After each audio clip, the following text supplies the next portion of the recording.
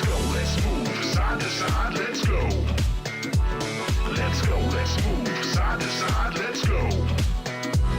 Let's go, let's move side to side, let's go. Let's go, let's move side to side, let's go. Come on, everybody, bring it in.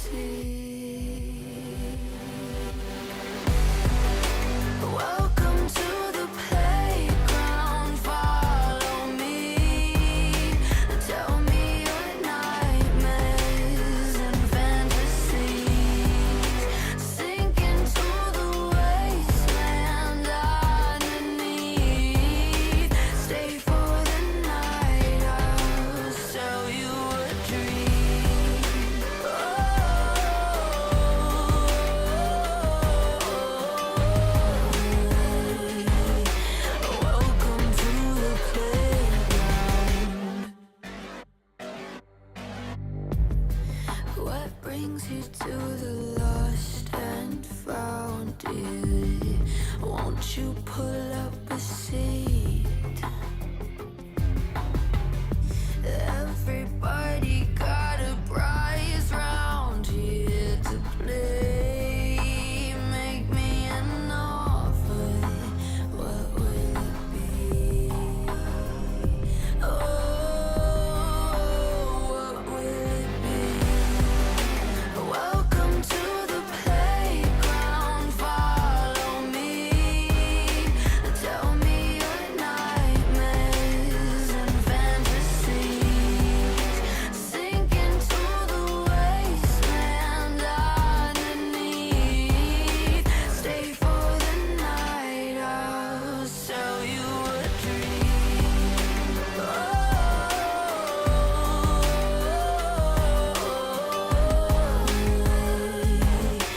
Welcome to the playground.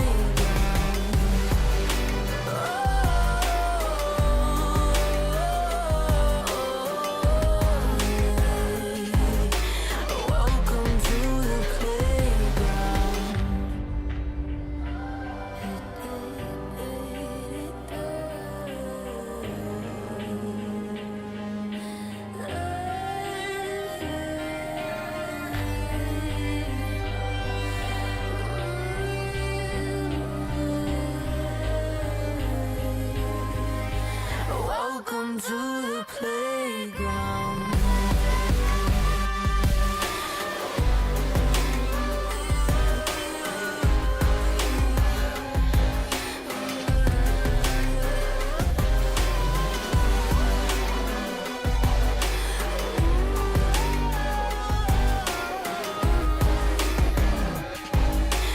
Welcome to the playground. Welcome to the playground. Welcome to the playground. Follow me. Tell me your nightmares and fantasies. Sink into the wasteland underneath. Stay for the night, I'll sell you a dream.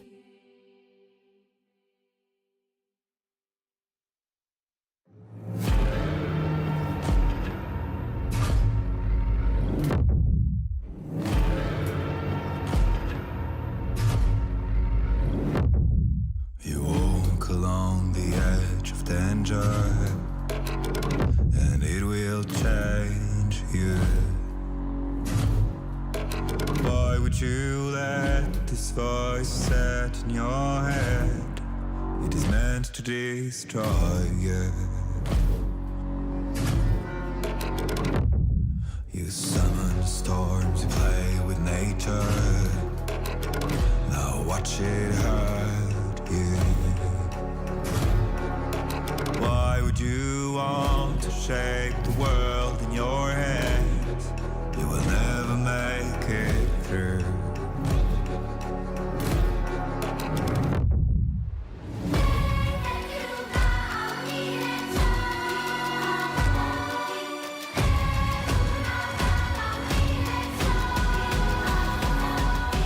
Catch the fire burning out your soul.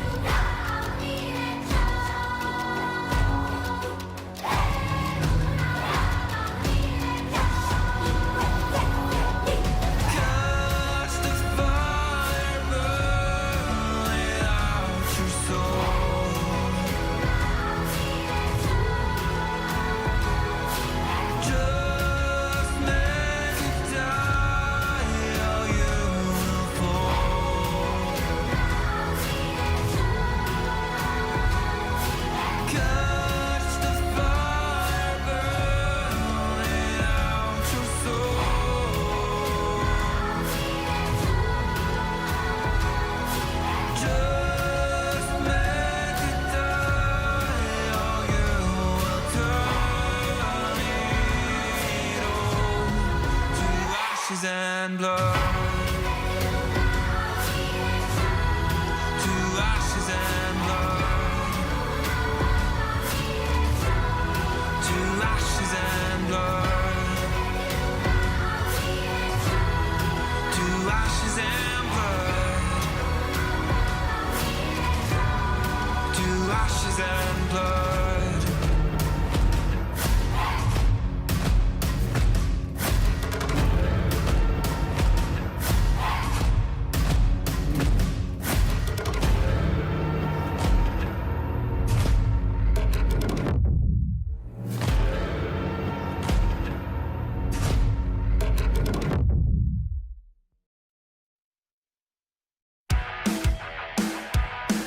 Hey, what?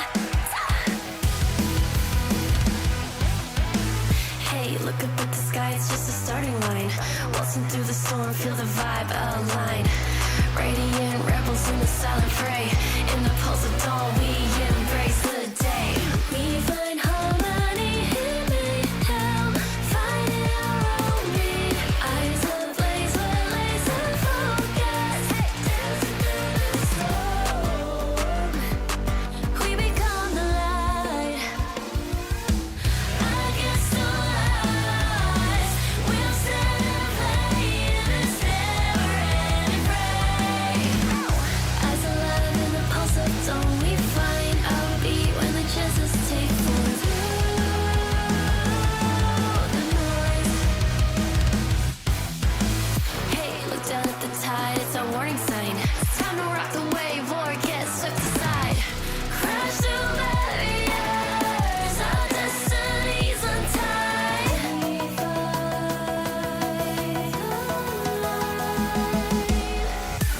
We find harmony in mayhem, finding our own beat. Eyes ablaze, we're laser focused. We become the light.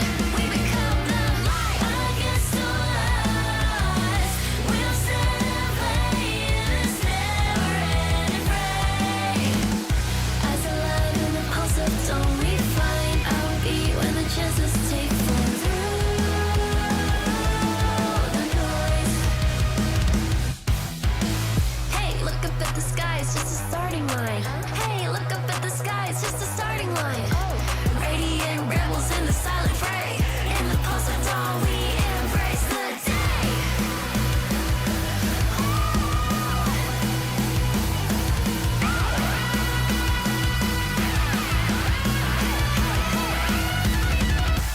We find harmony in mayhem, finding our own beat. Eyes ablaze, we're laser focused. Dancing through the storm, we become the light. We become the light. Against all odds, we'll stand and play in this never-ending fray. Eyes alive in the pulse of dawn, we find our beat when the chances take form through.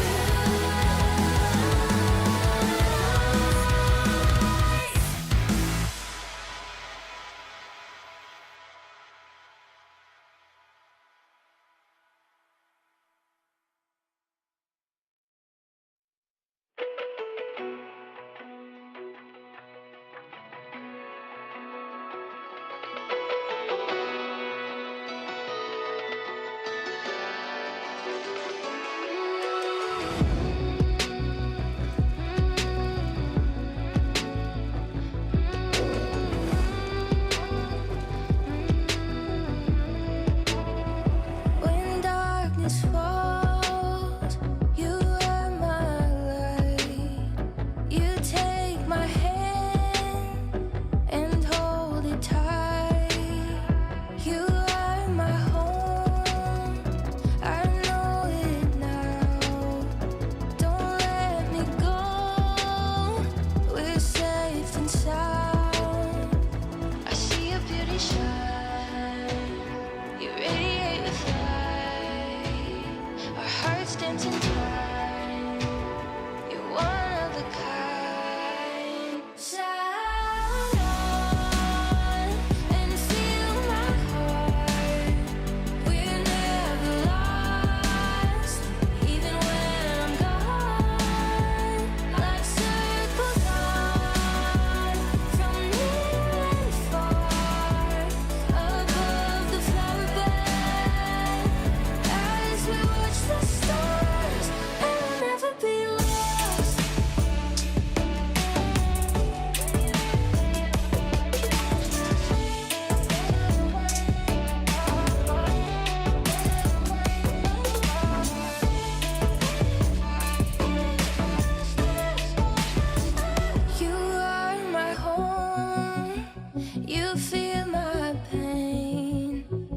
soul is yours, two souls the same. With you I'm everything. You never asked me to change a thing. They set our world on fire, but our hearts will burn for miles. I see your beauty shine, you radiate with light. Our hearts dancing time, you're one of a kind. Stars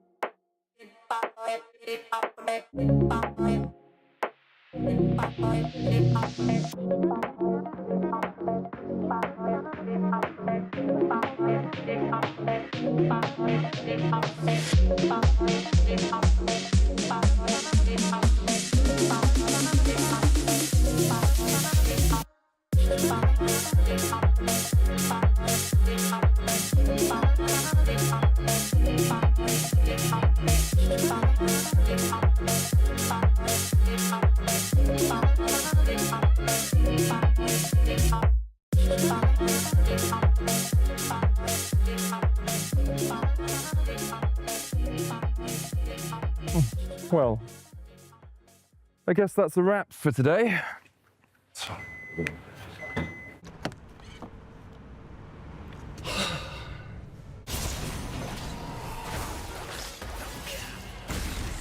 Seriously, medic? I thought we were going out for a ride.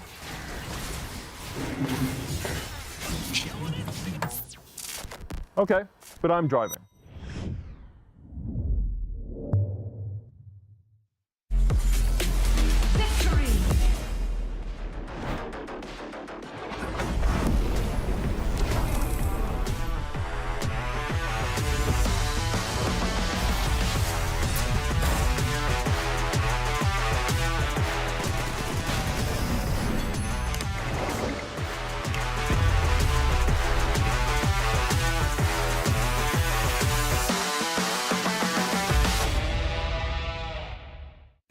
Now approaching the final pick, and what a ride it's been. A moment of hesitation, but we're getting closer to the game changer, and what a legendary journey we've been on. I mean, there's so many excellent options, but one of them has to be a perfect fit. Oh, they're about to lock in.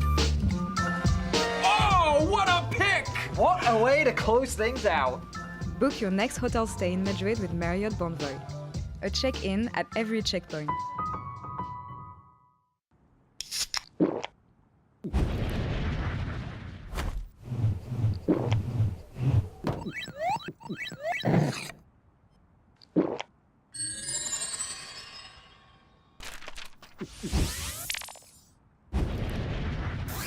Red Bull gives you wings.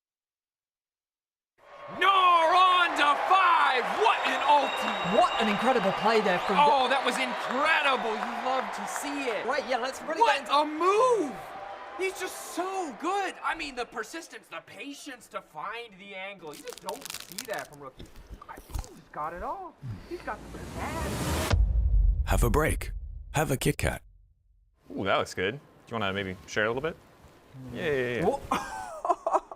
What a move! Want to level up beyond the Rift? Express like a legend and find your fastest server in one tap. Express in game without ISP throttling. Express and shield yourself from DDoS attacks. Express and choose the VPN trusted by gamers everywhere. Express VPN. Experience gaming the Express way. Fast, stable, competitive. It's time to Express. Scan to start your 14-day free trial. Subscribe to unlock free Hextech chests and keys. The human body was built to move. Not trapped at a desk in one singular posture for 12 hours a day. It's time your chair evolved. This is Secret Lab Titan Evo. Ergonomically engineered for you, gamers, hybrid workers, artists, backing your every move.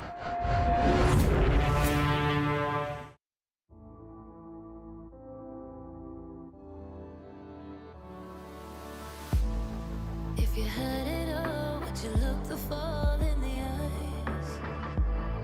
Could you walk away this time? Will you realize, recognize it's never over? And the flame that once had died, awaken. Will you rise above the days to come? Will you be enough? Will you walk away this time?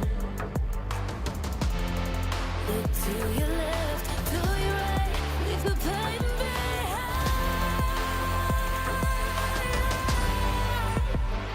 'Cause we all face the fires, and we stray from the light. Go and leave the pain behind.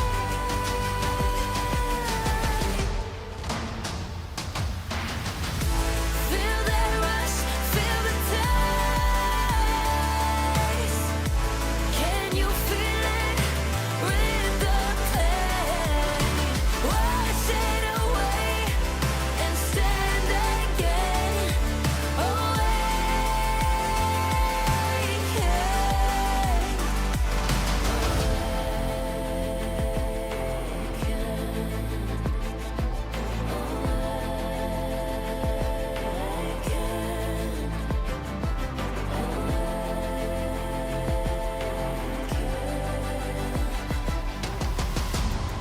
Will you turn and run from what's to come? Will you face it all? Or will you fall away again? What's calling out to be found when the time is right? When the time is right. 'Cause we all face the fires, and we stray from the light. Go and leave the pain behind.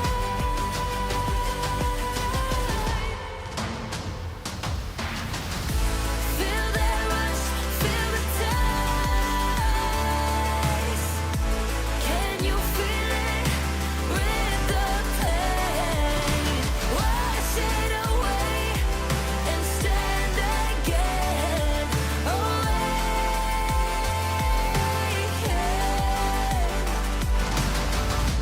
Feel the rush, feel the taste. Wash away what used to be. Will you make your stand? The world in your hands again. 'Cause we all face the fires, and we stray from the light. Turn the page and make it right.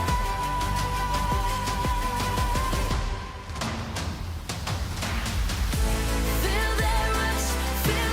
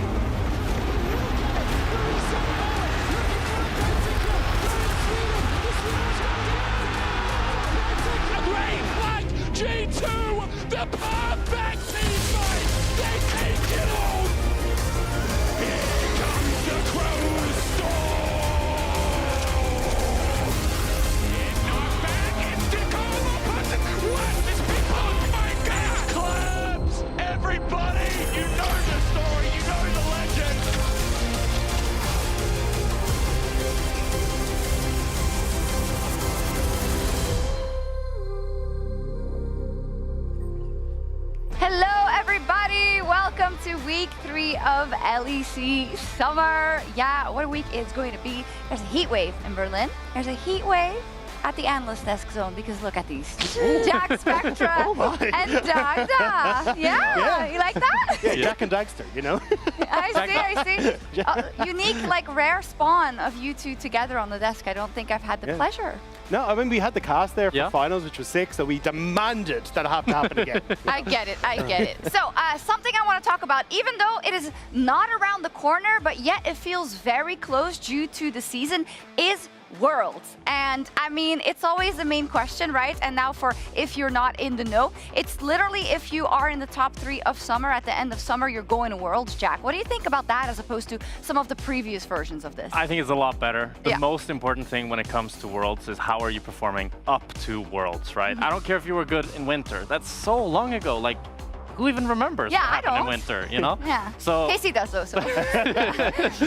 But just being good up against the tournament is so important with patches and everything. Yeah, I think it also gives fans much more to cheer about when you see your favorite team is picking up steam going towards Worlds. We hear so many teams talking about how they want that lead up and that ramp up. To actually have that crescendo where it all comes together right before you hit the world stage is just going to be so sick. Oh, crescendo, I love that. It's going to be in Madrid, of course, so the stakes will be super high. And talking about Spain and Madrid and MCOI, when we look at these two groups, we have a couple of quotes from people that we want to talk about in this kind of freewheeling ready check. But Zeph said, on which other teams will make Worlds, so that would be MCOI. He said G2 and KC. I don't see any other teams right now that can make it. So, I mean, I hear Fnatic from here, right?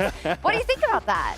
I mean, I don't think it's like set in stone, like he says, but at the same time, if there was a team I'd say to not make Worlds, it is Fnatic. And it hurts me to say that because I really want Fnatic to make it. I love Mickey, I love Upset, I think Poby's a great addition, but they always fall apart. They do. That's the thing, right? And they're like, oh, the pieces change, but it keeps happening. And also, like, we haven't really seen them be tested, right? I'm kind of like holding my breath for Fnatic until we see them against G2 tomorrow. Yeah. And I think that'll give us a much better indication of where they stand in the grand scheme of things. But I'm at least holding out hope that Poby will give them what they need. Yeah, and I will not write them off before we've seen it because regardless of what happened in the past, you're right, they didn't really get tested in this system, in the group that they are in, but that does mean that the test is going to be so much tougher when they do get to it. Now, Oscar also did quite a long interview as well. I would recommend everyone to go read it. It's a doozy, saying how, you know, we need to be more disciplined in practice. It's been working pretty well. He's pretty confident that they're going to get to Worlds, obviously. I mean, hopefully, if you're a player, you are confident that you will. But what do we think about kind of how everything's working with the new roster? I mean, I think with Poby, the biggest thing that you'd hope is that their practice is better. Because on paper, I think him and Humanoid, it's not clear exactly who's better. Humanoid, you know, he's been a great player and he wasn't exactly playing bad. But more the criticism that have been levied towards him is just his attitude, his work ethic. And I think if Poby's bringing that up, like all you need for a team to kind of falter is if one player isn't putting in the effort, because it demotivates everybody. So if Poby is being more of that shining star that's making everybody work even harder, I think it'd be huge for the team.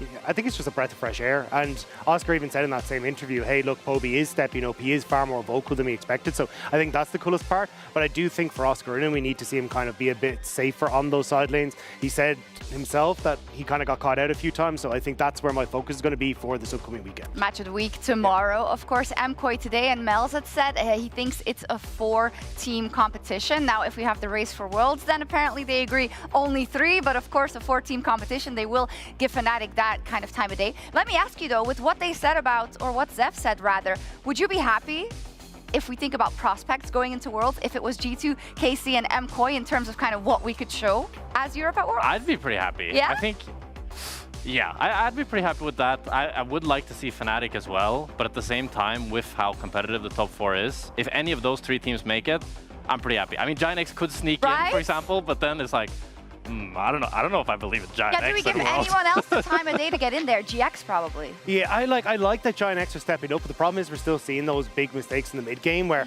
I just don't hold that confidence, right? Like, even in situations where I see Carmine falling behind, I'm like, well, they've just these insane team fights. There's 9 times out of 10 they're going to be able to bring it back, right? Yeah. And I think that's the thing that is missing from some of the teams that aren't in that kind of top 4, top 3 discussion, is that that crutch factor, that we're going to pull it out in the end, and that just isn't quite there. It's true. It's very interesting to see how it's all going to play out because it's pretty condensed. Like you gotta show it now, or you'll probably be out for this year. And Nuke, he found that out firsthand. He had a little bit of banter with Poby last week before their match together, and so let's see the timeline. So Nuke started it right. Don't get cocky because you'll beat those silly monkeys in lane on Sunday, the really important day. Let's see who's the real boss.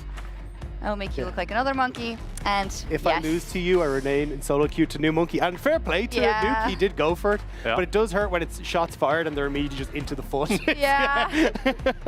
I like what Poby's bringing to the league, like also on Twitter, on X, sorry.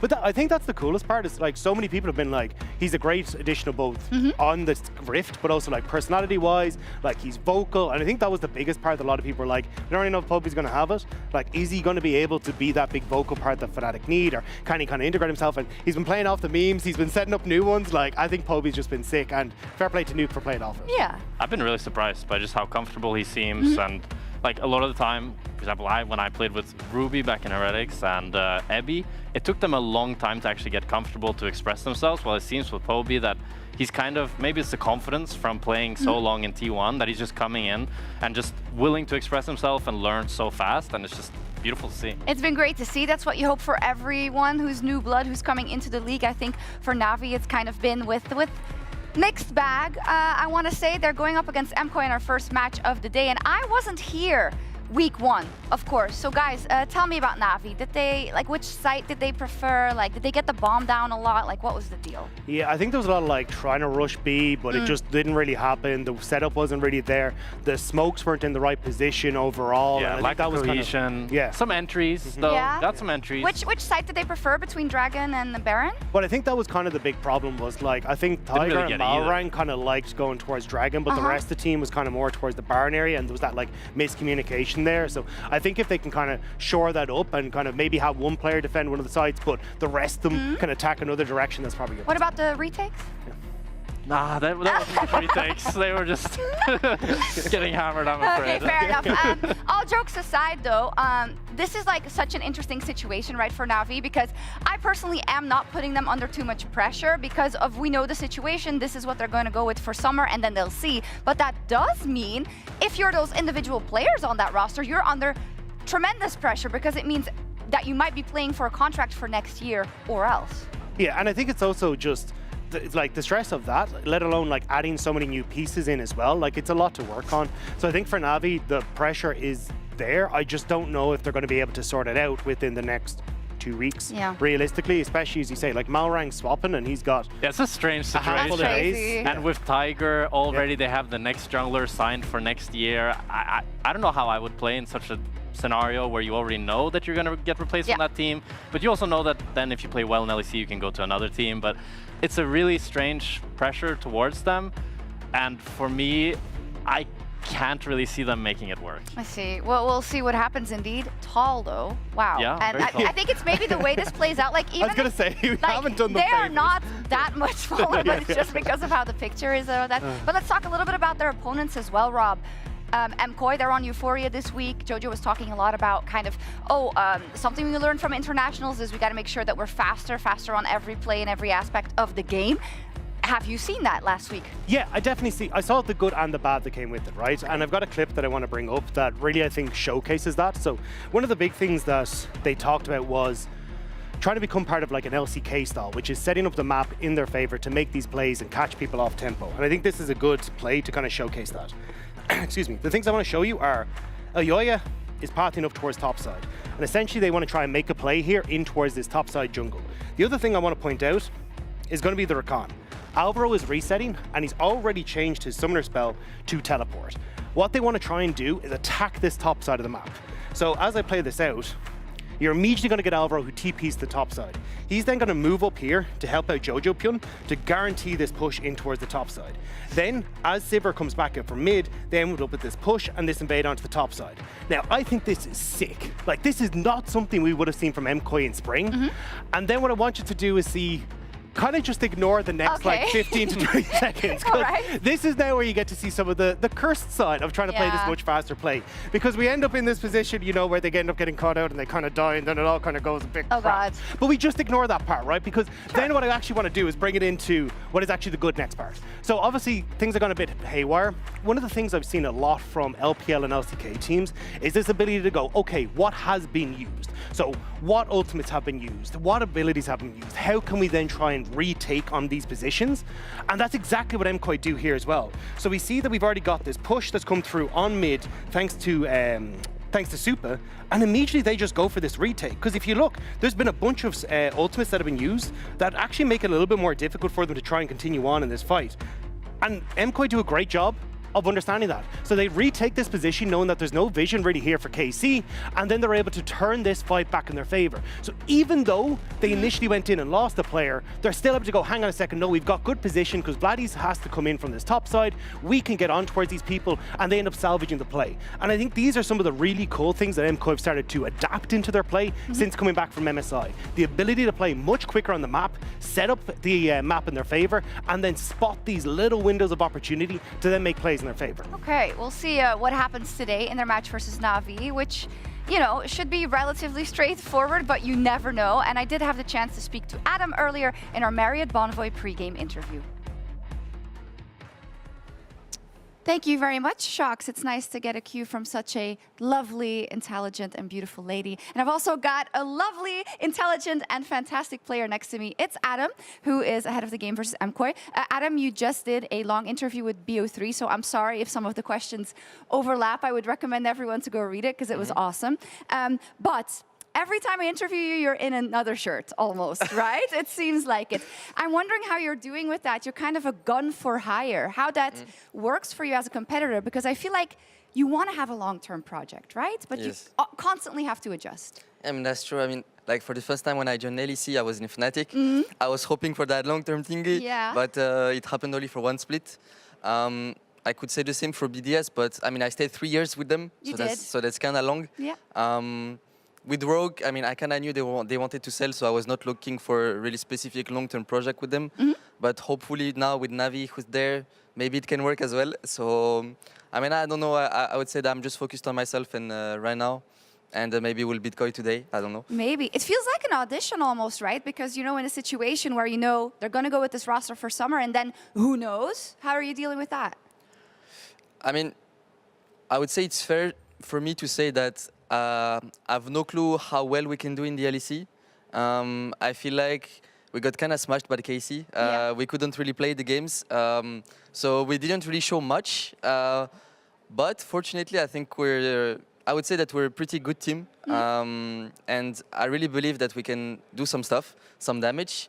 I would say we'll just try our best today. And but the pressure is not on us, basically. No, it is not. You did say in that interview that I mentioned, yeah, KC, we can't beat. Everyone else, though, we can beat. And I guess a lot of people would be like, Adam, seriously. So why do you think that? I would say, I don't know, it's like player instinct. I have good feeling with this team. I don't know, I feel like we have good atmosphere. Everyone is kind of enjoying each other's company. It feels way, way different than Rogue, for example. So, I don't know, I'm just, it feels like I'm just happy to be there, you know, with this team, so I have confidence. Yeah, I see it. What's your message for MKOI? Apparently, you know, there's this guy, top laner Mirin, he likes to trash talk me a lot, but I guess I'll make him show today. Okay. Who's the daddy, you know? Okay, let's go. We'll see indeed. Let's get into it. And here we are, getting ready for this incredible series between Na'Vi and MKOI. And like an episode of Maury Povich, we will find out who is the daddy on the top side of the Rift. I'm Dracos, joined by Goldberg. Look, it's hard to know what to expect from this particular matchup, but I hope at the very least that it'll be explosive.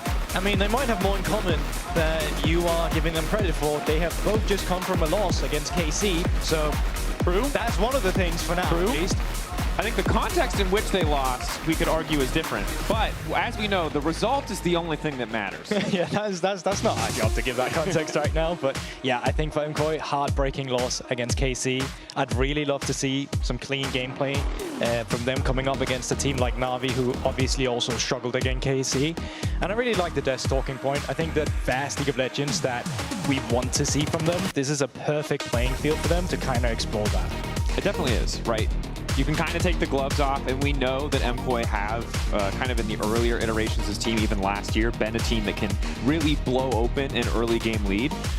Now the question is, can they transition that? Can they keep that pressure up? Can they do it when they don't necessarily have that, 3, 4K early game gold lead? Something that we'll be tracking. Opposite side for Na'Vi, to be honest, I think we just, I'm not going to say clean slate, right? But they do get a second chance. We didn't really get to see too much against KC outside of a couple kills. Hope that we see more in the series today. I mean, I'm hopeful. I really want to see some cool stuff down from the bot lane. I'm keeping my eyes peeled. The Super Alvaro matchup versus Han Sam-D and the GOAT Malrang. Are you kidding me? Down in that support role. I can't wait to watch these guys play. I was checking out his solo queue account. He's still spamming all the engaged champions. So I want to see a guy who's crazy with it. Look, Nautilus already banned. Well, there's still Alistair, there's still Leona, there's still Rel. Rel is actually Some would argue it's the recently buffed, very incredibly powerful Nautilus jungle clear that's being nerfed, but I think it's Mal. I like the strategy we're seeing from MKOI here. They're banning Aurora themselves. If you haven't paid attention, every single game so far, they have first picked this Aurora when they got the chance to. They gave Merva to it in top lane, and it didn't work out. I'm very happy to see that we're not going to see that game 1. This time around, we're going to go for one of the prio mid laners. It is the Ursia. Talia out of the way, Yone out of the way. But we have seen champions like Oriana or some of the other control mages coming in, kind of playing for that poke in the lane. And some juicy hovers here. We're playing on a new patch as well. It is a new patch, 25-16, so Nautilus jungle, one of the flavors of the month. AD Silas was also quickly taken out of the equation. If you saw the disable came through, I don't think we're going to get that today. But Sion remains a power pick. His AD ratios were buffed. Won't matter too much for the tank Sion that we've been seeing, but maybe if there's a bit of AD in the build, Adam can benefit. And as you highlighted, Azir there for JoJo was a comfort pick. He pulled it out in game 1 versus GX last week. It wasn't the cleanest game. There were some deaths on side lane, but they did tighten up in the second one. Yeah, I mean, I think he was still very relevant in some of those late game team fights, and that's really what you want from him. One of the junglers I'm looking at is Wukong. I think since all the other junglers kind of got nerfed a bit, he's one of the champions that still rises high with the priority. Trundle did get some nerfs to his W. It limited some of the skirmish power, but obviously still very powerful against an immobile AD carry like a Jinx down in that bot lane. And very powerful when there's a Sion on the enemy team. I mean, very it's good likely to get rid of resistances, you know, that's a key part of that kit as well. Yeah, so this is probably the best blind pick Trundle scenario you can have post-nerf, I think it's safe to say. If they add another immobile mage to the mix on the side of Na'Vi, it'll only continue to get better, but it is going to be the Mbessa coming through. Mirwin, I think of this as comfort, right? At the start of the year, Cassante and Mbessa were the two picks that he brought out the most consistently. A player who has a pretty broad pool, but never mind seeing him back on something kind of standard, stable. And the choice now for Larson.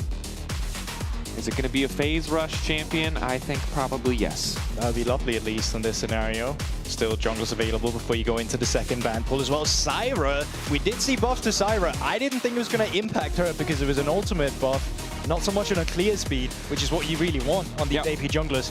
But it's an interesting conversation because last patch, Trundle was by far the best support, or rather the best jungler that you could play on that patch. And there used to be counters to it, but those counters used to be AP junglers, and then they kind of fallen out of flavor in the meta. So it's very cool to see here from Na'Vi that we're seeing the Syra into the Trundle. Yeah, the question is, how is it going to affect their early game? Oftentimes when we see these AP junglers, it means less early game activity, less agency, a bit more reliant on having some of these pushing lanes. Most of the time when you see a Jinx and a Sion in general, what you're going to see is that one team is going to prioritize the AD carry, they're going to swap, they're going to put this Sion on weak side, they're going to try and get resources into the AD carry. So yes, it is gearing up for a more slow pace, but nevertheless very strategic masterclass for these teams. Okay, I like that. It's better. This would be a very strategic game. Doesn't want to say slow. Did say slow pace though. We'll see. Okay, so some engage options taken away. No surprise to see Nico banned. Obviously Alvaro, incredible on the champion. And in general, still just really powerful despite you know, some of those earlier nerfs on previous patches to her base damages. So taking as much of the engage out of the equation. Nautilus banned, Alistair banned, Rel banned, Braum as well. So not really a whole heck of a lot left. Leona Still on the board. You just want a bit more peel of this Jinx. Right now, there is the Azir that can come in from behind. You have the Embessa with the lockdown. Got the Trundle with the pillar. Something that just helps her relocate around the team fights would be lovely for Na'Vi. You already have a beefy front line. You have zone control with the Syra plant. That is very uncharacteristics.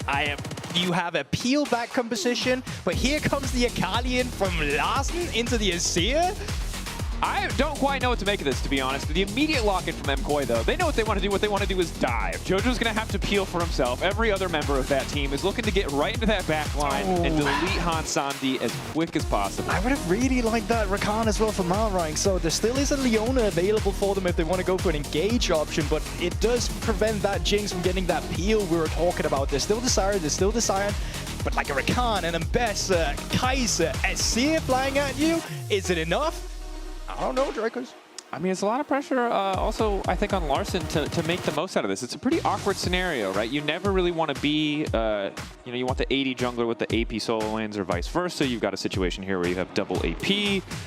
You need to scale on the side of Na'Vi, but I'm not sure how strong these early matchups are in your favor. Jinx obviously can do a lot to push, so feels like Na'Vi's bot lane needs to do a bit of work here. I love MKOI's draft. I think that they're going to have push from mid lane in Jojo. That's going to help them skirmish around the Trundle. This Syra's going to have a hard time in the jungle. If there is a Rakan and a Seer coming in to force you out, your resources going to get stolen. So that slow-paced gameplay that you want to lay out for Na'Vi as a win condition, it might be a bit tricky with the skirmish power you're seeing on MKOI. Yeah. Also, again, we turn on the nameplates. We look at recent success. MKOI on a team that sets them up to be aggressive, that sets up their jungle support, perhaps, to get out and active on the map. I know why you love it. We've seen the games. We know what can happen here. So this is going to be trial by fire, as it were, as it is for Na'Vi. Anything for Nasus support. All right. Trimby isn't here anymore. Trimby isn't here anymore. I respect it, though.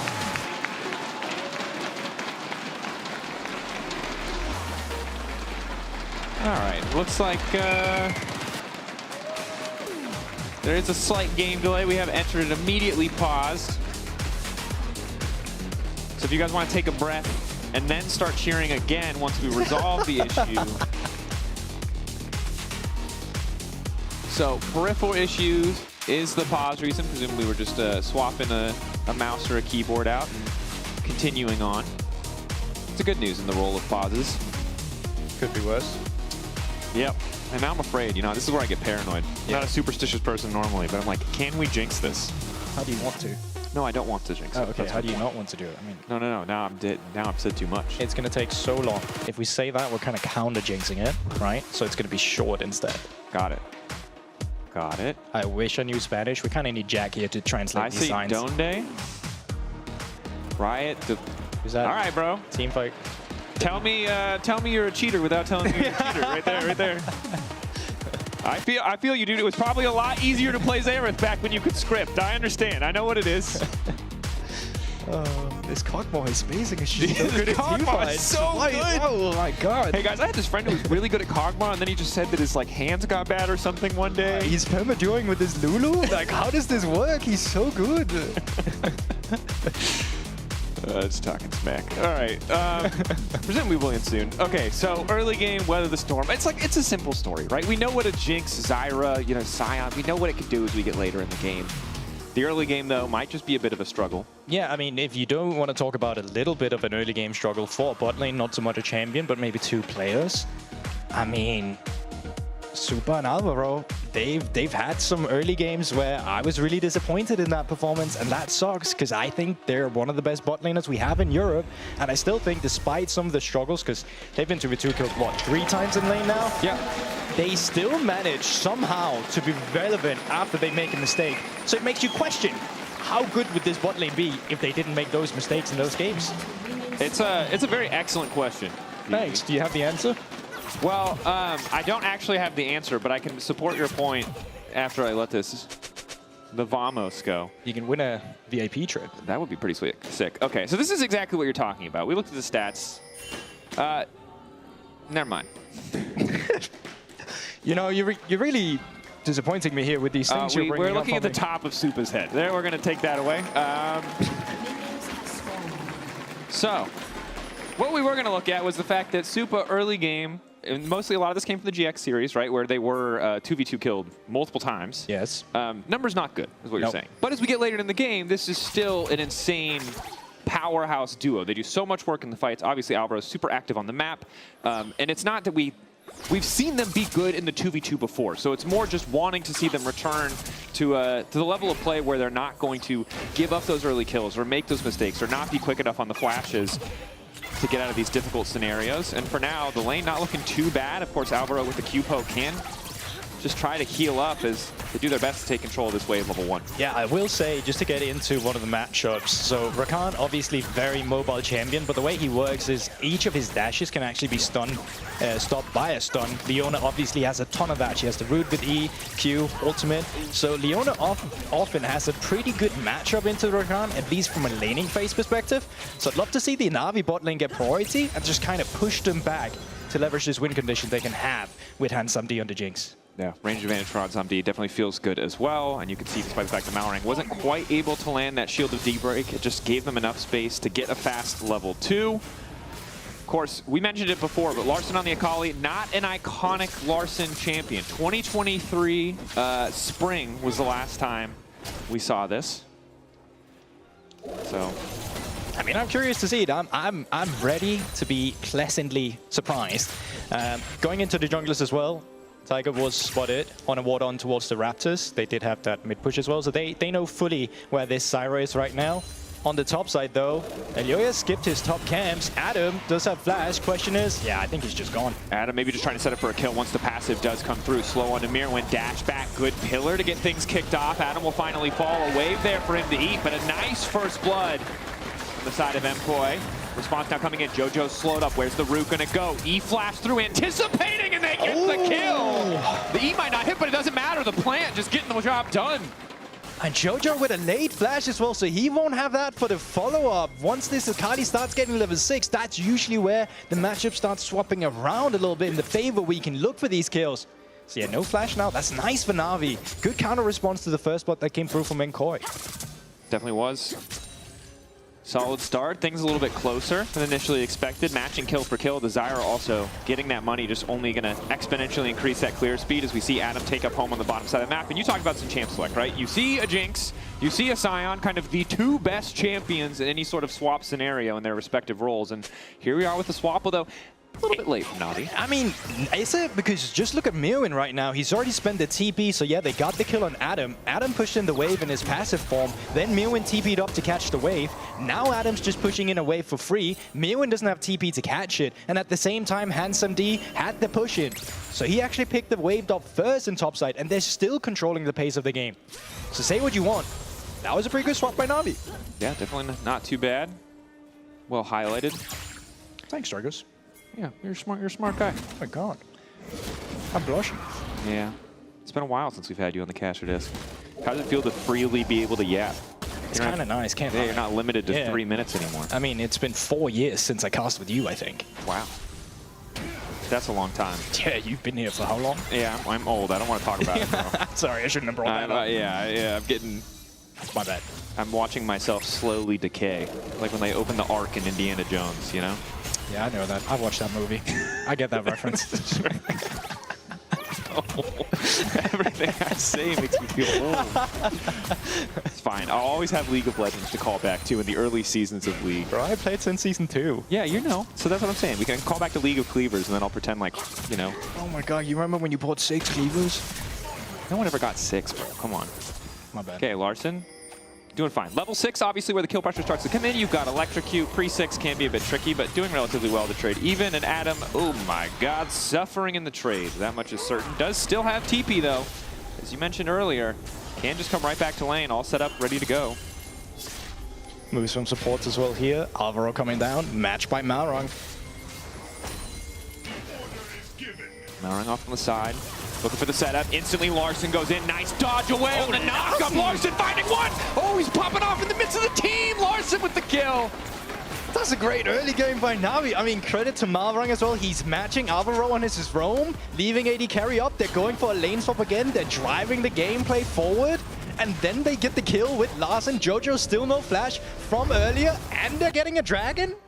on an early game from Na'Vi. I mean, Larson, this is just such nice timing on the 6. Also, again, the backstep, the dodge with the shuriken flip to get away from the knockup really just makes all the difference. And now this is a Yoya without a flash as well. If this Leona gets roam priority over the Rakan, you can go fish for this. Trundle in the jungle, no flash, super immobile. That could be a free kill in the future. Definitely could. Feels like an excellent position right now for Na'Vi to be playing in the early game. Again, late game, it's not as simple as they just outscale. I think they have a generally easier time front to back, but obviously Azir scales super well, so does the Jinx. But if you can get in a position where you start stacking these Drakes, you force MKOI to fight on your terms, the path at least becomes clear for Na'Vi in terms of what they want to be doing. For now though, just back to standard full clears from junglers. Opposite clear here. Vision control decent enough from Na'Vi as well in that river. For MKOI, not too much vision has been put down just yet, so they actually don't fully know where Tiger would be on the map. But right now, all Na'Vi wants to do just push this wave in, back off, wait for your jungler to come down in shadow, and then you can start accelerating the game again. Seems like a similar plan from MKOI though, as Elyoya is there to cover. Luckily, they've already laid down the control ward, so as they concede pressure there, so at least no Elyoyas in the area, but there's no objective for him to take on the bottom side. Still 30 seconds till the grubbies spawn. For now, topside pressure in favor of MKOI.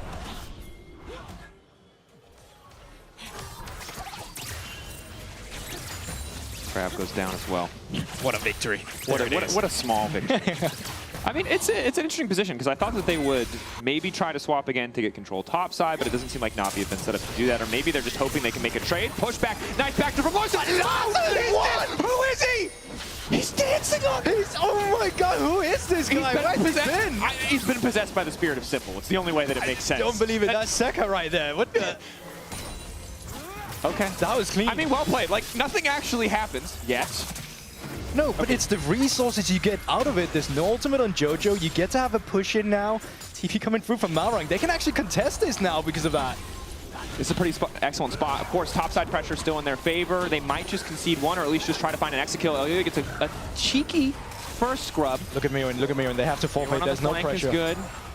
Jojo's still waiting off to the side. Larson without ulti, much less of a threat outside of the 1v1 if he can land the shuriken flip. So Na'Vi, it is a promising initial start, but the topside pressure and just getting obviously some key cooldowns out of Larson, even if they were traded, does make it easy for them to pick up the Void Grubs, and that's going to make that side lane threat even more threatening from Mirwin himself. Yeah, nice one from MKOI. I feel like Na'Vi got a bit too hypey after they made that play in the mid lane. You know, they still didn't have that pressure from topside, so the moment Mirwin would down, you can really contest that those Grubs. So there could have been an avenue where you would have gone for Super instead, or try getting some resources over to Handsome D, but yeah, nice play from MKOI. Find a way to kind of get back into this game after some disaster skirmishes. Alvaro looking to try again here in the mid lane. Level 6 from Malrang after one creep. 2 seconds on the shuriken flip. Backup available for Larson. 30 before he has the perfect execution.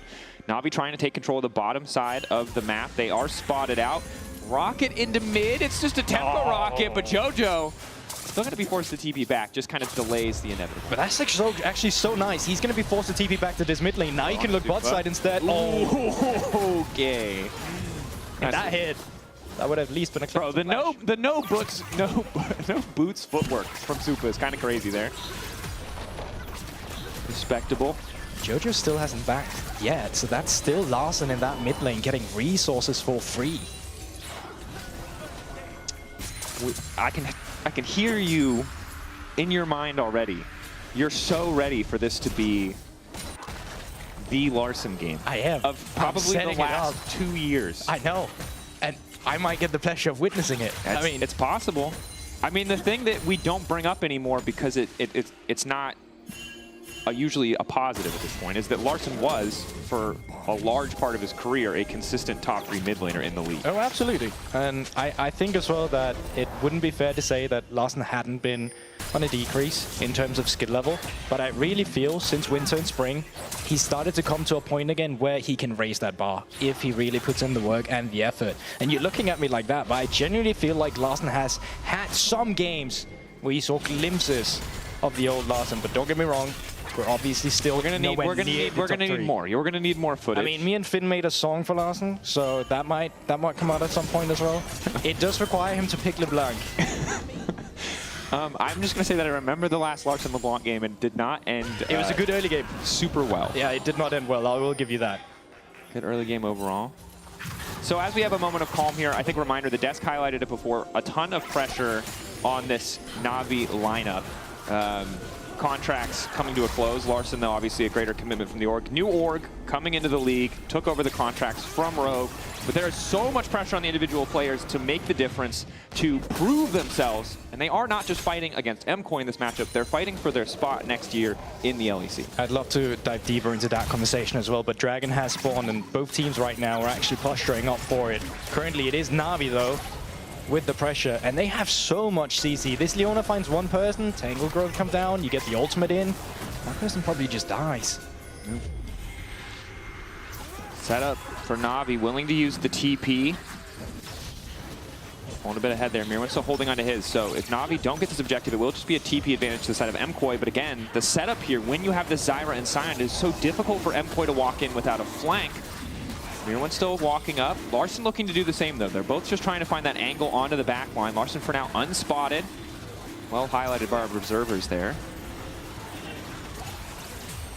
The objective getting lower. Looks like they want to flip it. Malrank going all in on Elyoya to try to keep him out of the fight. Larson straight into the back line. Follow-up is there. Elyoya getting lower. Dragon already down. Larson trying to style. Dashing through, trying to get back under the tower. Has to flash out to safety. It's honestly a bit of a mess. And finally, JoJo is here. It's a three-man divide. All of Na'Vi pushed back.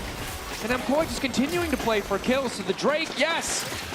But it cost him a bit more than expected. They put everything on Elyoya, and somehow he just walks out of that. The healing on that Trundle, Na'Vi wasn't ready for it, and then JoJo came through with the ultimate. We need to see that Trundle, because in the moment, I stopped looking at him. I thought he was dead. I thought he was dead. He clearly didn't die. This has to be just Sundered Sky things. There's no way. Someone died. Trundle passive plus Sundered Sky, instant 500 HP. Otherwise, it just makes no sense. Well, you're going to get it right here. So initially, decent pickup. As we said, you get one CC down on a member, there's going to be so much follow-up. Malrang straight up flashing it. Ultimate from side, everyone coming through, Jinx damage, and then heal from Alvaro, then the Sundered Sky that you're talking about, Pillar to come through to break them apart.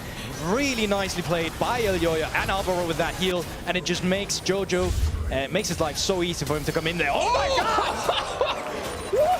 We almost saw that twice. We almost got, yeah, we got the double flashback. Okay, a little bit of disrespect in the side lane, and I gotta say, look, I think this MCoy roster, obviously it was a really close game against KC. I still think they are, as highlighted by Melzat, like a top 4 team in the context of the league, but this is the second week in a row that we've seen JoJo dying in a side lane randomly as Azir. I will say, yeah, 0-3 on this year so far. Not a good look from JoJo so far in this series.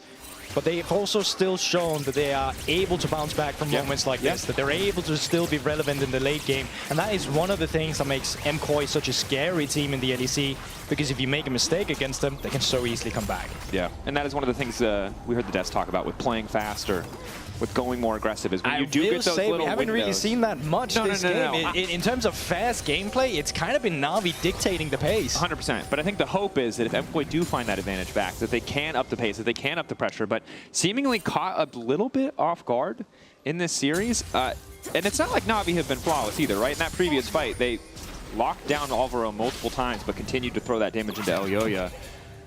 And I think one of those moments where the comm's still a little bit split for Na'Vi. So despite the fact that they have this small gold lead, they are stacking the Drakes. I think it is a really good position for them. They still have things that need to be tightened up if they want to pull this one out. Okay, here's the picture-in-picture. Thank you, observers. Well, here's what I think. Right. Oh, Rocket. Yeah, yes, I was going to say, I think a Rocket's going to come down. Oh, in the meantime, fight on the top side. Push back onto 2. Doesn't matter. Hunts up, he's up on the side. He's finally getting a reset. Oh, he's found a reset on the kill. He's starting to get excited. They're trying to kill him up, but no, the Shuriken flip from Larson just completely whiffs. Slow, steady chase down. Elyoya down. Another reset. Larson grabbing the kill.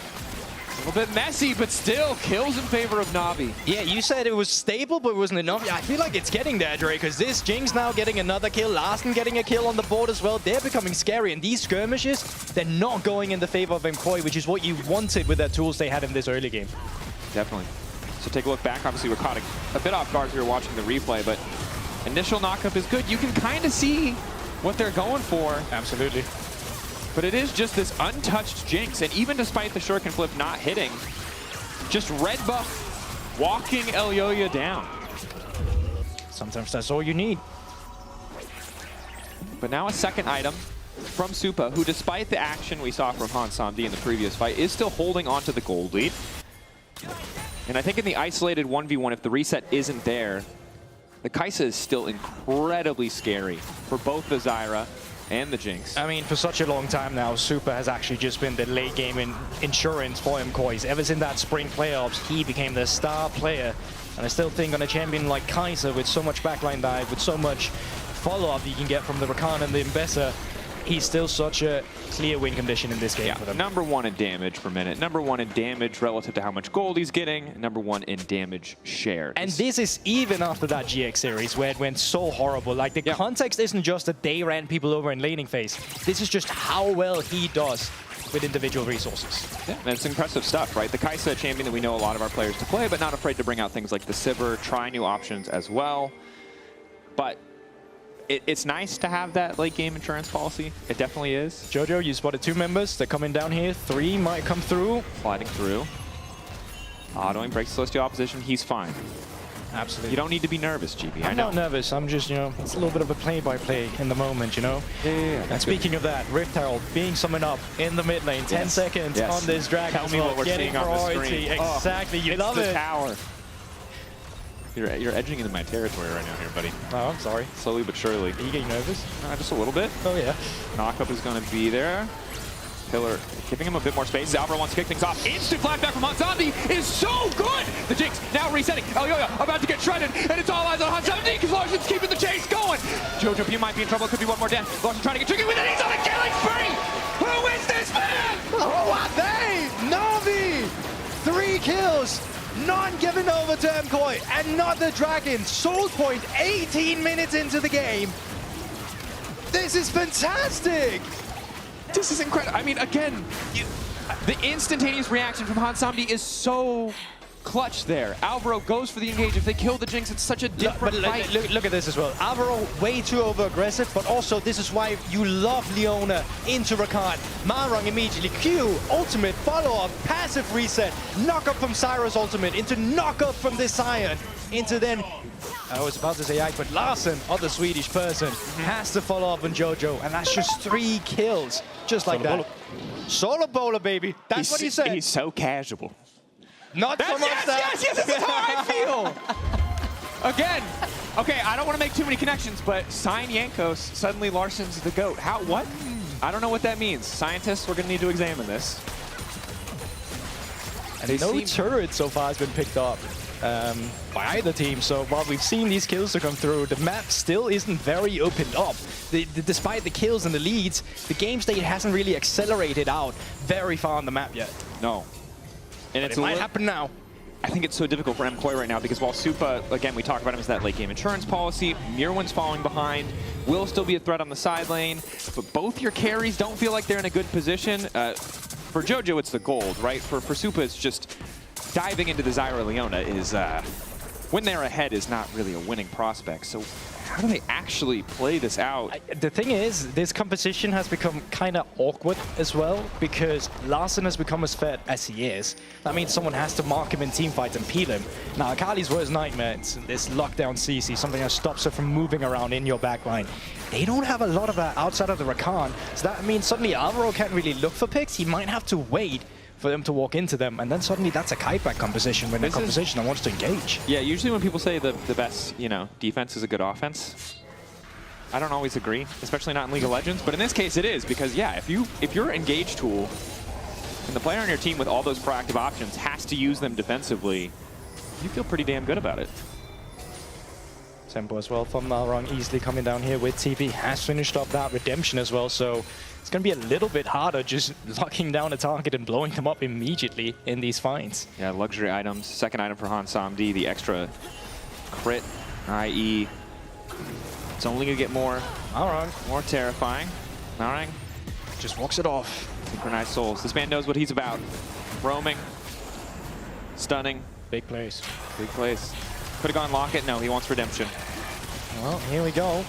full vision here, so Tri-Push warded. Sweeper not up for any of them. This is kind of desperation. Putting the pressure on. I think just hoping to catch Na'Vi out, force them into an awkward position. Larson pushing on the flank. They already know he's coming, but they don't have perfect info. Jojo on the backside. Is it just going to come down to the 50-50? Because for now, all they've done is leash it. What is this?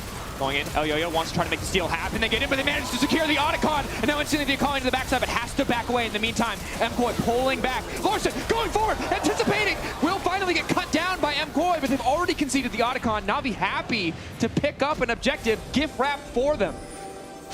Mirwin. It's barely getting out of the entire gun. A single plant. Dashing away. There it is. One auto. Oh, the slow. No! It's painful. And he gets taken down. That's 2 kills over to Na'Vi and the Otacon. From an Otacon that MKoi started themselves. And Otacon is such a massive swing in terms of XP, in terms of the gold value that you get from the flowers. It's really easy to discount, but Larson already a level ahead now, due in no small part to that Otacon. Is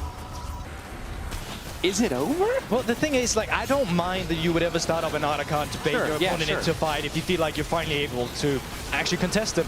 But they have all the information. This pink ward that just got dropped came down so late. Tri-Push, they had all the information of Na'Vi. The entire Otacon area, they had all the information. And yes, Larson gets taken down, but you lose so much here. This was your moment on the map.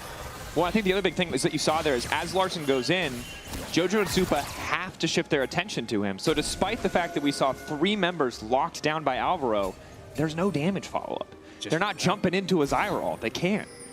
And you see how much freedom Larson just had in the background, because if Alvaro is looking for these engages, there is not a lot of people who can lock him down in the background. Yeah. Third attack speed item coming through for Supa. Wouldn't mind seeing a bit more AP as Mirwin just starting to get aggressive on the Hansamdi, a little bit isolated. Flash forward from Malrang, looking to get Kings kicked off. Alvaro locked up. Hansamdi grabs another one. 9 seconds! It's gonna be Soul. I don't know what's happening. This is crazy to me. Larson? Backing up. Everything's hit so far. Oh, Larson! He's just too damn clean in the 1v1. 5-1 and 3. I can't believe what I'm seeing. I can't believe what I'm seeing. 23 minutes into the game. Soul goes to Na'Vi. The desk was having a top 4 discussion. They clearly forgot one team today. Na'Vi. Okay, bro, calm down. One game at a time, dude. One game at a time, and we're starting with this game 1. Yeah. Stop the tape. We're good here. We've seen everything we need to see. Look, I do believe, I trust. Coming into the series, I would have trusted MKoi on the map much more. I think the Otacon flip, like you said, I understand. I get why it's there. But the fact that they're in this position. Coming into this, I would have trusted MKoi individually on the map as a team. Yeah. On all those factors, Dracos. Now he's been playing better in game 1. And what a time we live in. Relish in it. Enjoy it. It might not last. It might not. But it might. I think the thing that we have to look out for is how do MKoi rally? Again, I respect the you know, not quite the desperation objective, but a bit of a flip when you're in a situation like this.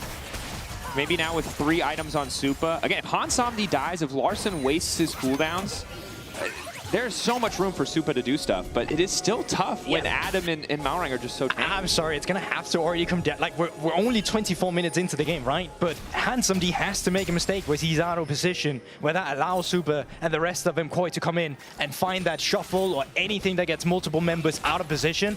But as of right now, Navi's not going to give that to them. They're going to set up around this Baron. They're going to be fine in the side lane. Adam's going to soak resources on bot side.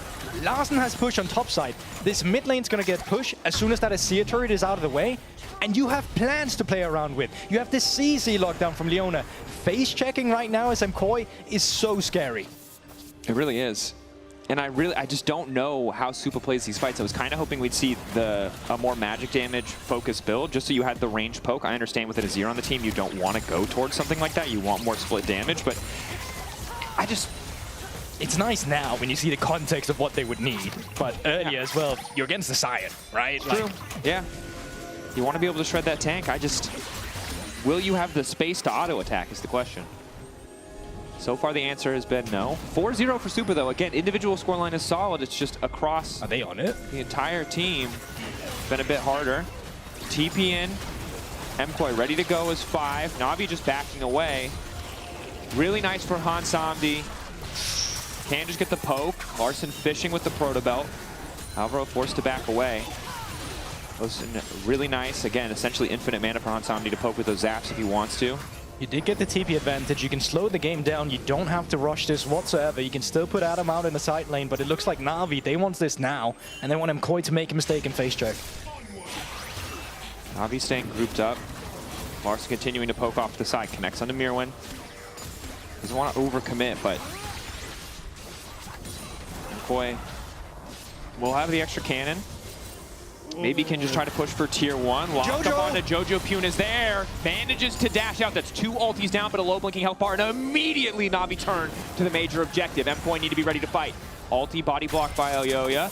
Mirwin zoned away. Shuriken flip doesn't connect. Slowly but surely the objective falls. Alvaro going to get the vision that he needs to make a decision. Jojo TPing back in. Again, 2 ultis missing. MKoi, if they want to go for a fight, they need to go soon. Baron getting lower. Elyoya on the way in, but the objective secured. Hansamdi managing to grab it. Mirwin now needs to run. Extra movement speed there. Alvaro to the back line. The immediate follow coming in from Mirwin, but he doesn't quite have the damage. Hansamdi taken down. Supa over the wall. Raining hell on Na'Vi. It's Larson's forced back. Jojo Pune continues to push forward. They got the Baron, but they need to get out with their lives. Adam doing his best to survive. Larson holding on. Backstep from Elyoya good. Gets away from the decimating smash. Adam continuing to step up. They go up to the side.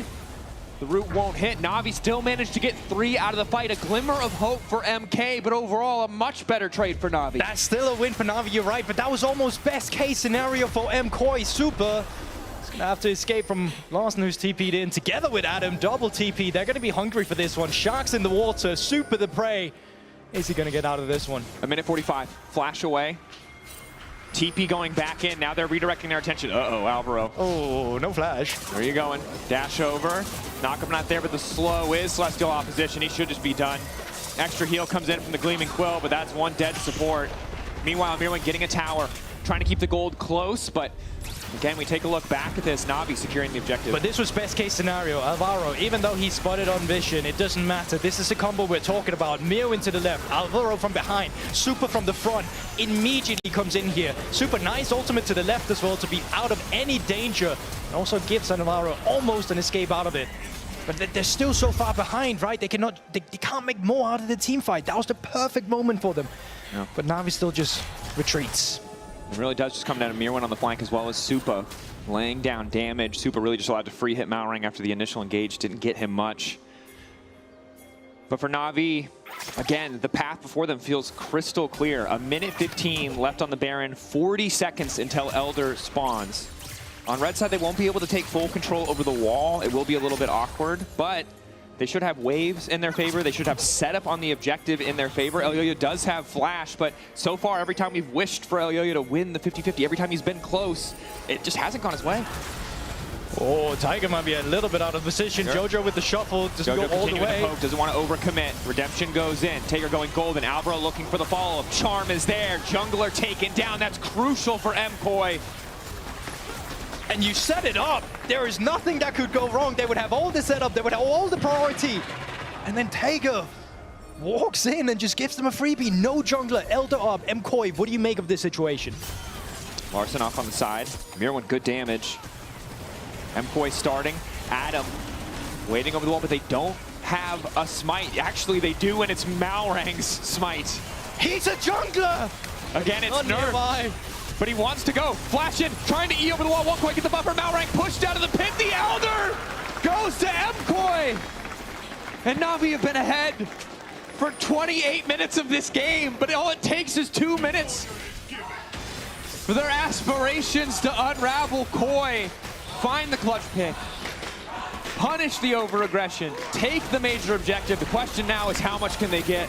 Oh, they're going to get a lot. They're going to get this one. They're pushing in mid lane as well. They can rotate over after. Malrang's still dead for 20 seconds. They're going to make the most out of this Elder Dragon. Super, the vacuum cleaner, just cleaning up the entire enemy jungle right now. That's a lot of damage. That it is.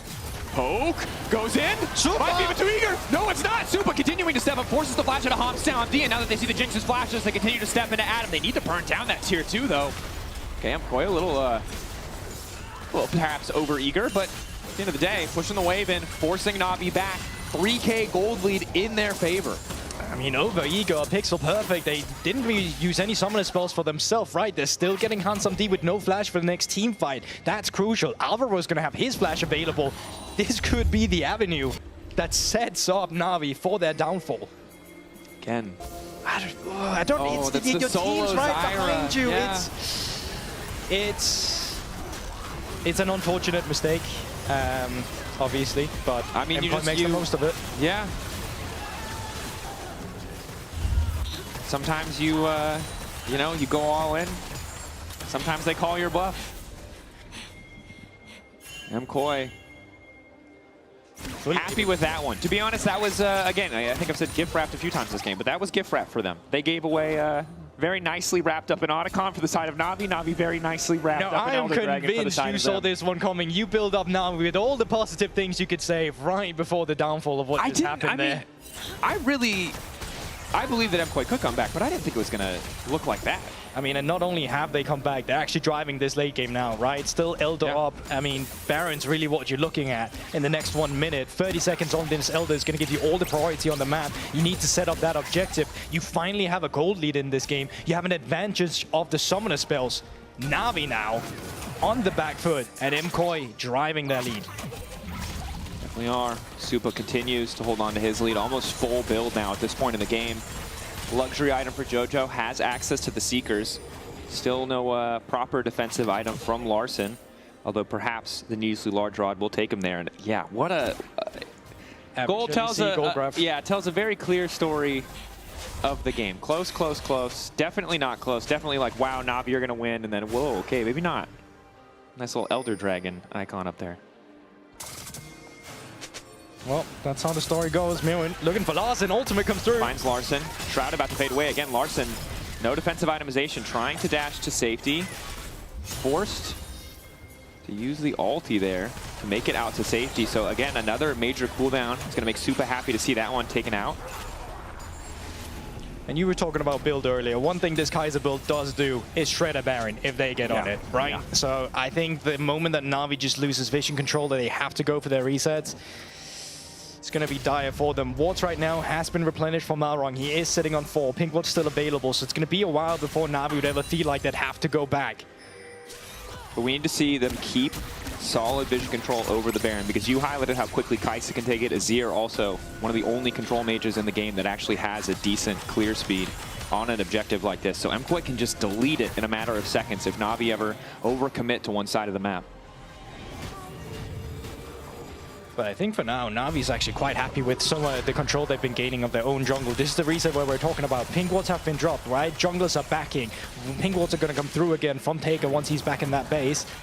Oh, he's actually completely stopped it because that's what we're talking about. You lost the vision, now they're going to start it up. The vision starting it. Elia healing through the damage for the most part. Na'Vi now uncertain. Are they continuing? A ward gives them a brief moment of insight. The objective getting lower and lower. Eyes on Taker. Ready to go over the wall. The 50-50, but this time Elioyo wins out. The knockup is there. Taker already overcommitted here. The knockup now coming through as well. Supa going godlike, and that's the Baron for MKOI. And this is what we talk about, right? You make a mistake against MKOI, they're going to take the game away from you. Doesn't matter. Adam trying to hard force now. In the meantime, Hansam on the backside. If they find a single kill, they might be able to get the read to take over this fight. But it's Alvaro and Supa together. The flash removed minutes ago. The only advantage they needed. Na'Vi, it felt like they were so close, but in the clutch, it all comes crumbling down. Jojo goes golden, probably still dies here. Larssen doesn't want to overpush, however. Jojo retreating back into Larssen's base, and it feels like MKOI will just end it. It was a rocky game one, but again, we said at the start of the series, all that matters is the scoreline. All that matters is the result. Larssen getting chunked out, TPing back to base. There's nowhere safe for him left in this game one. Na'Vi, a good look. It was close. But mistakes, individuals getting caught out, cost them this game as MKOI are happy to punish, happy to pounce on their opposition. An extended close to be certain. They want a few more kills, a little bit more. They're laughing it off. They know it was messy, but in the end, they got the win. One interesting game one. Certainly not what I expected either. I think Na'Vi's performance from the early game, pleasantly surprised, right? But I still think MKOI can never count them out. Can never count them out, but perhaps back to the drawing board for both sides. Things to be learned. We're going to go to a quick break. When we return, game two.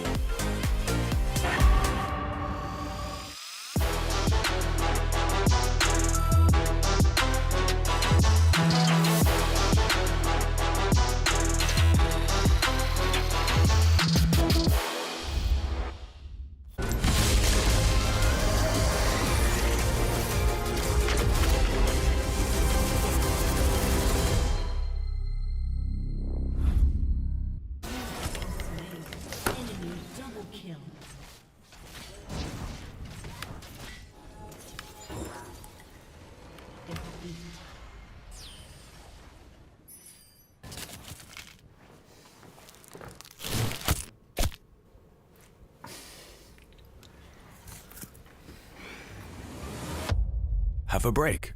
Have a Kit Kat.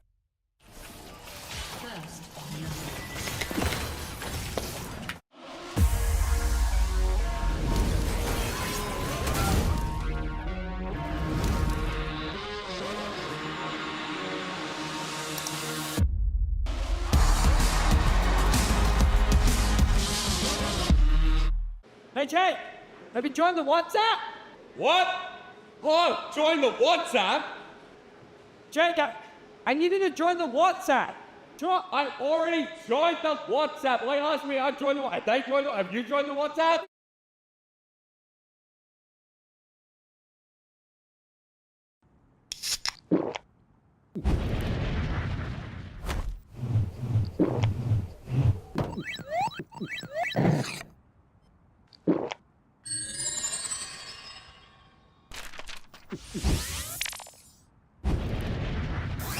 Red Bull gives you wings.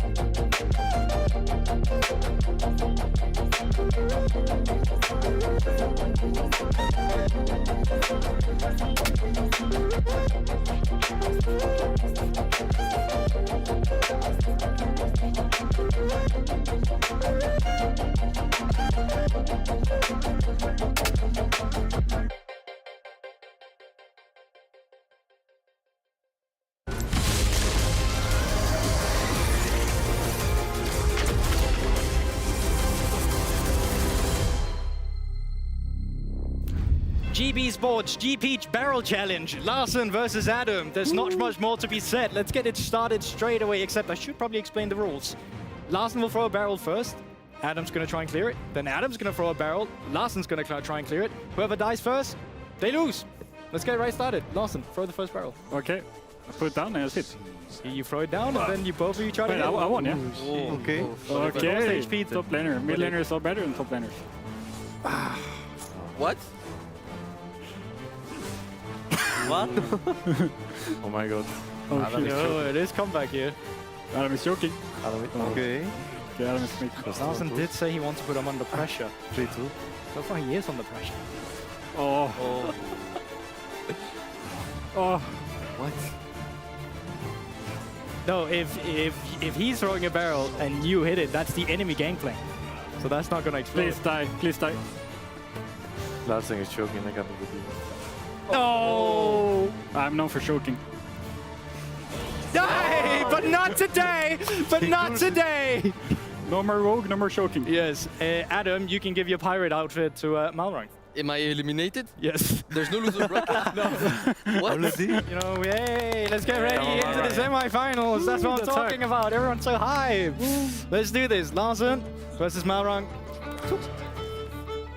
Good luck. Oh. Like you can say we can censor it. Oh! Well, he's gonna win because he started. That's how it goes. Oh my god. There's no deep rest for this one. Die! Malrang straight to the finals. You lose to this? I lose. Well, you two pirate, you can swap now. Handsome D and Tiger, please. Man overboard. You just placed the first barrel. Wow, the couch is so ready for this one. Only... The sand is left, I guess. Wait, who puts it? Wait, 2 barrels? Oh my god. Remake. I'm gonna. Remake. It's fine, I don't mind. Okay, you don't mind? Okay. I will win anyway. Okay. Pretty cocky. Classic rookies. Go. Ah, shit. Okay. Okay. What the fuck is going on, brother? Oh! To the last one. No. You have to get this one. Yes. Hey guys! Wait. That's crazy. That's crazy. And the confidence paid off. Straight to the finals. Okay, the younger man's OP. Okay, Battle of Junglers. Okay, Is that what we're calling it? The Battle of Junglers? Oh yeah. Okay, let's get this final started. Woo!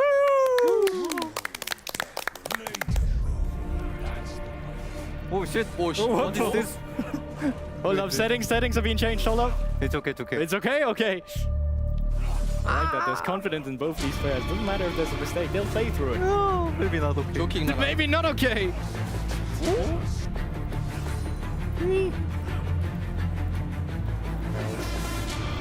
I've exploded in a while now. Good defensive player, not so much offensive. I take that back. One more, Mara. I'm coming. No way. Malrang, under pressure. No. Down to this one.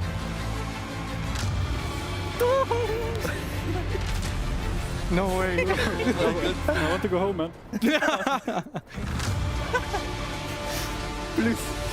Yes! Hey! And there it is. The best gangplank on Na'Vi is a jungler. New generation, guys. I mean, he's young. He's too young. Control top side, but it doesn't seem like Na'Vi have been set up to do that, or maybe they're just hoping they can make a trade. Push back, nice back to promotion. Who is he? And it just makes Jojo, makes it like so easy for him to come in there. Oh my god! Lakan. Look, Shandal. Nice. It has to back away in the meantime. MKoi pulling back. Larsen going forward, anticipating. Will finally get cut down by MKoi. Guess where we are? We have a super special guest who's co-streaming from the arena. It's Jankos! Oh my god! Let's go! Hi, it's so great to see you. May I hug you? Yeah, sure. Okay, nice. So, I also wanted to hug you because of the end of the last game. I'm gonna be completely honest with you. Tell me from your perspective, where did they leave it? Yeah, I don't know what to say about that, to be honest. I'm just shocked. I'm just shocked that we lost that game. Yeah, it was crazy. You also didn't like the draft, so maybe you're happy that it didn't work, or? No, I mean, I think the draft was very, like, I spoke to Jack Spectra about it, and I feel like the draft was very playable because they had to snowball, right? And they were actually snowballing, and I was so surprised with how Larsen played. On Akali, he was smurfing, and then Tiger had this, like, early game plannings, and we got Dragons, and Marang was playing well in team fights. He was marking Alvaro. Alvaro couldn't do anything. He was inting. Ah, it sucks. Do you want to, like, your eyebrows are all back, right? So how about if they reverse sweep? No, I'm not doing it. No, I'm not, okay.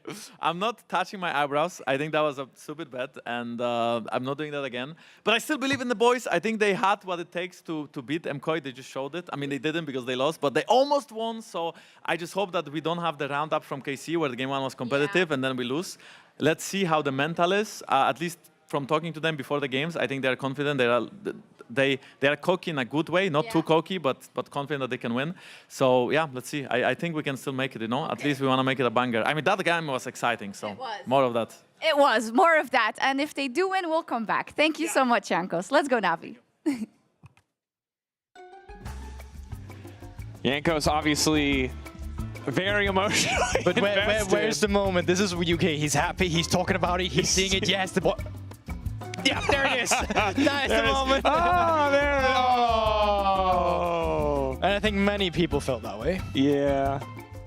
Yeah.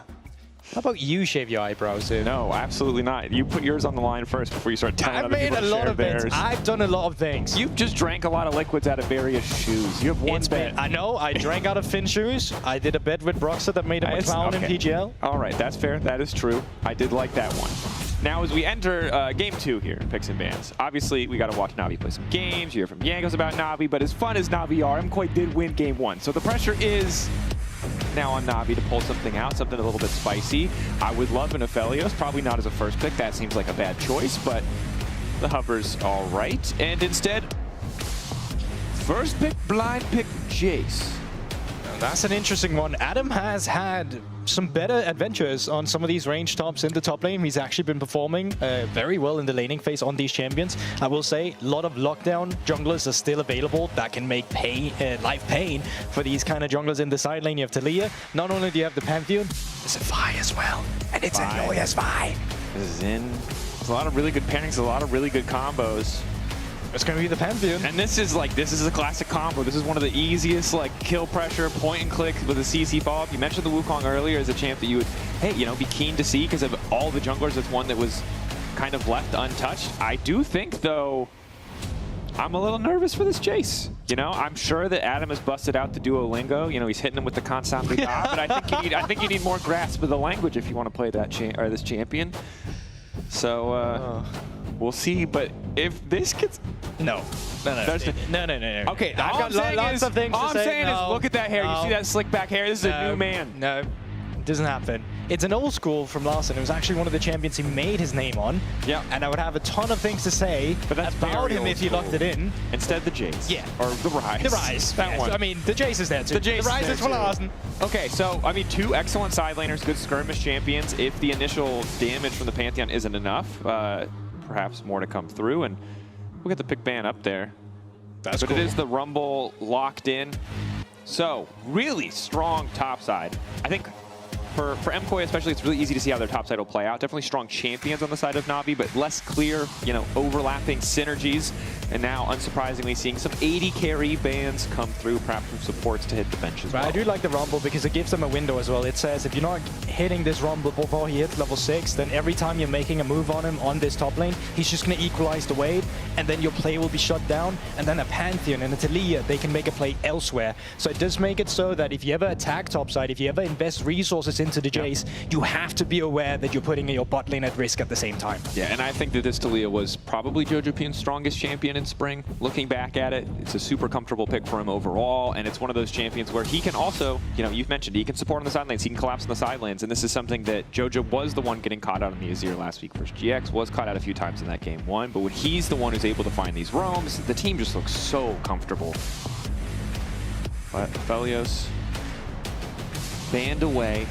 Question is, Lucian goes out of the way here. Ezreal has actually been quite successful for our teams in the LEC. I don't even know if it's dropped a game yet. I at least know it's doing very well. There's the Ezreal ban as well. And I think Super would have loved that. because it's still one of those champions where you can match the poke, the small range that you get from a Rise. Instead, though, lots of 80 carries out of the way. I actually don't know what they would like to default on. So Xayah a little bit worse. Xayah not so good into the Wukong either. So it is going to be a Corki.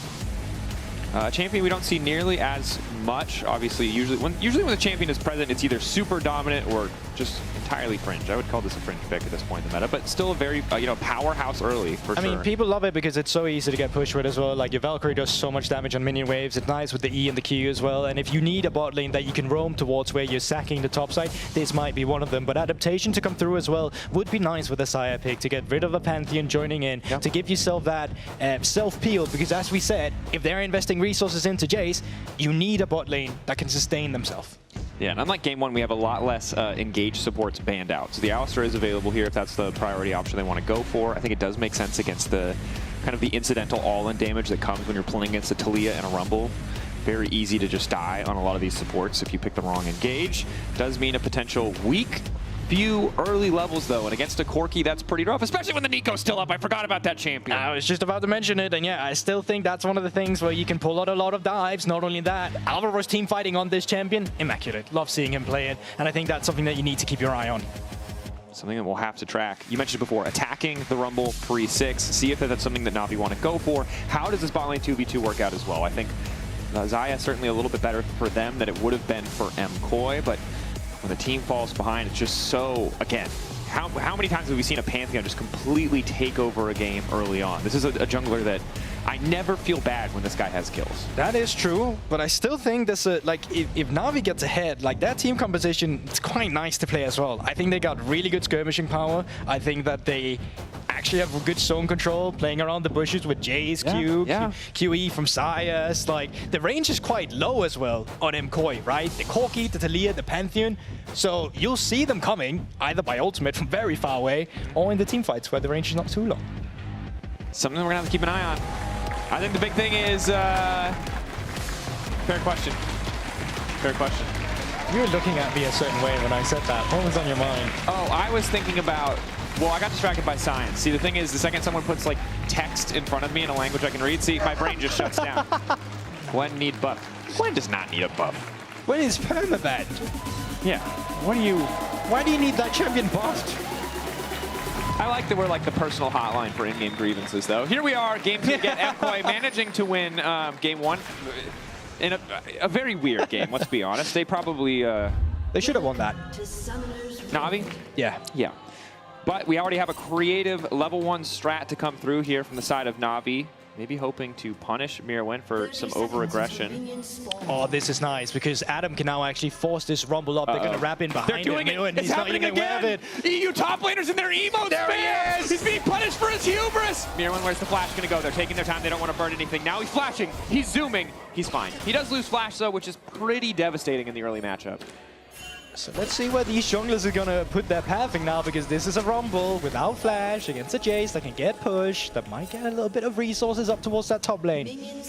But I like it from MKOI. They've taken clear aggression in the enemy side, and they're going to see if they can just take this away from Tiger. Blood for blood. Blood for the blood god. Okay, well, calm down. There's no kills still. Good card. Yeah, it's true. It's weird because you're making a reference within a reference. Because I don't think most people would think of that as a trading card. I think they will think of that in the... Is that a double entendre? No, no. Damn. No, it's not. Guess I won't be rapping on these LEC videos. Yeah, you failed. That was it. You failed. You don't know what a double entendre is, you're out. Anyway, level 1, big thing for me, MKOI bot lane 2v2, feels like it should just be stronger, right? Feels like it should be very easy to take control of the lane. In the previous game, we kind of said the same thing about Na'Vi's composition. Yeah, I mean, it's mirrored now. Sense. It's completely opposite. Yeah. It just goes to the nature of the matchup. And though, I will say, Taker started his Wolves. He's kept his smite up. He's going to try and contest Elyoy on the red buff. So I'd love to see what's happening there if Elyoy is actually giving it up while they're fighting, because I can see Malrang moving up too. They're getting cheeky. Wants to use his mid prio and bot prio to just contest a bit more. But of course, Malrang being pulled away means Alvaro and Supa can just play super aggressive. Easy to just pick up that free damage. And I think the struggle for Na'Vi is, like last game, we say, hey, if they snowball early, you can see how this composition is going to play. It's going to look fantastic. The difference is they don't have the Sion and the Jinx. They can't just easily lane swap. They don't have that dominant 2v2. This is going to be a rough early lane. I mean, it will be, but... Oh, flash forward from Larsen. What's happening here? We've seen this against Jojo before. Feud, flash in, one more auto. Oh! The level up! They're on the way in. Flash in, one more auto. Oh, that's it! He does it again! Larsen in the middle. And there's a callback here. You might remember last time Larsen played against Jojo, he TP'd on a minion wave and just died. This time around, he flashes forward. Game one. Something. Game one. It's repeating itself. That's all I'm saying. Okay.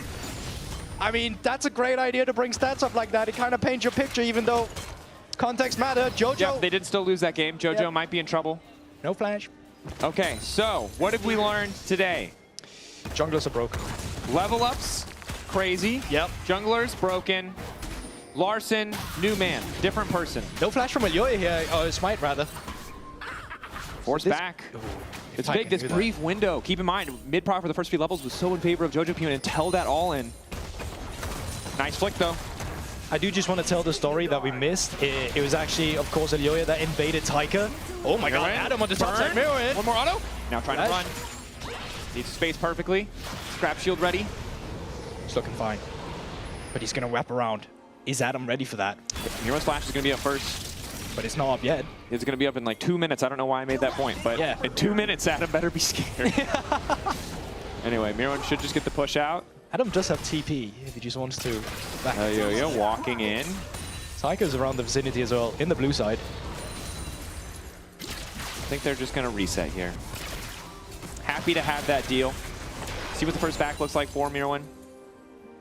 But actually, big jungle advantage for Taika. You were talking about the lanes. I wanted to talk about the junglers. Taika took Wolves, re-invaded his own jungle where Elyoya was taking the red buff, forced Elyoya out with the help of Malrang, was able to smite away the red buff, had a level advantage, and then tried to use that on Elyoya again on his reds. So it's almost very close for Taika there to actually get a huge lead in the jungle. So I like the confidence that he's bringing. I do too. Finds the angle in the mid lane, gets the shutdown in the jungle camp, at least slows Elyoya down, and it's an excellent position to be in because, again, Pantheon is the character that you look at to be super active in the early stages of the game. Of course, post 6, he can get out more to side lanes, he can be more mobile on the map, but the fact that the first gank goes to the side of Na'Vi and Hamster in their favor. Elyoya does have flash. Talia Pantheon, infamous combo. Larsen. Locked up, should just get taken down. Yeah, that's easy peasy. That's why you pick the combo. Point, click, and watch him die. Jojo Team been able to crash that wave in. Larsen, no TP either. That's a pretty big swing in the favor. Taika did get spotted on that ward. Elyoya is coming down as well. They want to make this a 3v3. HP bar advantage on MKoi. Clone gonna spot him.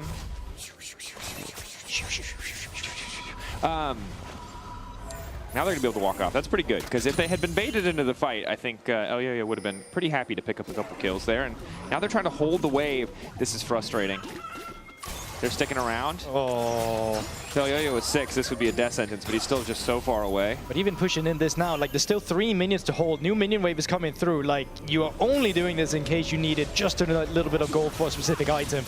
But you're going to have to back at some point. You're going to have to cut your losses. Definitely will.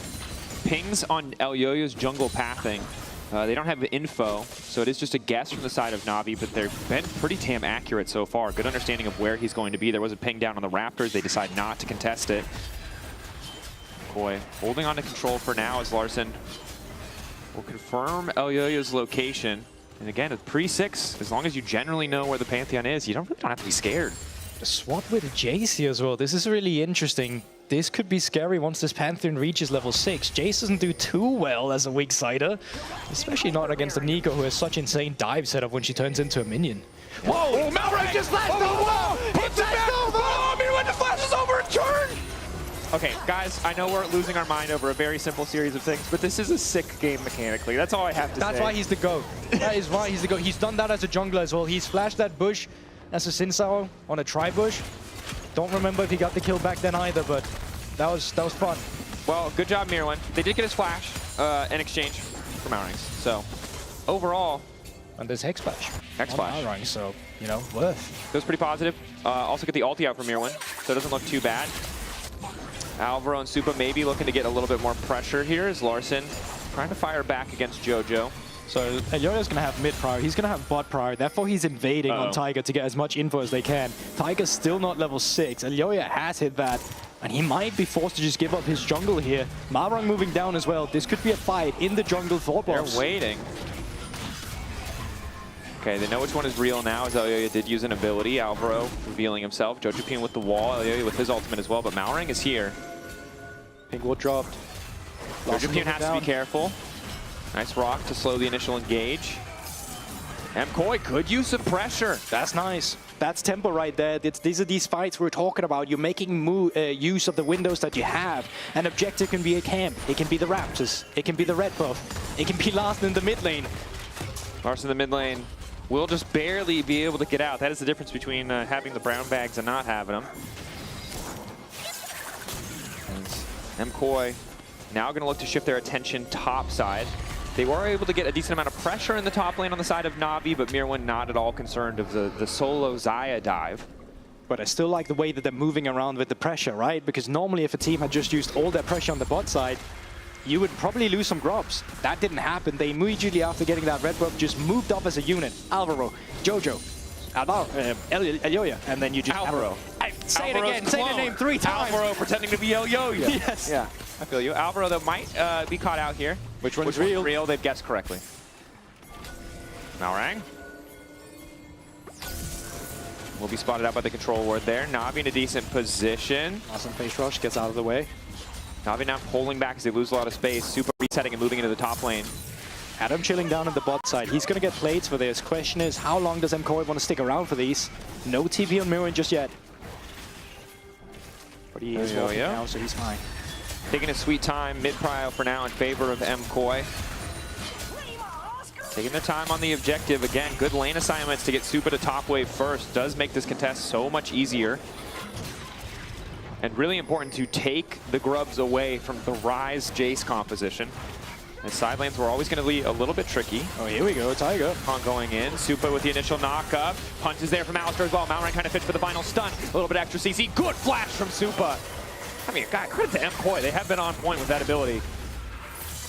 But now, Tiger still moving in. Flick not going to connect on Lars. He is forced to flash. Followed CC on Alvaro is there. He's forced to flash out as well. A lot of summoners burned. Mirwin and Adam go toe-to-toe in the picture. Follow-up damage, good. JoJo now looking to chase. Hanzambi might be in trouble. Pullback does manage to find the root, but it's not near enough. Pantheon coming from above. Na'Vi need to retreat as quickly as they can. What's the time on the cooldown? Oh, just the lockup, the flash, the point click, the Q to finish it.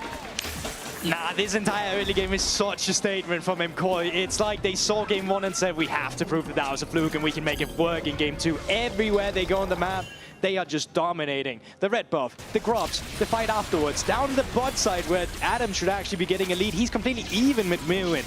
This MKoi is just taking over game 2. This is a little bit more of what we expected. Again, credit to Na'Vi for some of those early game looks.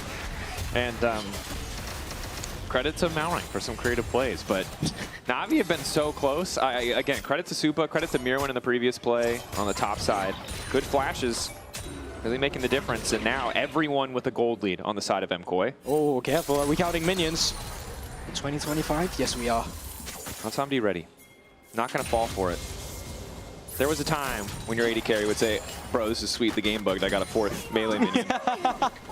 Extra gold, you know what I mean? Yeah. And you would sigh and know to yourself that despite the fact that your AD carry's an idiot, you have to baby him or you'll rage. You're right. You know what? There might even come more of those. Yeah. Elyoya, good initial damage. Malrang heal for the movement speed. Is forced to flash out. That was just a freebie. Again, Malrang fishing, I don't mind seeing it, but it does feel a bit overeager given that they didn't have any prio on the top side of the map. No, but it's just, you can see the way that MKoi are moving as a unit. Malrang normally against maybe other teams would just be able to put a ward down and move out, but it's the fact that MKoi is so willing to defend these quadrants of the map that they can force these skirmishes everywhere they go. I think this has been a really entertaining early game by MKoi. Certainly has. Na'Vi, how do they bounce back? It's difficult when MKoi are playing so clean and when they're doing such a, they're doing their due diligence, pushing their vision forward, right? Waiting, hoping to get mid control. But this dragon shouldn't feel too bad. I mean, bot wave and mid wave are even. Mid laners are going top. They're not going to be a part of the fight. And just Tiger's going to cross Madrid for the crab. They might just go for the play on JoJo. We talked about JoJo on side. Nah, he's fine. He's got ult, he's got flash. If JoJo were to die here, that would be a massive mistake. It would be a massive mistake. He will back up, which is good news. Well played by Mkoi. Know that they're stronger, right? The difference between a Wukong with bits and pieces and a Pantheon with Sundered Sky means even if you had even numbers, I don't think contesting that would be the right choice. Well, the question is, what are they going to make their next objective here? Red buff spawning in a bit as well, but there's also some resets that are going to have to come through here. Armoro needs some more wards, but they might just push down into bot side immediately to see if they can force Tiger out after this. A bit typical though is Mirwin, despite a small XP lead, still hard for him to take full control of the wave without eating a lot of damage from Adam. And now we get into that mid-game. It's just going to be chill for a little bit. Minute 50 without Herald. This is where I think this is going to be really interesting to see what Mkoi worked on the tempo they've been talking about, right? Like, these are the sort of stages where you want to gain advantages on your enemy any way you can, right? Is it a jungle camp? Is it this one side of the map where we just want vision? So that's what I'm going to keep track on for now. And as you can already see, they are in the enemy jungle. They're pushing line of control forward as Mirwin Malrang with the ghost. Won't be able to get anything in the bottom lane. Supa able to get away from a potential root there. A lot more damage coming out of that Corki, and now it's Larson, the one in trouble. Pantheon on the way in. Larson, dead man walking.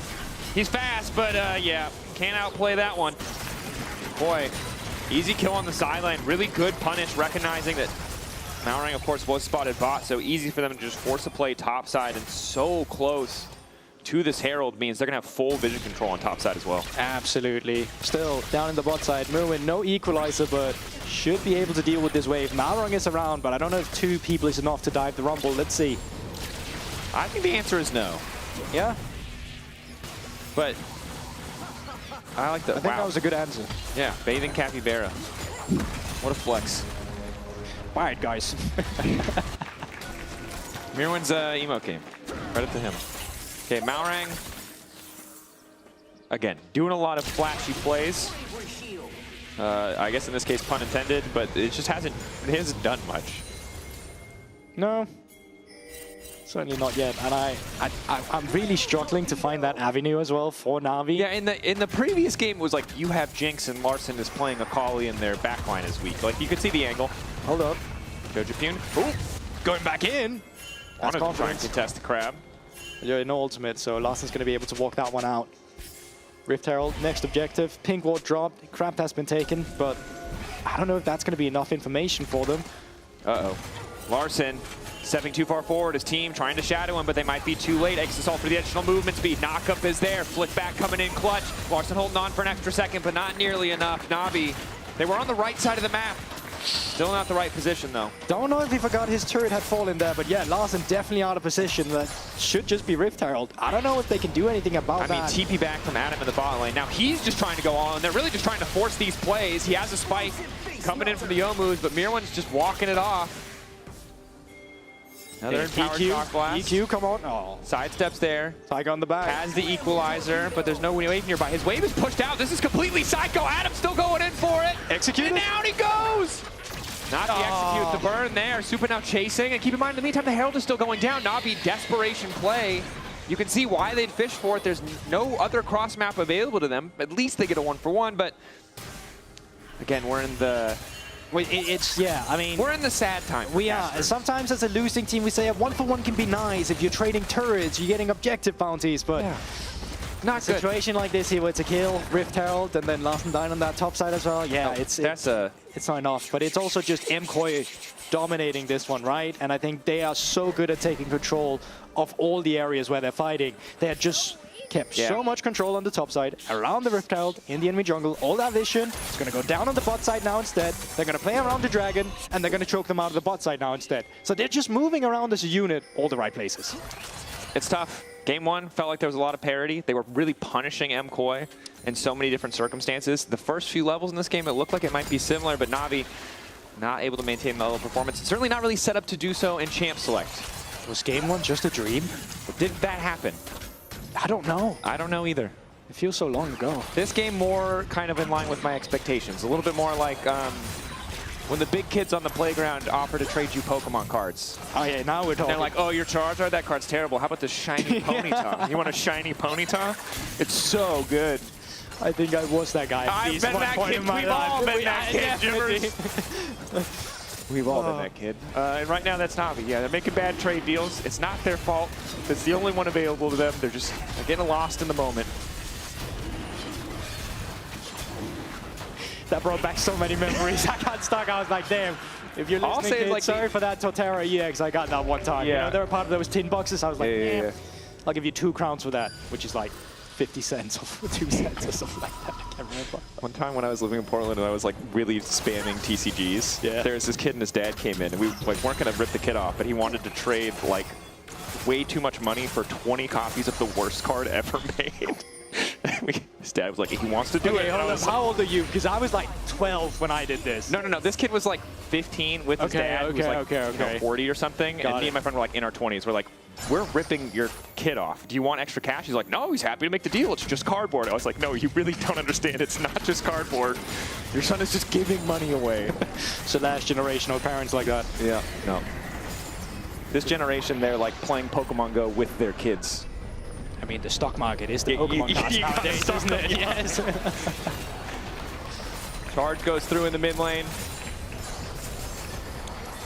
Yeah, backing off. A little bit of a crash there, but just didn't want to overcommit. See, crashes, that's a problem with the normal stock market, not with Pokemon cards. This is not financial advice. Sorry. Back to the game. MKOI continuing to assert dominance. Larssen, again, on the side lane, you can see in the 1v1s, Adam and Larssen should feel relatively comfortable. Larssen saving his minions, protecting them with his life, which is honorable. I mean, they'll live for another few 30 seconds, but they'll definitely die. You wouldn't, when your life is a minute long, you wouldn't 1.5 times your lifespan, bro? Is that not a worthwhile deal? I'll take it. You sold me. Next time on Cast, we'll hit you with the trolley problem. keep the philosophical debates going. Get that one for Jack. He lost philosophy. Jojo up against Adam here. No one else is around, so Jojo, is he on vision here? He could overextend his welcome, but the thing is, Na'Vi doesn't know he's alone either. I also just think that Talia, it can be tricky in these fights because your initial burst combo, if you hit the flick, is really, really strong. Hold up. But can't fall apart quickly. Jojo getting good reactions, though, to just immediately ult. Now we'll back away. Otacon on the top side. Last game was MKOI. Desperation start on that objective. This time around, I imagine it'll be a little bit more calm and controlled. I mean, we could get an Otacon sequence as the one we had in game 1. That would be great. That would throw this game, like, it'd make it a bit more exciting, you know? Yeah, I don't think we're going to get that, though. Larssen running, zooming on the bottom side, but will get cut down. Mirwin well tanked on the tower. And this is one of those things you can do as MKOI because you are the one driving the game forward, right? And as of right now, all Navi's idea is that we have to make sure we're in a position to contest the Otacon. So they had 3 members up on the top side. Larssen just thinks he can play for himself. Elyoya just goes down as the jungler, and they just kill Larssen. But there's nothing that the rest of Na'Vi can do on the top side because they're so far behind. Cancel. Elyoya now needs to try and make his way out. Does have the Thunder Sky for a bit of extra healing. Follow-up damage now coming in, raining down with the Equalizer, but not enough to keep Elyoya standing. Good collapse from Na'Vi. Not bad. No dragon on the bot side though, so it's just gonna have to be the kill. No jungle camps up on the bot side either. So yeah. Again, just the kill, but Jojo gonna take this window of opportunity to set up aggressively here. On the top side of the map, maybe push in and just grab that tier 2. Larssen in a position to respond, but Jojo with the grubs is just gonna knock down this. So again, kill traded for tier 2. Not a good trade deal again. But when you're behind, you know, you cut teams some slack. It's like a Ponyta for a Charizard. Yeah, again, yeah. Trading down. 1 minute on this dragon. I think that's just going to be the next point of contest over on the side of MKOI, right? They're just going to move that vision into the bot side in a bit as well. They're going to push out Will Mirwin on the Rumble. And I'm left wondering, what do you do as Na'Vi, right? Because you need to find a member who's just isolated. Yeah. But no one of MKOI is really giving them that opportunity. I mean, Jojo has the ult. He is pushed back off the wall. Mowing with a quick cleanse will be fine, but fine is a generous term. He loses half his HP. does not have access to ult, so that was much closer than I think he bargained for. Resets is going to have to come through. Question is, what do they make of this? They see Tyke on the wall. See him, get him over the wall on top of it. Down he goes. Oh, frustrating. It was him, caught in the previous game on the Zyra, caught once again. MKOI can just start up the Atacon. Furious pings coming in from, I assume, Elyoya as Mirwan moves up as well. Summoner's Rift has just turned into MKOI's playground. They are running around doing whatever they want to do here. And Tiger just recalling in a spot that most often would have been safe. Spotted on the wall, taken down, and yeah, so will the Atacon be. And remember, it was the bot side play where they collapsed and got a kill on Elyoya that allowed Jojopune and Alvaro to push so far forward that he could even place that ward in the first place. CP's going to have to come through. I think they might be able to walk it out. Close on the way out. Flash in from Alvaro. They're all starting to burn. Adam trying to fall. A quick burst down onto Alvaro might start to turn the fight in their favor, but Elyoya has arrived. Pull back from Hansamdi is good. Malrang likely to fall. Realm Warp there and no CC to stop it, so Na'Vi will make it out. That was not terrible. That was one of the better ones. They get a dragon, they get a kill. Yes, they lost the Atacon, but they were always going to lose that anyway. Jojo, fishing for more. Happy for minion wave. They're going to back off. They're going to take the turret while Na'Vi resets. Grabbing bot lane tier 1 as well, but as you highlighted, got the Drake. Didn't lose too many. Managed to take out Alvaro in the meantime. Good escape from Hansamdi. Excellent cleanse and the root as well. And I like the play from Hansamdi, as you highlighted yourself, Drakus, the root afterwards. Cleanse in the beginning, doesn't really stop the ultimate. Well, ultimate was not good, but look at the root. Boom, Elyoya no longer fighting. Larsen, ultimate, Mirwan can't stop that. Out. Okay, there we go. That was the compliments. There you go. Nice one. Moments away from death, but they do live to fight another day. A great ultimate from Alvaro as well. I think that was so close to them just being able to walk out, but that is just why he's so deadly on that Nico. Yeah. And again, now that they picked up the Otacon, it's only further accelerated those XP bars. So level 16 right around the corner for Mirwan and Jojo. Not as important for Jojo, but for Mirwan. Essentially, will have access to the Equalizer every single fight he could want it. Also just a disgusting ability in terms of base damage. It's pretty good. I think it's like 1,500. Yeah. You have to like sit in the thing the entire time, right? Oh, Jojo, hold up. Oh, the insect from Adam. Flash back. Jojopune, good flick to keep things going. Adam trying to get the fight kicked off, but Jojo's still alive. And Alvaro debating if he can chase. TP now coming in. TP from behind from Malrang. The flanking cow. Little Kobe beat to get things kicked off. It looks like, oh, they're just going to eat him up. That's Malrang trying to escape. He thought he had the angle. He did not. What flank stake was better, Sven or Malrang? Malrang. Like better is in tastier, or what's the, I'm getting lost in the metaphor now. That's okay. I'm not going to elaborate. That was all I wanted with that one. Okay. Do you have an answer? No. That's fine. That was rough, though. I think a lot of the deep jungle plays have not just been going in the favor of Na'Vi at all today. They just getting, whether it's the TP flanks or the getting caught, it's not a good look. And this is a really tough objective for Na'Vi to contest from blue side. Should be hard for them to approach the pit. Tiger, though. Here. Onto a Nico, doesn't get caught out. They are going to get the initial kill. Good damage coming through. Adam still standing strong. Supa trying to peel back. Equalizer to give a bit more space to Supa, and they're getting lower and lower. Tager alive. Larsen trying to get away. Mirwan trying to burn him down. Extra damage, but it's not enough to finish him. In the meantime, Adam coming back over the wall, and down goes Jojo. Malrang with the knockup. They're keeping it going. They're making it happen. Aegis assault. Flash forward. Elyoya running. Feathers. Pull back. Hansamdi with the kill. Baron in the sights of Na'Vi. What is going on?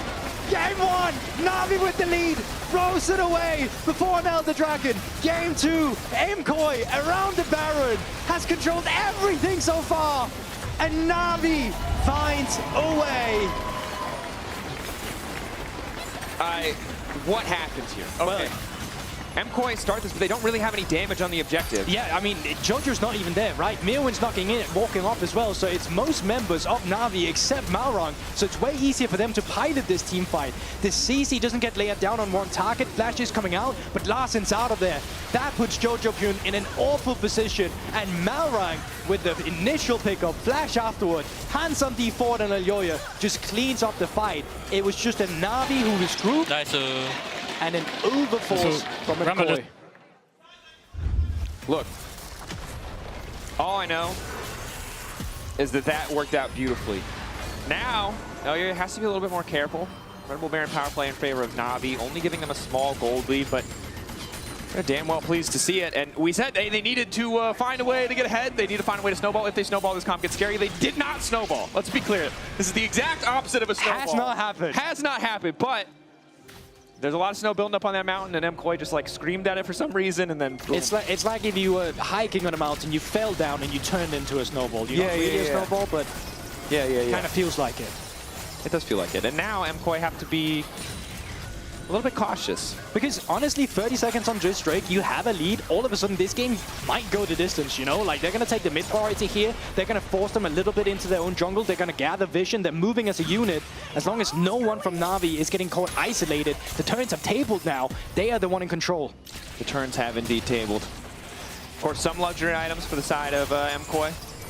But Adam getting scarier and scarier. You can see how much damage the melee combo did in that previous fight. Able to just 75% of Jojo Pune's health in the blink of an eye. Similar story for Supa, as he was also zoned out of the fight. And now, easy dragon pickup. Okay, we're really far away from Soul for either side, but it would be big for either team. You mentioned Corky Rocket poke. We've got some Jace poke as well. Mirwin, no flash. Who's getting in there? Larson. Okay, both sides just poking and prodding. Not going to overcommit. Oh, Nico doing a lot of work to just scout these brushes out. I think any other kind of range support, and you would be much, much more scared of what Na'Vi have at this point in the game. No, absolutely. But this was nice for Na'Vi. You know, they have the Baron buff. They push out mid-wave. They're just doing the steps. Like, it looks simple, but this is all you need to do in this moment. You stop Jojo from pushing on the top side, and you gained on an objective. Yeah, you can see Jojo's reticent to walk any further forward. Get caught out here. Advancing now alongside Supa.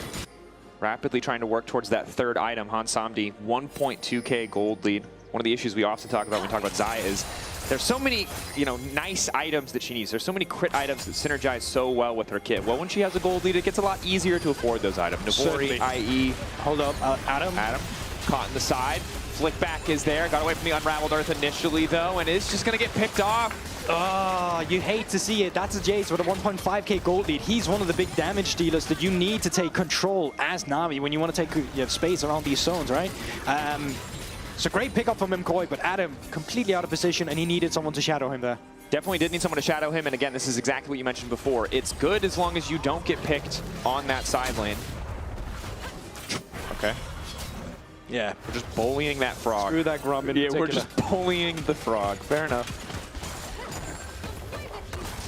At this point, however, no major objective on the map, but it does feel like MKOI will once again take control of this topside jungle, set up their vision. This is how they were able to find that pick previously, able to get that out of con.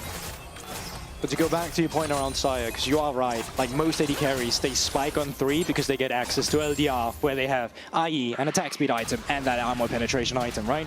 But Xayah's one of those items where she really wants that Flicker Blade for uptime of Ws and the E's, the root, everything in a team fight. So 4 item is usually what you're looking at. You can see that Last Whisper has been finished up by Handsome D. The moment he gets that LDR, that's where this Xayah will become a lot scarier. Certainly true. Still has to play carefully, right? Has the ulti, has the cleanse, doesn't have any luxury defensive items. Looks like a Knight's Vow might be coming through for Malrang to maybe make things a little bit easier, but no lifesteal outside of Legend, presumably in Runes, alongside the Dorans. Yeah, some coin now as well. You can't just wait for Jojo's power spike on that Rabadons. He's momentarily going to take over to level 18 as well, so I think he's just looking for the resources he can get, waiting for the jungle camps to respawn, get his gold. Pantheon W on one target, massive damage is going to land upon them. And unfortunately, Na'Vi, I think, don't get the benefit of the doubt in these late game situations, right? We have only seen one game from Na'Vi, but we obviously saw in previous split a lot of games from Rogue. This is a team that, even if you see that good stuff early game, really hasn't been able to convert that into wins, hasn't been able to find the angles in the clutch. So, need to see if this is the game that can change that expectation, if this is the game where they can attack MKOI, where they can get out from underneath the deficit that they were experiencing earlier, as the gold is once again just about dead even. Perhaps it comes from Adam on the side lane here. Could look to all in Mirwin. No defensive items of his own. Elioya starting to look into the bottom side. Already multiple summoner spells used. Mirwin can just go gold, and keep in mind, they didn't quite track it. They may have committed. Tiger too far in. Jojo Pune off on the side though, and Larson's now moving in. He's already burned all of his cooldowns. Larson's able to free fire, but already their jungler is down. Na'Vi not respecting the semi-globals, not checking for the Zhonya's, it feels like. Oh, they had 2 members coming down this time around, but there was 3 around for MKoi. Na'Vi Larson stepping up, flash forward from Larson. Supa going in as well. Larson may have overcommitted. Han Samdi on the way in. Once again, he's going alone, trying to get more space with the flip back. Not quite perfectly timed, but it does not matter. MKoi find another kill. 50 seconds till the Drake. Baron alive and well.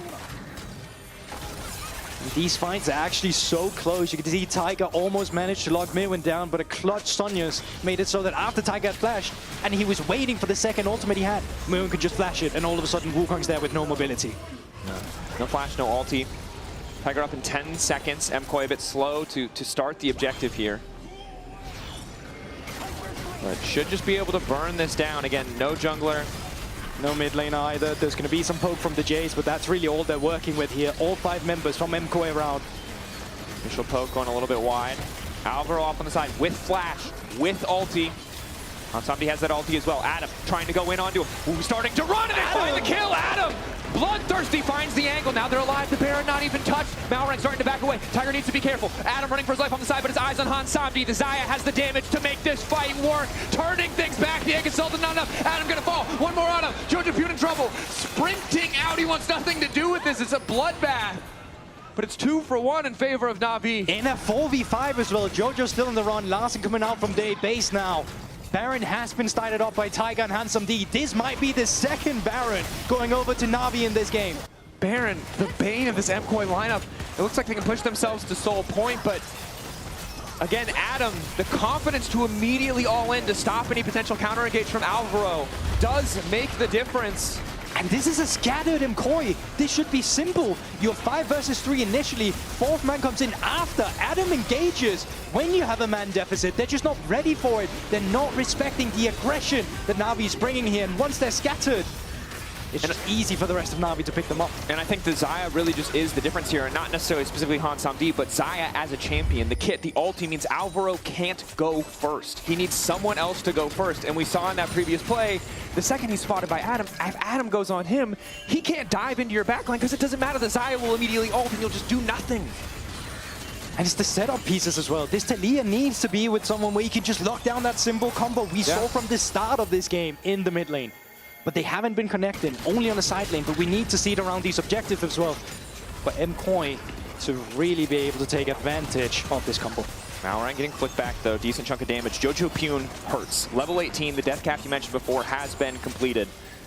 Adam starting to build a defensive item. Looks like he's chasing a spell shield here just to maybe stop some of that initial CC or poke.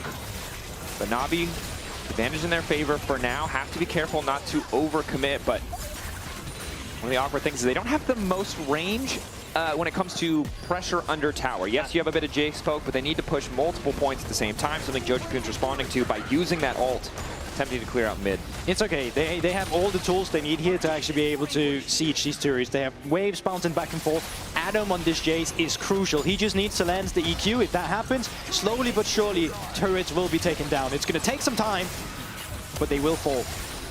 Yeah, armor pen items for both Han Samdi and Adam means those plated steel caps, as powerful as they are, even with the upgrades, can still be chipped away at. MKoi holding the line, and we've been here before. We have. 3K gold lead, was it before? 2.6 now. Yeah. But still, massive gold lead for Na'Vi now. Doesn't mean as much in this stage of the late game. What matters is your position now on the map. Na'Vi game 1 was in full control, made a crucial mistake, a simple mistake that cost them that entire game. They've now been granted a second lifeline, a chance of redemption.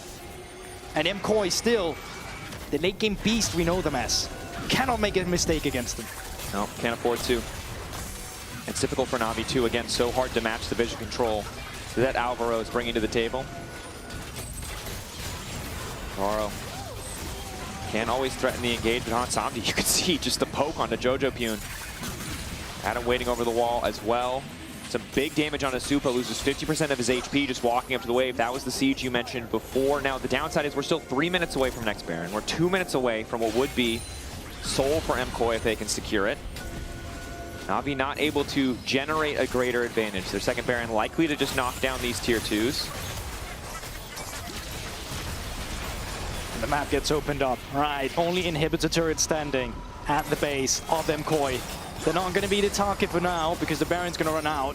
And we are going to start looking at this dragon that's going to spawn in 2 minutes. But these next 2 minutes are going to be crucial because you're going to be laying your battle lines. You're going to be laying that vision. You're going to be bouncing the wave to see if you can catch anyone in the side lane, right? This is one of those moments where we saw Adam already die one time on the side lane. Yeah. Cannot let that happen now. You're playing against Talia, Pantheon. Illegal if that happens, right? It just needs to be clean and simple around these objectives now for either team in terms of gaining control. Definitely does. And again, it really is MKOI with the tools to collapse on an overextending side laner. Na'Vi have some tools of their own, certainly with Larsen's Realm Warp, but it's just so easy for MKOI if any member of Na'Vi is caught out of position to find that kill, to find that advantage, and turn it into Soul. Again, Supa with the Infernal would be pretty infuriating to play against. Han Samdi, full build now. 3K gold advantage. Bloodthirster coming through.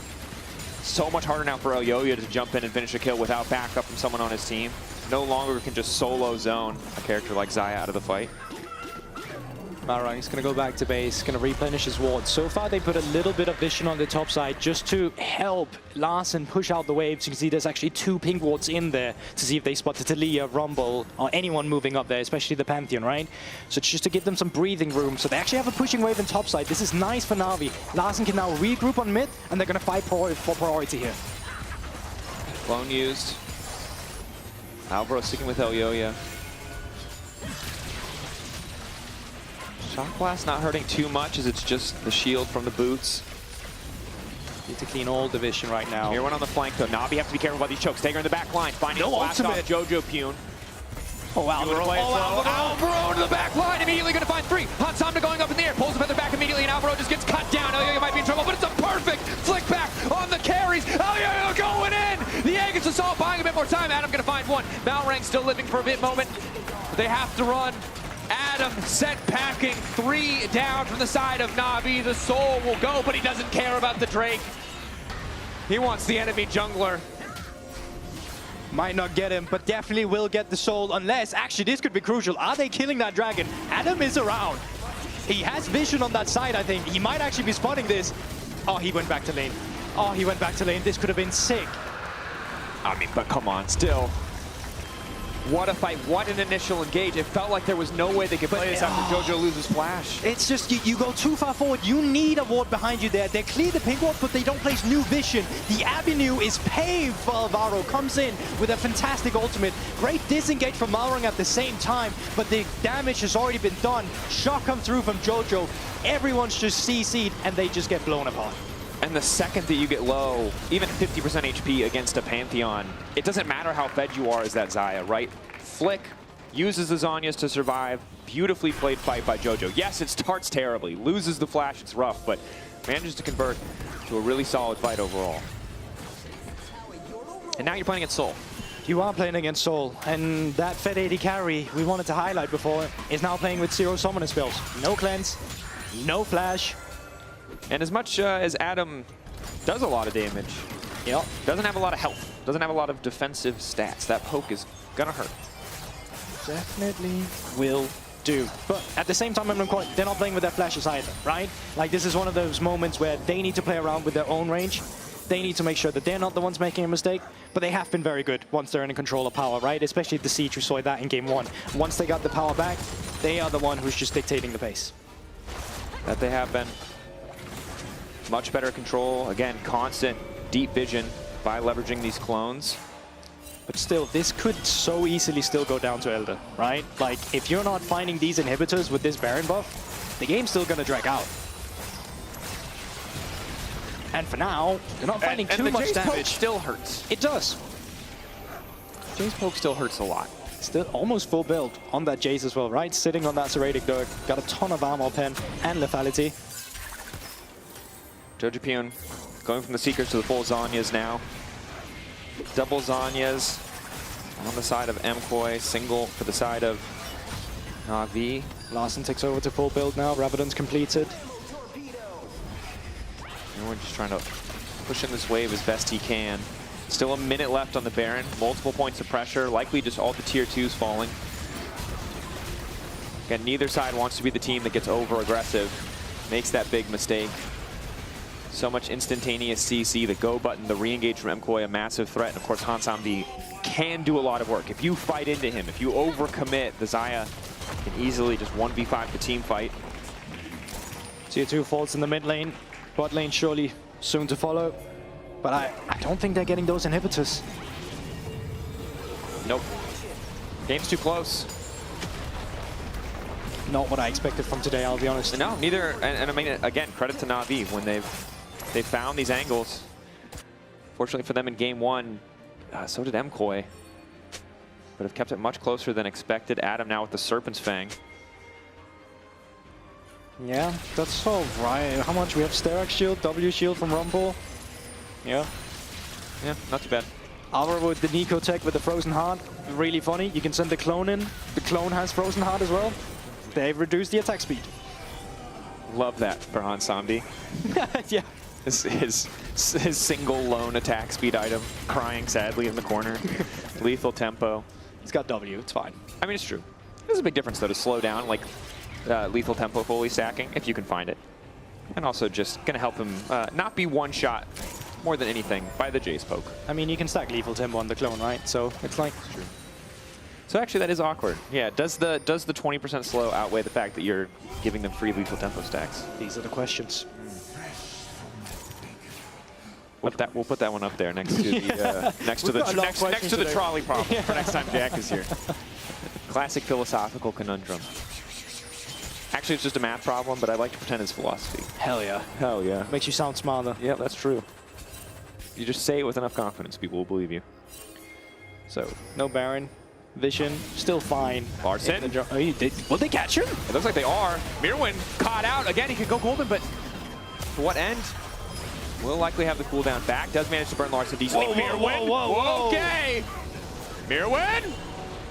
They're going to have to back off. They needed to kill him quickly and reset. Now he's just out there losing now the entire base is going to fall apart. Na'Vi thought they had the angle and they might have just thrown the entire game. Jojo P now looking to collapse. Good poke coming back. Hansamdi clearing the wave. Alting.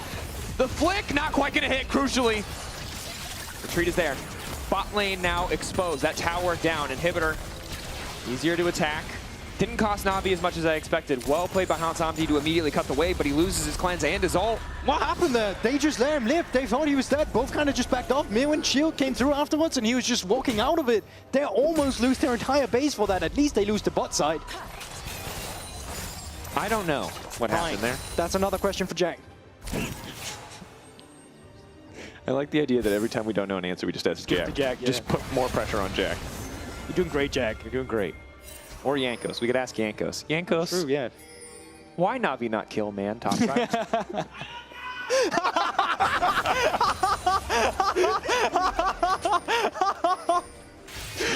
People not aware what just happened. Yankos just screamed. He doesn't know. He just screamed, yeah. Thank you, Yankos. I didn't realize we could have a full conversation. This is lovely. This changes everything.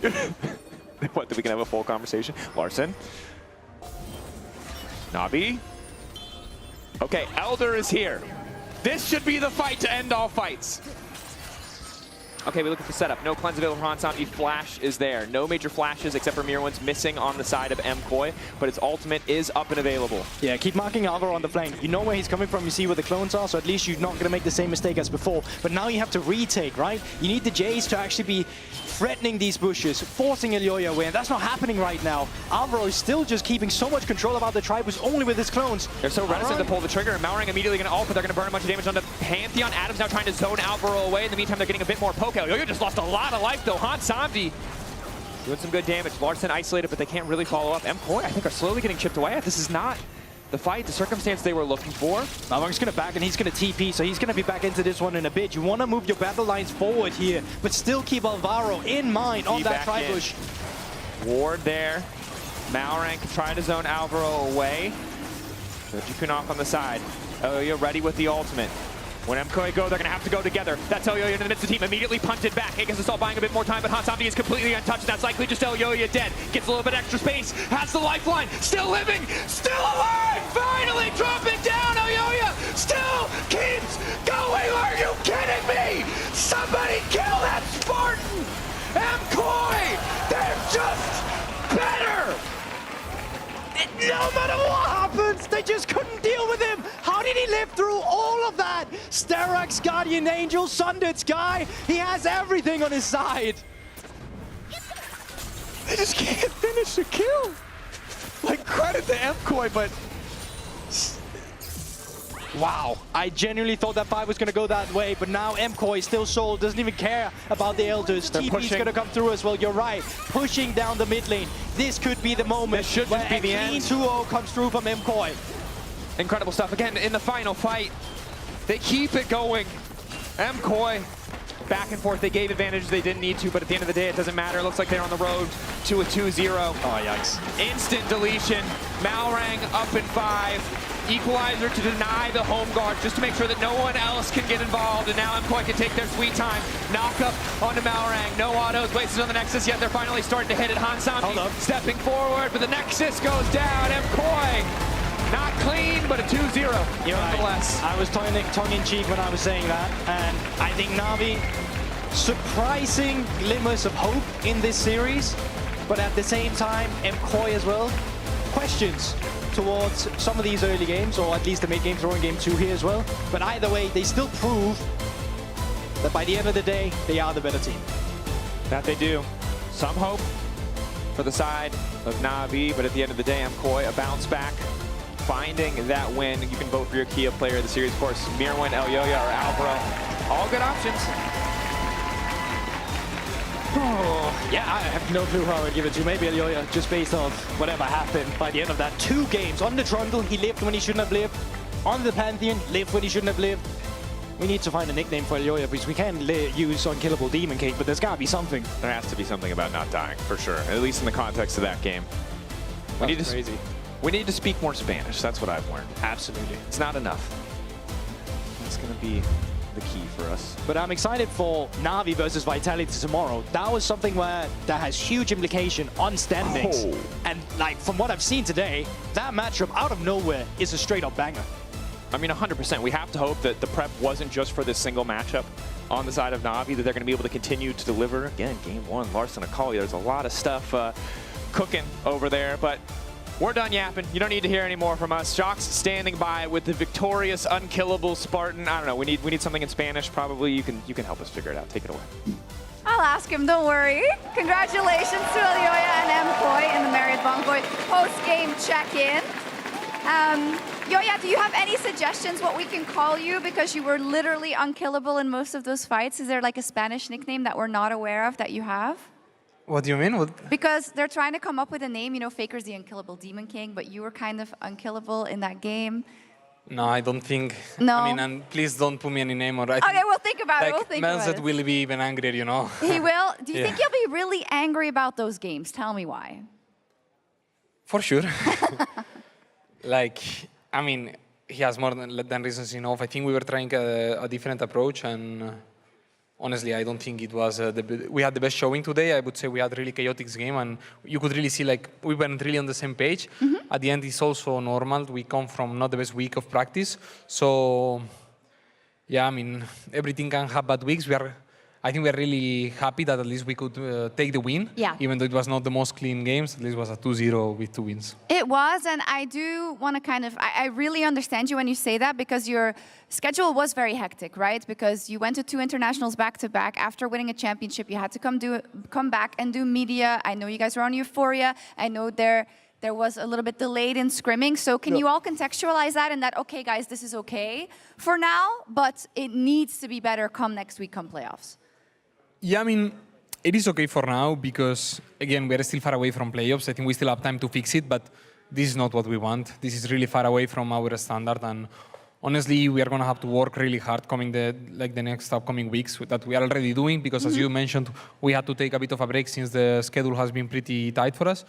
But as you said, yeah, this is not. We are not going to be happy with this.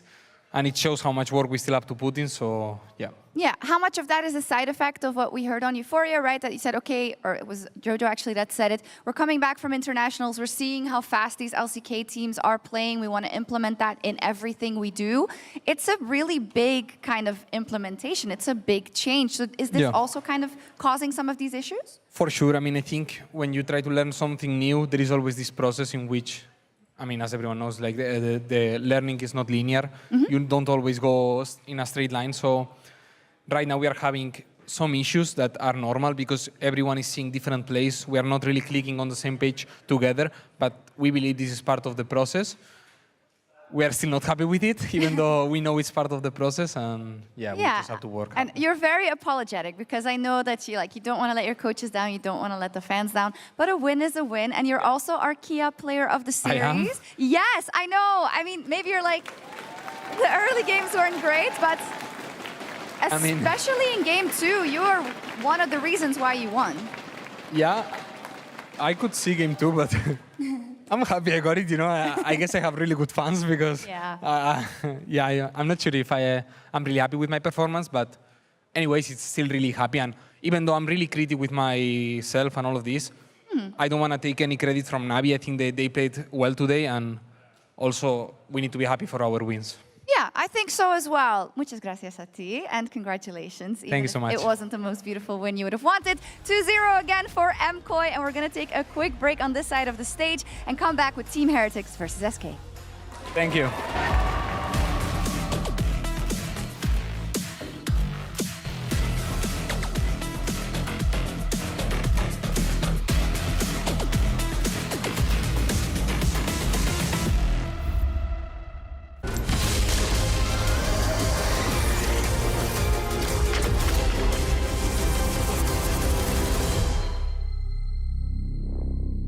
That is the changing lanes guy. Is he switching lanes? He might have said it. He should change his in-game name to Changing Lanes. I mean, sure, but his teammates will have a field day. How come? Well, think about it. Hey, changing lanes, what lane are you playing? Or changing lanes, you don't seem that good. Have you considered changing lanes? Okay, I have a good one. Hey, Changing Lanes, have we considered changing games? That's kind of rude. But it's League of Legends, isn't it?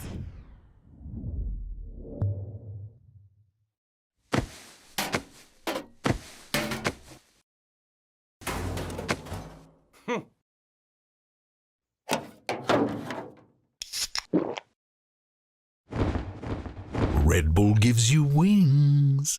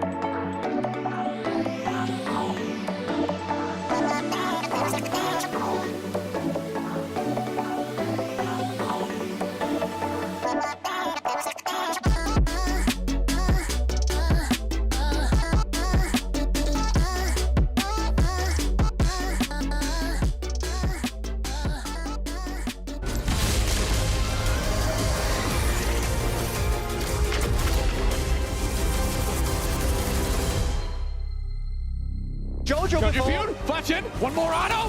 Look at it. The level up. They're on the way in. Flash in.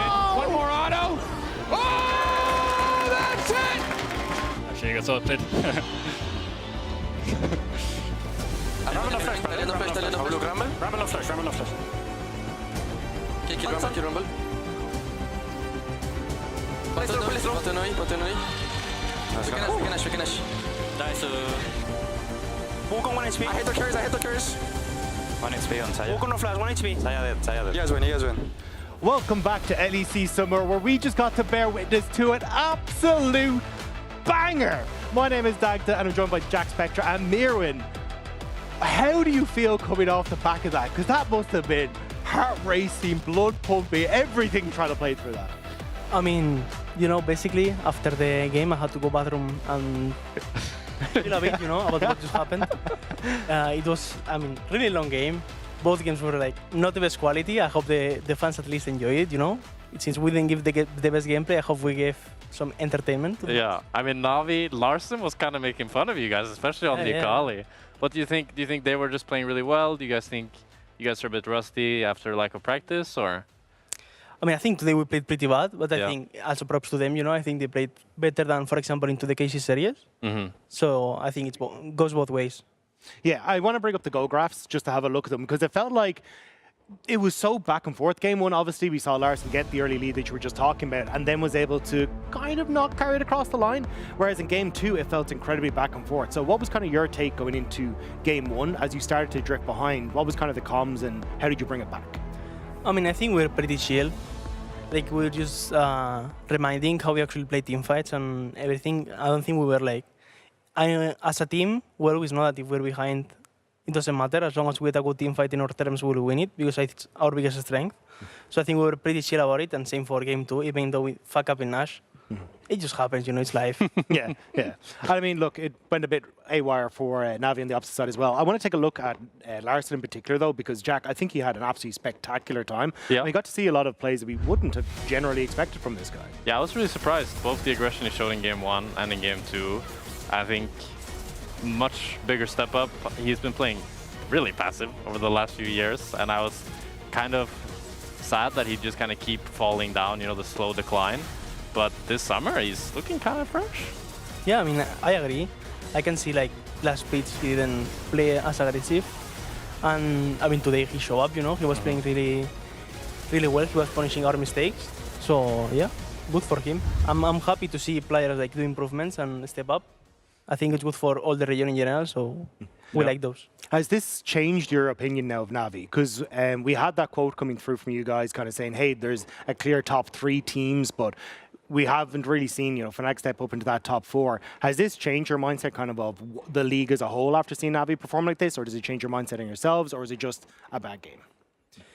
I would say it's a bad series today. Yeah. Honestly, I don't think Navi is the best team in the league. Yeah, basically. Because so Casey won into us, Yeah. And it goes sort of a chain. And Casey stomped Navi. Casey stomped Navi, so Casey is by far the best team in the world, actually, right now. Yes. And then Navi is better than us, basically, because they're the second best team in the league. But who do you think is let's say we're going to Worlds today, who is going to Worlds from LEC? Us, Casey, and G2, I would say. And what separates that in your mind for the top 3 teams? I think G2 right now, until we come back to our form of last split, I think they're the best team.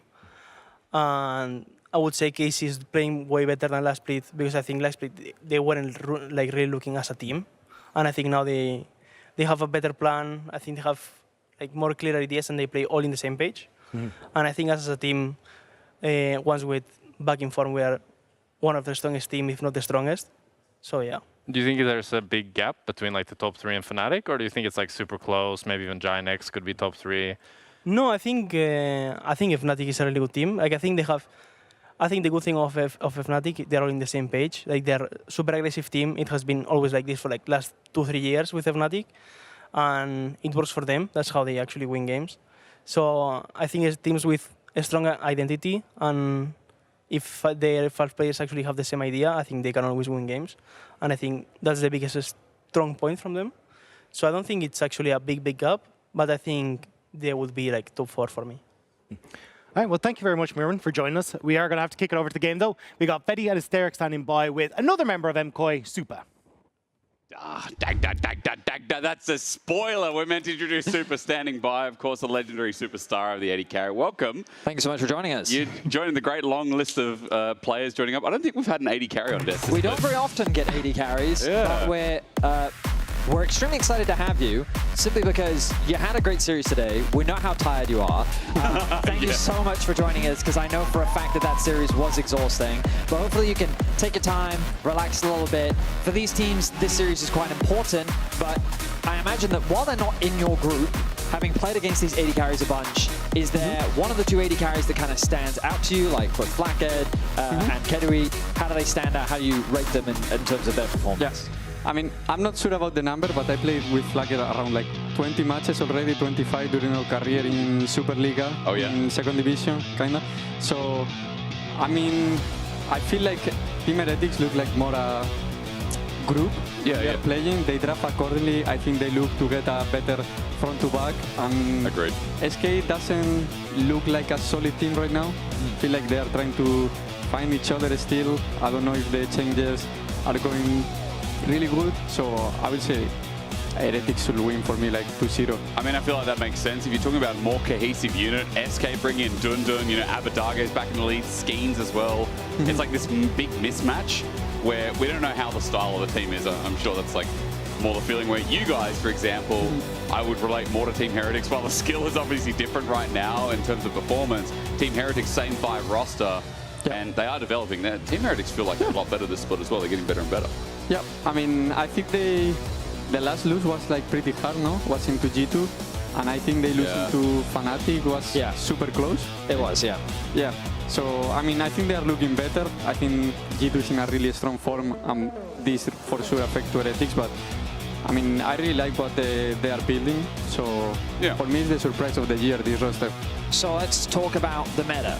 Obviously, at the beginning of the year, everyone was super excited because Fearless, like, oh, it changes the draft. But now it feels like at the end of the year, it's kind of a little bit more formulaic. People understand what, like, the Game 1 champs are, Game 2 champions are. So based on what we've seen banned away right now, do you think Pantheon is still super high priority in Game 1? Do you think Wukong is the higher priority? I mean, now from my experience, there is a completely 2 different metas, Europe's and Worlds. Right. I think Fnatic try to copy Worlds, and G2 and us, I think we have our own things, but still Worlds level. And then there is the rest of the leagues that I think they try to get a strong front to back. Easy champions like Nocturne, Orianna, Varus. People ignore Pantheon because I think you need to play really well around the side lane, and you can contest Drake and play Void Grabs at the same time is really oppressive. So I mean, he's pretty solid now. And there's an Nautilus just banned, I believe, in both games of your series. I can't recall game 2 a drop. Okay. So banned away on blue side before Nautilus left up. So are you allowed to tell us if it was a jungle Nautilus ban or a support Nautilus ban? It's fine if you say no. I mean, it's not like suddenly Nautilus is banned when it's not that that was our guess. Yeah, that was our guess too. Yeah. So I assume we're thinking that this is going to be a Nautilus jungle into the Nocturne. How much experience have you had against Nautilus jungle in solo queue? Yeah, I mean, right now with the Nautilus flex, you can bump to supports and send it bot lane, and most likely you are going to have a good matchup. They react with Sivir that I believe is super good into Varus and Nautilus, so I didn't like that much this Nautilus, so I guess it's because they like into Nocturne. So right now I think Heretics should look something to peel because the other team is going in. So if you're a Varus in this situation, obviously with the threat of a dive, Sivir plus Nocturne, that is a lot that's targeting you. What sort of support are you thinking? Does Braum suddenly rise in priority? Alistair's already been banned away. Yeah, I mean, Alistair for sure is the best one, really good into Nocturne and full peel.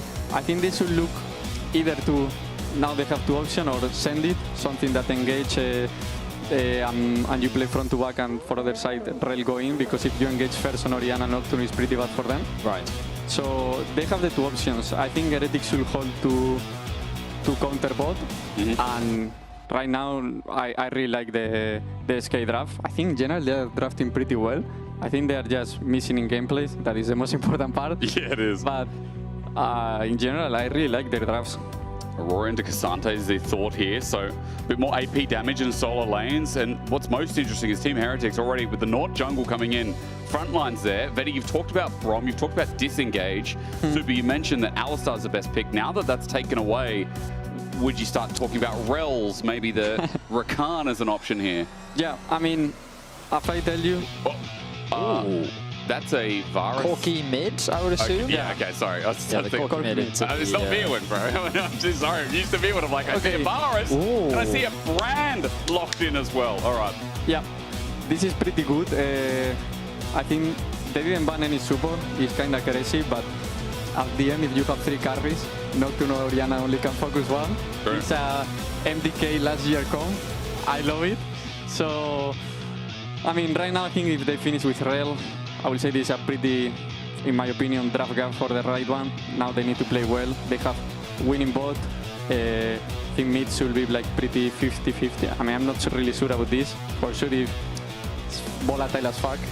Yeah, and I think they should win top. So, and it's oppressive jungle. So, I'm expecting SK playing really aggro in the early game, even late invading. But they need to do proactive things because if they scale, I think they are gonna end up losing.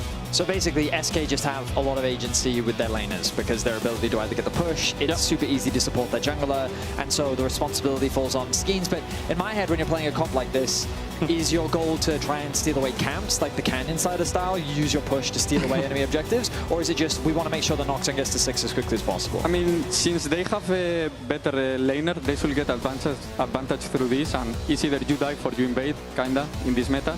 So they should transfer this advantage to get void grabs, the rakes, and stack early soul, and forcing enemy to come into you, and then you look to fight. So I don't know how they were gonna do, but if they play safe, it's a big advantage for Heretics that if they arrive even for the void grabs, Drake, I mean they're gonna win. They have 3 carries and yep. I like it. You said, like, there's so many different angles of attack here as well. Kind of disappointed that after all that talk and the talk of banning it, it's not a jungle Nautilus, but still jungle Brand is back as well. We'll talk about the changes going into the game, but Super, we'll have you alongside us for the part of this early game. As you said, you want Team Heretics to have a stable game. Get towards those void grubs, find their contests there, and then scale into this game as well. Other side for SK, we talked a little bit about it, and I'm glad you mentioned it as well, because it does feel like, you know, draft-wise, this looks like a comp that's easy to press its go buttons. But there has been a problem with SK and how they come together in their fights. Like, their coordination ain't like you, ain't like KC, ain't like G2 the top of the league. Yeah, I mean, right now, Heretics doing pretty well, getting some info, because as I say, if enemy gets where you start and they kind of match you, you should get really fucked in the jungle. So I'm expecting that the Heretics try to be solid, look for a swap, because it's actually the best they can do, try to mismatch. So if we saw our last game, the one we played with the Corky Nico, need to be really well with the tempo, managing the waves, and if enemy wants to swap, they fall really behind. That is what happened in our game. So this is what SK should look, because if they play actually to give Dundun a solid 1v1 lane, I think he should stomp in this matchup. So explain to us, from the Varus and Nautilus perspective, why is it that this lane matchup is actually so hard? Because for so long, many fans at home see Varus as just this super lane-dominant AD carry. I mean, Sivir is pretty good into Varus because he can't poke you and control the zones that easy, like mid waves and waves. And Sivir can actually win prior into Varus early game, no? So Rel is really good into Nautilus since level 2 because you destroy the seal and you can engage, and if he engages on you, you just Q and disengage. So he kind of can't do anything to you and you can do whatever you want. So if Varus lethality is falling behind in the early game, you should have a hard game because this champion just wants to control zones and start poking from before. Fair. I also think, like, in the mid game, to me, Varus is a relatively low mobility champion. And if you've got Rel, Sivir, Nocturne, like, if that poke isn't landing, you're just going to get engaged on, and then the Varus makes it becomes impossible to play, right? Yep, this is true, but right now the champion is so broken that you can build the lethality shield and you can play from behind and still be fine, but it's true, like, if you are even in the game and Sivir still outscale you, this is going to be hard. If Sivir is good this game, he actually has no threat this comp. Fair. Well, we'll keep eyes on the bot lane. Now, important question as well. I believe your parents were here last week, weren't they? Yeah. Yeah, very nice. Were they here both days of last week or just one? last week they come 1 full week to stay with me, and then they come for the 2 matches. Nice. I mean, it's the first time they could stay for a really good matches. Yeah. Okay. Thank you, LEC, at least. So they came for the right time. That's nice. And then they've gone home. Yeah. But it's nice. It's nice that your family came. Now I need to go Madrid, so they come again. Ticket sales were there before, by the way. Very nice. I've never been to Spain. I haven't been to Madrid or Spain at all. So I'm, hoping to join you there. Yeah. The problem will be most likely it's gonna be super hot. Yeah, but that's okay. But we are gonna be inside the event, so we'll be chill. Yeah, that's right. That's what I expect. Bit of an engage. Level 4 for 4. Seer is blocked, and Sheo, rather, it was a conflagration. He flashes over the wall. Sheo's bullied out, and Skeen's just bullying the fact that he got Conqueror first.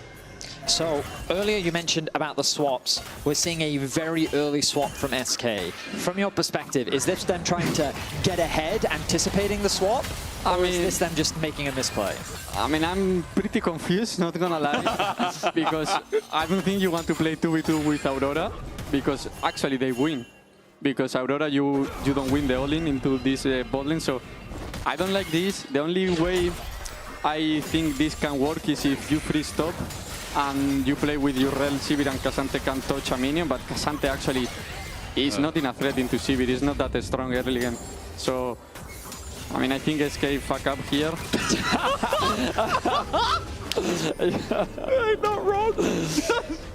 At least you're honest. And it puts SK, you're right, like in a big disadvantage where as TP comes through, we're mismatching again. What are we doing? Okay, Carlson's coming bot. And now we get the 1v1. So Dundun's probably like, okay, maybe there's some kind of recovery here, right? Like, I mean, normal lane. But the health is a problem as Dundun is getting autoed to death. The flip, the flash. You know what, Super? You weren't wrong. I think the game is a bit like that now. I mean, now Team Heretics react pretty fast. Just actually match because Dundun is in a really bad state because he also lose XP sharing with Rel. Yeah. So, I mean, I think they can snowball with the Carlsen advantage and then probably secure some objectives in the early game. But is it a good thing that the Sivir is up in experience, or in the long run do you think this just doesn't matter? The what? The Sivir, because she has about a half a bar about of experience overhead. It's a small advantage. Do you think it matters? I mean, with Sivir, probably not. If you have like a Varus, Kai'Sa, Yunara, this champion that level 6 is super oppressive, like game champion changer. Yeah. Yes, but I would say with Sivir, I don't think it's that good. Anyway, I think this will be in the fights. All the team is fine, they secure now. So, from your perspective, do you know why they're committed to getting this Sivir in the 1v1 against the K'Sante?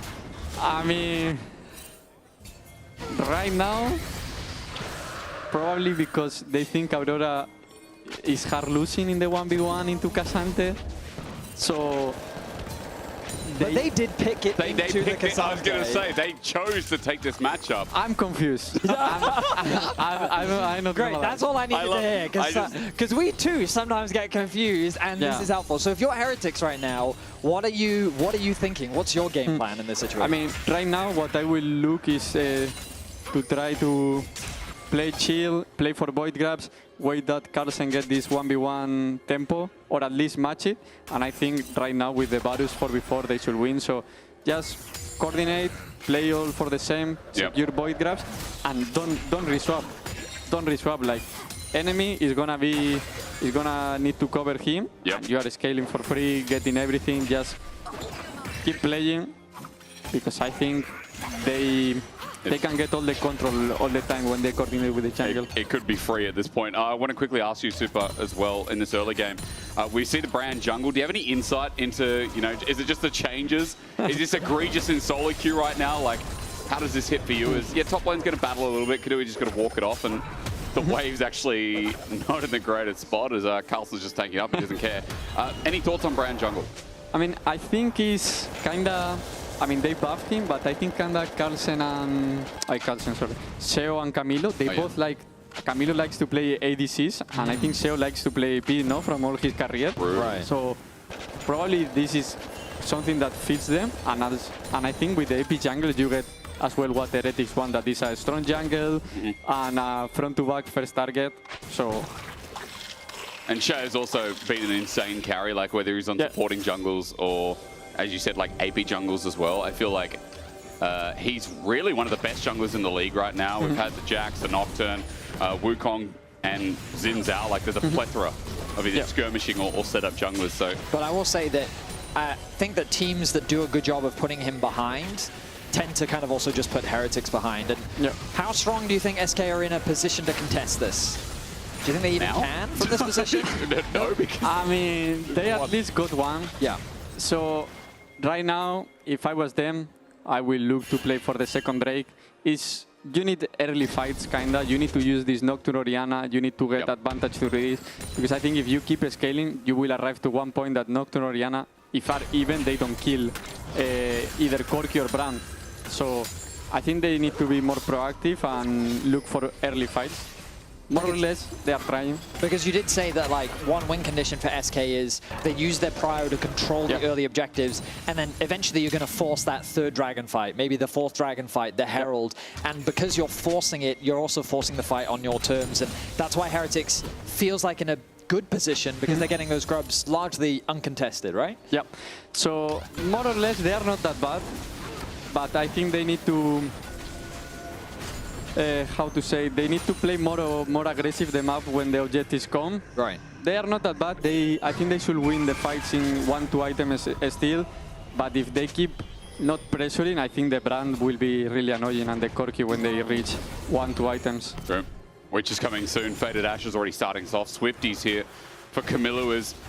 It's a slow-paced game, but as we keep saying, Team Heretics loving it at the moment. Dragon at 120, and that'll be the second Dragon there. Now, Super, we are getting ready to hand you back because, again, Orgs don't want to take too much time. You also played a very intense series. You did, today, so really letting you rest is important. I was going to ask you, feelings going into your final week, because you've only got one best of 3 left. You got Vitality next week. And that's it. And then then if you can get in top 2 in the group, which we're expecting, you have one best of 5 to make it into Worlds again. I mean, we need to step up for sure, because I think Vitality is stronger than Navi. So if we play like this today, I think into Vitality we could be losing. We did it already the last split. So we need to step up. We can't be performing into worse team than us in theory in a stage, because we know that we can perform into the best team in the league. But this is not acceptable if we want to build a good base to win LEC again and go international. So we will need to prepare really well. And I hope you enjoy the matchup of today and tomorrow, because I think the match of the LEC. Oh, yeah. Well, final thoughts before we let you go. Who do you think is going to win this game? I mean, right now looks like Heretics has it, but you never know with Nocturne Orianna. You never know with Nocturne Orianna. I always love this combo because it's a game changer. Well, we might get to see some action in a second. Red line connects. Okay, finally Nocturne Orianna, but the problem is Nautilus is on Abadarga. He can't move. It's going to be a 1-for-1 now. Jungle going to die on Team Heretics side as Sten flashes away. Shao did get a kill, but in response, so did Skeens. Dragon's also up, so for SK, they have a smite, and maybe, Super, that was enough to change the game. What do you think? As we need to look top, because I see a potential dive coming in. Carlson going to get the flip back, all out over the wall as well, and Dudu. I was watching Dudu the other morning. Dundun's going to flash away while Dragon's being done. Dudu's going to stay with us for a bit, because again, with Dredgeline coming through, the arrow over the quiver, Flackett gets a kill onto Loopy. The fear won't be enough. There's good work coming through from Sten. He might be a sacrificial lamb, but it's giving a 2v1 over to Kadui, where Camilo is just free firing. Flackett and Camilo double 80 carry power. Now looking for another. The slow from the Mountain Dragon, the poke as well. Flackett close to getting kill number 3. And Orianna coming in. Abadarga wants a new angle, but Shayo's now alive. Steals the Dragon, and you might be right, Team Heretics just took that one back. I mean, I think with this advantage, Heretics will be able to close. I would like that Carlsen try to play more with the team, because he's the most fit from his team before this fight. So I think if Carlsen play with the team, they should secure this game pretty easy right now. Wow. Thank you so much for your time, Super. Thank you so much. We really do appreciate it. You can go back to your team. I hope you enjoy the rest of your weekend. You chill out, because we're going to have to take those. You can just take your headset off. And Thank you so much, Super. Have a good one. Yeah, thank you, man. It's always a pleasure. Vedius doesn't fist bump. A lot of... Vedius doesn't fist bump. What the hell? No, screw the replay. I gave him the fist bump, right? Yeah, after I said that was it. my Thank bad. you, Super. I was looking at you, which was a massive You could be mistake. a bad person. Anyway. I don't know who you are. Wow, what an intense team fight we just got off the back of. Super gave us a lot of great insight and also kind of set up what we kind of expect to see in this game. And SK, with a couple of questionable swaps in the early game, have allowed Heretics to get into this favorable position where now they've been able to equalize the Dragons. They have a small grub advantage, and ultimately they are leading with a 1k gold lead. And crucially, it's Flackett that's sitting with those 2 kills as well. So this Varus, that Super himself said, is mega OP, and the lethality Varus wants to be ahead, is currently ahead. The word game changer was floated around a couple of times. Varus definitely in the conversation. Sheo, quick note as well. He's now really snowballing ahead, and the power of Bran, when maybe only a year or so ago, Betty, I can't remember how long, he was floating around in the meta, was his incredibly quick clear speed. Then again, once he's back, you're going to expect the same thing. Sheo up 10 CS up, and Leandri's. And important for Heretics, as we were talking about before, that this series, with their rough start to the schedule, granted G2 Fnatic, this is a must-win series, and Heretics having a good start to said series is great for the mental, but also for their chances of making playoffs. Yeah, and I mean, while arguably the schedule started tough but gets easy for Heretics, that's not true for SK. Because their opposition is not going to be an easy one. Today, they are, of course, playing against Heretics, but then they have to go up against G2, the team that's currently fighting for first in the group. So this series today is extremely important for this org because they need it to avoid that last place spot. Yep. Both teams that finish last in each of their respective groups, their year is over. There is no playoffs, there's no opportunity to go to Worlds. They will have no chances left. So a super important series for both these teams, and right now it is Heretics leading the charge. And again, for Heretics, as Super kind of mentioned, they've been the team that's felt a lot more put together, and granted, they're sticking as 5 together. So it's no surprise that, again, their synergy is improving as SK took a chance on Dundun over from the LCK. Skeens is back in, Abadage is back in, all the while they're trying this new 80 carry from this year, and Loopy alongside. There's a lot of moving parts from SK. This game's far from over. 1k gold lead so far, and Herald is now up, but there was good burst from Sheo, sending Loopy a little bit down. That starts the fight, the proactivity, as Camilo might be ganked on here, but Skins just backs away. Camilo knows there is a Nocturne wandering about. TPs are available for both top laners, ready to join the fight at a moment's notice. And Dredge line sets up, and look at the poke with the death touch. Loopy's dead! He doesn't even get to press the engage button. The power of brain from Team Heretics compels another kill. It's Heretics with full control around the neutral objectives. SK wanted to be using the prio that they should have had from their lanes to be controlling these objectives, to be forcing these fights, but after some questionable swaps, they found themselves in a very tricky situation where the game continues to just propel ahead for Heretics. Level 11 now for Sheo, 2 points in that ultimate. And they're looking strong with this Herald in their pocket. We have not seen a submarine combination, or whatever you want to call it, with the ball on the Dark Being. Skeens that nightmare. It's not really a nightmare without the ball on top. And we've got a one-item Orianna who does do damage thanks to the revolver, thanks to, you know, the Hextech gun in inventory. But once again, we have not seen the combo. 40 seconds to find out if we finally get our first look as third Dragon on the horizon, Infernal Soul in this game, and Team Heretics have got item upon item, first in their inventory, now matched by SK, who are looking to charge in the same. Heretics with good vision coverage around the Dragon. The poke is starting to come through from Flacken. Nothing too scary for the time being, but you can only imagine they'll get stronger as the game goes on. Look at the waves as well. Heretics doing a good job of just keeping those waves pushed up. Flacken quick to get to the lane. Something we saw from Super earlier was just this idea of using the Sivir to get that prio in the mid-lane matchup. One of the reasons why it is favored. You can see that Skeens is hovering. Finally Shockwave, and it's not early, it's on site. That's more than can be safe for Flacker. There's a shutdown, Sten flushed over the wall, depth charge. But 2-man as Herald gets summoned in the midst of it, and Camilo jumping up with Sheo, letting it all unleash. He gets a knockup too, and the Herald does good damage. He's going to pop out right in front, waiting for the Pillar of Flame, but Skeen walks around. Herald does some damage to the mid turret, but All in all, finally, SK pull that trigger. It's a nice engage onto Flacket. They get both the summoner spells and they find the kill. But Sheo just stood his ground in that fight. He says, I've got my ultimate, I've got enough damage, and you know what? I've also got a Herald. He uses it to force SK to retreat, connects it onto the tower, and they're even going to convert it into their second dragon of the game. Heretics on a 1-for-1 come out on top. It's that pointed out Seekers that makes a difference as well. We'll watch how it was used, because as you said, standing his ground, Sheo at level 11 here. So a beautiful engage, shuts down Flacket, makes it impossible for him to play. The follow-up from Loopy is good as well, as Sten flashes over the wall. There is that arm guard from Sheo, buying enough time. He throws up the ultimate. It bounces between Loopy and Abadage, forcing them both to below 50% HP, and then he rides off into the sunset off the back of the Herald, forcing the rest of SK to retreat, while the Corki ends up picking up another kill. Well, his first kill of the game, I should say, but 100% kill participation for Camilo so far here. Much better performance, much better start, when I feel like Camilo's laning has been criticized, but here today he's gotten through quite fine against Abadage.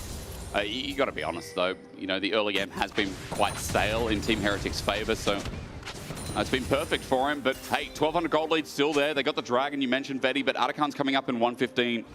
Not sure we'll do much with that, but regardless, it is still a nice and easy game here. While the gold might not seem much, with everything we've set up for the draft and how Super especially said, you know, the scaling is going to become immense. Especially when you have a 2-item brand, by the way. He just picked up a Sonya's. It does start getting concerning if they can't keep pulling this trigger on SK, this Nocturne, this Orianna combo, to get their way through this early to mid game. They are... I like Super's point about when you have multiple damage threats, once you've fired that shotgun, you don't have a way to reload the weapon. True. So they really have to make sure that that pick counts. And then Kedui, while he doesn't really have any... Oh, hang on a minute. There's a pick here, depth charge again, but they're doing this onto Loopy. Once more caught out of position. Rocket almost comes out of Camilo's pocket, and Loopy gets fired upon. Camilo's second there, and he's right on the money. He finds another one.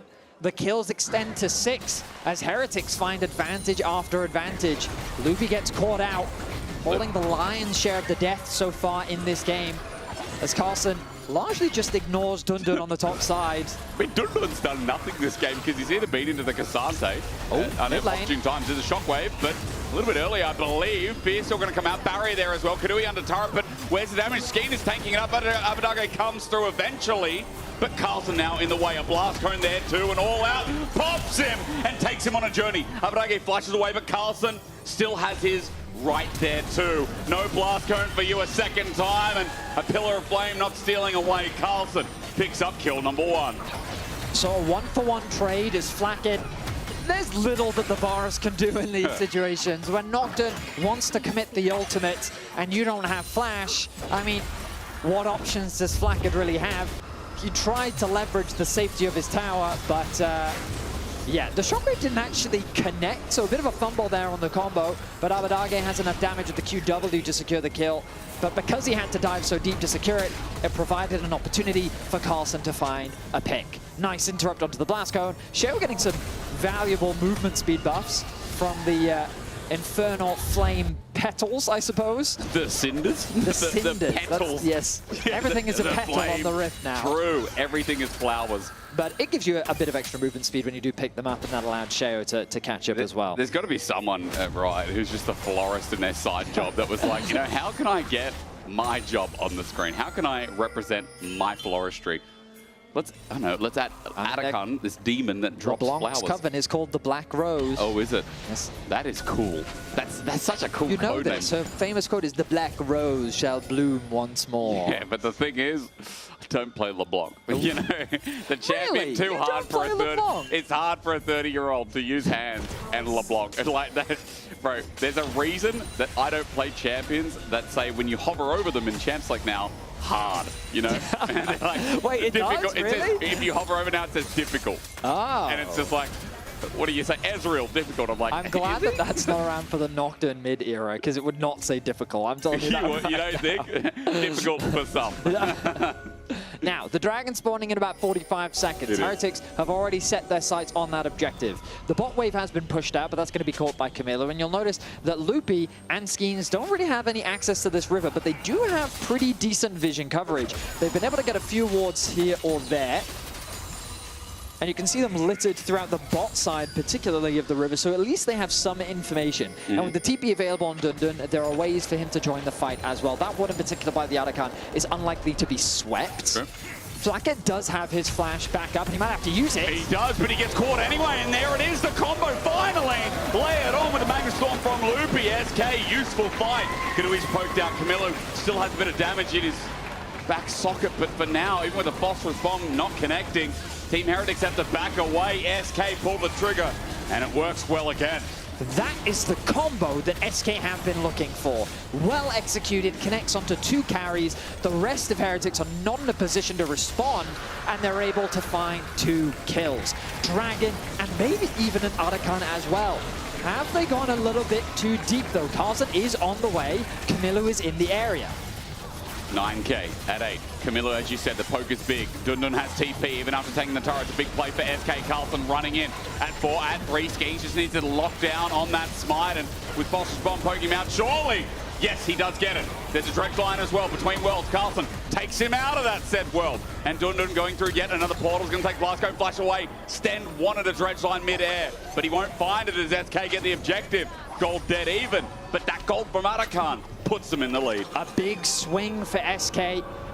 And again, Super talked about it. While he did expect Heretics to have the advantage, you never know with Nocturne Orianna. You never know. A single combination could be enough to swing the game's momentum, and it's done just that. SK find themselves now in a much more comfortable spot. Yeah. 2 items being completed across the board. Oh, and they're getting it, Heretics. Look at the Orianna's build. That is a one-shot build. That is the Orianna from hell. That's what we want to see. No Rod of Ages, no Seraphs. No, not at all. Not even Phase Rush. No, he's got Comet. He wants to hit some people with a meteoroid. That's what you need to be doing. When you're going to play a combination that is all about Orianna's going to one-shot, that's what you want to be seeing. When you have this giant ball, you want to throw it at people and they feel the weight of the ball. Oh, yeah. You know, none of this like, I don't know, whatever it charges from, like the electricity that comes out as a bit of a tickle. You want, it's like fork in the socket. That's what you want. How did you go from a ball reference to a fork in a socket? But it has also, have you ever put a fork in a socket before? Because I do feel like here's you advice. would. No one do that. That's dangerous. Please don't do that. Please don't do that. Sometimes I say stuff on broadcast that just shouldn't be done, or repeat it. Again, we need to talk about the filter. You need to stop and think. We had Super on. There was no filter there. He let loose.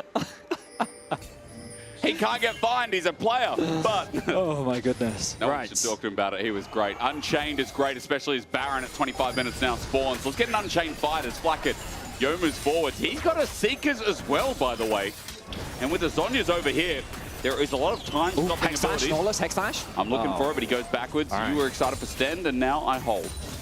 I was excited. Levels up across the board for Heretics as we all make our way into mid lane. Dundun gets a nice push out top side.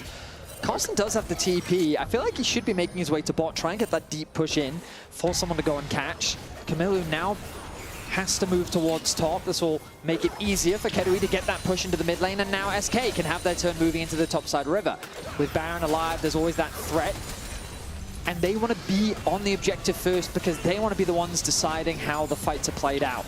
Sheo, Camilo, Flackhead all have to be cautious about how they approach the fight. Overgrouping could be their demise against this Nocturne Orianna combo. It really feels like it because even Vedius, like, look at the experience difference between 80 carries here. Look at the experience difference between top laners as well. Like, there's a full level now pretty much between Carlson and Dundun because Dundun's been sitting in these side lanes, adding pressure. Love that this curse just picked up, by the way. And Kadui has been solo farming mid with his team hitting those side lanes where you talk about overgrouping. Carlson just hovered, stole EXP from Flacked, and it does feel like if you want to be a nerd and nerd out on the macro, that is a bit of a mistake from Team Heretics in the mid game. Yeah, because we saw 2 instances of this from Carlson, where he came bot for the Herald, sorry, not for the Arakan contest, which he lost a lot of time on because Dundun, he was able to get another wave, or maybe even two topside before he ended up TPing in. And now, just now, as you highlighted, Carlson hovering around mid lane, Dundun was able to catch another wave on the top lane. So here in this mid game, well, closer to late game now, as the third items are being worked on and even completed, as the Infinity Edge is now finished for Kadui, level 16 on the Sivir as well. I think, I mean, that's tied for the highest level in the game alongside Dundun. Yep. SK should feel very comfortable with how their position is. We're getting closer to that big, important dragon fight. And the Nocturne Orianna is looming. It's still just so much pressure. Look, Dundun unchecked. Next wave coming in. Someone has to handle that. Carlson still groups up, and they're going to clear some vision together. But for now, Team Heretics, it's that goal, right? It might only be 300 on top of your screen, but it's so important when every level adds more gold. It's unseen gold in League of Legends as we continue around mid. Abadage really wants to complete his next item before his base. He's so close to level 16 as well. Camilo is pushing super deep on the bot side. Does Abadage have enough for, well, the Void Staff, possibly? So Carl just there so they can clear wards still. Dundun is going to get some autos. And remember, they still have one grub themselves. A collapse from Carlson. Shao is soloing Dragon for the time being, so still going to edge out a win. If Team Heretics get this, it'll be third Dragon. But if the fight starts now, which it will with the Shockwave, and the Seeker's Armor Guard getting burnt, and the Magnastorm on top, they're in deep trouble. Team Heretics, one in the ground, one in the dirt. Blackett won't see anything as the Dragon, rather, turret goes down. The Dragon will as well, but SK now have a 4 versus 5 in front of the Baron. It's a risky thing to force against a brand, though. That ultimate can do some serious damage. Heretics putting themselves on the sole point, but Dundun continuing to pressure on the side lane will get a tower in exchange. Big. A huge gold injection as Flackhead falls once more. He had a 2-0 start to this game, but he has been the target from this Orianna Nocturne. The Crypt Bloom now completed. Kill Let's look back Flackhead. at this fight, and as you rightly said, Kill. there's a single target. A nice stopwatch comes through, but the Rel follow-up still gets the flash out from the Varus. And he realizes that there's little that he can do. 2 towers secured, kill secured, and the threat on the Baron. I can translate that for you, unplayable. he bought a Seekers. Now that's gone. His flash gone too. Barrier all that stands. And those items are kind of awkward now for Flackhead. And it's going to be down 3 levels. Again, here we go. Paranoia strikes deep, and yeah, the Shockwave won't work out yet again, but even with the flash, the flee, Skeens is so strong in this game that Camilla's going to die regardless. Boomerang helps out, but Skeens is on the chase. Movement speeding up, and another kill. Skeens really carrying the game through and through with Chain of Corruption fly out, but again, buying time. Dundun does it himself, and Shao comes in with a set up from Loopy and Magnastorm as well. Wait a minute. Shao can't really move. No one was there from SK, otherwise Shao would have been dead as well. But Camilo, dead for 40 seconds, as you said, in front of Baron and SK again. Yeah, this should be an uncontested Baron. Shao is just too low HP. He does still have the brand ultimate available. He's making his way back towards the objective. This isn't the fastest Baron. Dundun. Oh, he's seen. No, okay. Sten just predicts and he knows. The all-out pulled here on the top lane, but Dundun gets away into another dimension. He strikes. He has to run. Baron is killing Dundun, but he gets out if only just. Loopy on the back of the pit as well. It's going to be a reset angle. And Carlson and Sten did what they could to hold the game. My goodness. How did Sten know? I wonder if he spotted Dundun walking into the brush, but that Hex Flash over the wall to catch out the top laner was massive, because after forcing him out of the fight, Heretics realized, no, this Baron isn't low enough, we can't stall out enough time, we're just gonna have to disengage. Heretics buy another window, delaying the Baron, and also the closer they get to Soul, the better their chances are of regaining some control over this game. And Infernal Soul as well. It's pretty dangerous. I feel like Team Heretics, I mean, this game was kind of pacing out for themselves. Baron's being done. I was just waiting for a contest, but no. SK just started this. Team Heretics reset. They're not here in time. It's gone. It is just gone. Paranoia again. The Shockwave not going to hit anyone mark, but neither is the Chain of Corruption. The other side, Dundun has set them in a parallel world as Abadage gets the first kill of the fight. Loopy burning down, but Carlson now isolated with the poke coming through, and Dundun from over the wall. Carlson lucky to be alive. They lose one and the Baron. SK, that game is now yours. SK fully in the driver's seat. Really nice engage once more. They keep it simple, they keep it straightforward, and they look to attack the easiest target. They don't even get the flash out from Shell either. They just don't give him room to breathe. The shockwave doesn't connect, but they didn't need it. Now the Dragon spawning in a minute 30. SK need to hold control. We've seen teams throw with leads like this before. We've seen it today. Yeah, we've seen it a lot of days. My region. And SK need this series win to keep their playoff chances alive. And in a game that started really depressing and sided by Super, who had all reason to say Team Heretics, this draft looks good. And especially with the early game state, SK, their mid-game, their side lanes have been spectacular. Mainly because Team Heretics haven't been matching them, but also just outplaying. Here we go again. A free target on Desheo. Where is the mobility? Give them a car or something. Team Heretics need to get the hell out of there. Dundun finally gets something on the scoreboard. His first kill of the whole game. He's been spending a lot of his time in this game, sitting on a side lane, farming up. He's able to get that pick on Desheo.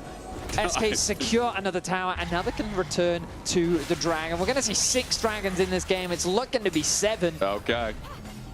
SK executing well. Their early game, question marks. The swaps were confusing. They were. We got Super to say it himself. He said it on record. Don't blame us. We all said it, okay? We're equal parts.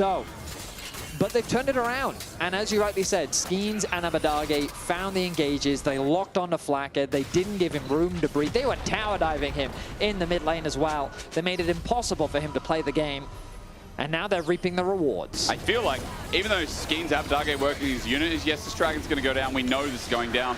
I feel like Skeens has been the moneymaker this game. Like, 100%. While the shockwaves don't always follow through, Skeens' timing on the paranoia has been insane. And not only has he kept up with the brand farming, he's got a level lead naturally because of all the contribution he's had towards those bloods. But 4th item coming soon. He's got a GA now. That diving is becoming so much easier. And Nocturne did get nerfed this patch, but that was because they buffed Experimental Hexplay, which is just an item that complements him extremely well. And I think we're seeing the benefits of it in this game as well. The way you chase down that Corki in the top lane, the damage the Nocturne can throw out with the Black Cleaver as well, getting a bit of magic resistance to help deal with Sheo. This Nocturne is a real assassin at this point in the game. 20% extra on the overdrive attack speed and 5% extra on the move speed. Worth mentioning here, we haven't engaged. Skeens is fine though. Remember again, GA. Even at half HP, he can go back to his jungle. He can heal up. He's got a couple of camps on bot side, so pause for now. But that Baron sits there in 2 minutes 30. That's when it'll come up. That's when we fight over it for now. All about vision, all about control in these next said 2 minutes. Yeah, the bad news for SK is they couldn't use the Baron to break open the base of Heretics. If they had been able to, it would have just been this massive point of pressure, which would have made it easier for them to steal away Heretics' camps and just continue to grow the gold lead. Unfortunately, Heretics still has access to their jungle camps. They still have access to these waves, and with no neutrals to really play for, they've still got a lot of time to stall. You can see this Corki continuing to build up towards his 4th itemization, and the longer this game goes, the gold becomes less relevant. And it's important to recognize that this shotgun combination of Orianna and Nocturne, in theory, the later the game goes, the harder it becomes to execute. You could, on the one hand, argue it becomes easier because the Orianna, I mean, when that dash tap is done, it's a lot of damage. But at the same time, defensive options, things like GA are going to come through. So Heretics is not upset about the fact that they can continue to stall, continue to get farm up, and potentially find a chance of turning this game around. I mean, it's exerting the 150 kilogram bench press 1 time versus maybe the 100 kilo 8 times, Fetty. I haven't been to the gym in a while. That's accurate, though. SK, deep vision. There's so much weight. They're going in. There's a lot of weight regardless. Haven't been close to any of that. Regardless, though, I'm looking at a lot of the tools that maybe can stall out the shotgun, right? Because that is important. Zhonya's we've talked about extensively this game. I see things like the Randuins from Carlson that can also slow the approach of everyone else. Zhonya's now fully complete for Flackett. He's 4 items deep with the Serelda's Grudge adding for the slow. I also see Lifeline added by Camilo as he picks himself up the Immortal Shield Bow. So there is a lot of stalling. This is what I mean. Yeah, it just gets that little bit harder when these defensive tools start to come through in those fourth, fifth completed item slots. Of course, SK working on damage on their side. There's that death cap now finished. Oh, yeah. BF sword picked up for Kadui. Oh, yeah. What else going to circle? And so it's going to be SK looking to force this Baron. They have pretty good vision coverage. There's little that Heretic should be able to see around this neutral objective. Sten, though, going to look to change that as he makes his way in. He's going to be the one to face check, as he should be. Maybe we should add in, though, that Kadui, as a Sipper, is almost full item build. And while there is a shotgun, I guess that's the, what do you call it? That's the continuity play. insurance. Yeah, the insurance. The insurance is built out, like. And something, again, that we heard from Super was that there's not really any threat on Kadui. Yeah. On this Civ, this champion isn't really afraid of that many things, especially given that you can spell shield things like Carlson's ultimate. You can spell shield the Nautilus ultimate. Just don't get poked out is the one condition, Exactly. right? You just have to avoid that poke, which you can even spell shield, one of them, if you have to. So Kadui is in a great spot. He's going to continue to get wave prio on these lanes. Look at how quickly he just clears out the minion wave, gives easy access to the topside river. But again, we're noticing the same thing for Team Heretics. They're grouping around Baron with double TP available. It's surprising to see that no one's in lanes. Like Camillo's not top. Carlson is grouped up with everyone here to face check. They're worried about how they approach this objective, and with the ward down, they see that SK are not on it for now. Poke out, a Seer comes through as well, rather a Pillar of Flame from Sheo. It's also a good face-checking tool as Carlson's going to stick around. Dundun is going to get flanked here, and we'll see if the Gatling gun's going to be enough. We look towards mid, though, waiting for the shockwave again, but it's not pulled off. Skeen jumps in, isolated alone. Loopy with a Magnus Storm as well. Onto Flacket, who can't play the game. Out he runs, but how far will he go? Not far enough. Team Heretics have bought their time, but just after the fight's already done, Camilla ran in, got exploded. Abadage held on for long enough, and the insurance policy has been claimed. 4 members fall for Heretics, and SK remains strong. They find a good fight 39 minutes in, and they're looking to get first game in this series against Heretics. In the all-important series, you have to put your hands together for SK in what looked rough at the start, was completed through the mid to late game.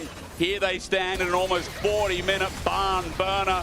The straw's all gone. The cows have evacuated Vetti. The barn door is open, and SK are running through victorious.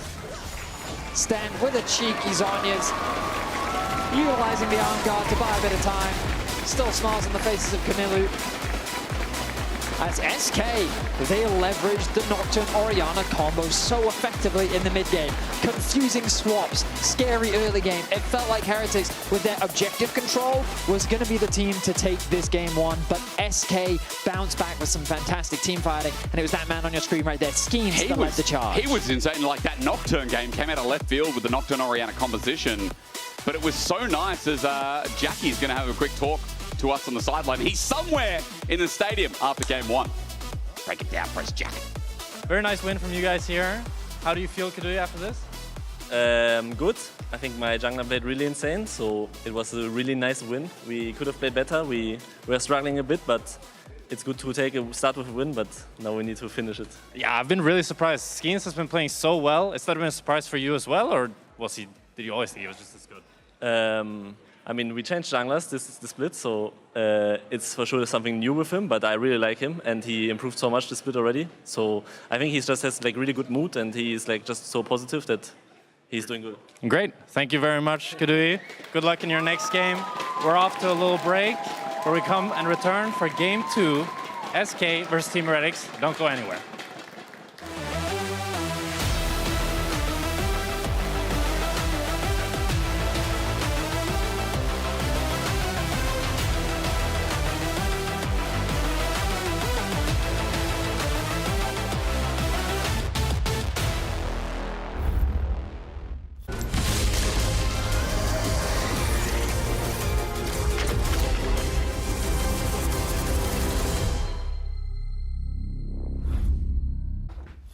Needs a map.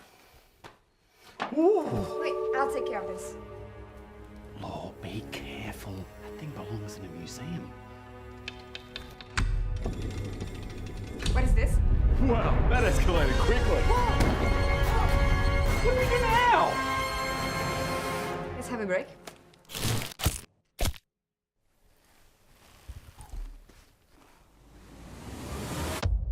Have a break. Have a Kit Kat. How do we get out? Like this. Say it.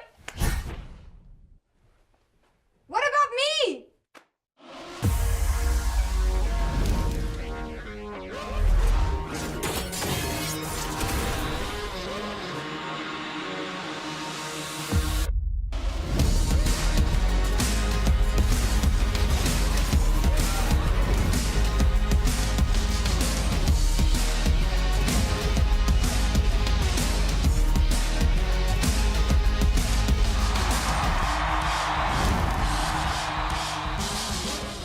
Join the WhatsApp. Join the WhatsApp. Have you joined the WhatsApp? You should join the WhatsApp. Join the WhatsApp.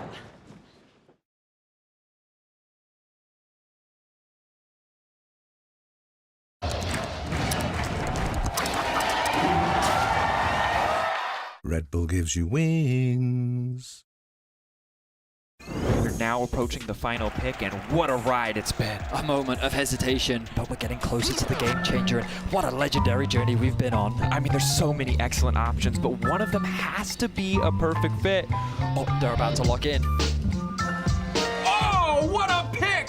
What a way to close things out. Book your next hotel stay in Madrid with Marriott Bonvoy. A check-in at every checkpoint.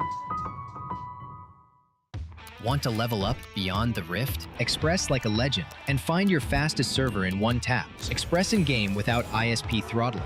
Express and shield yourself from DDoS attacks. Express and choose the VPN trusted by gamers everywhere. Express VPN. Experience gaming the Express way. Fast, stable, competitive.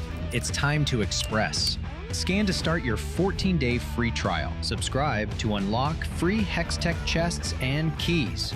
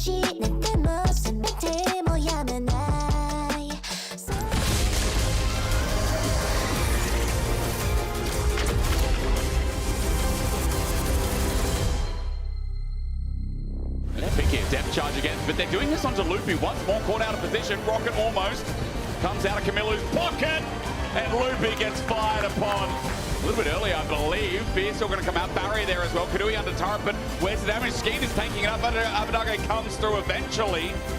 Look. Look, huge. Very good, guys. We can do attack from this. Yeah, I am flash actually. And we can burn this, doesn't it? Look. Yeah, I kill him. Nice. You smashed this game so hard, Skins, by the way. So good, Nocturne. Thank you.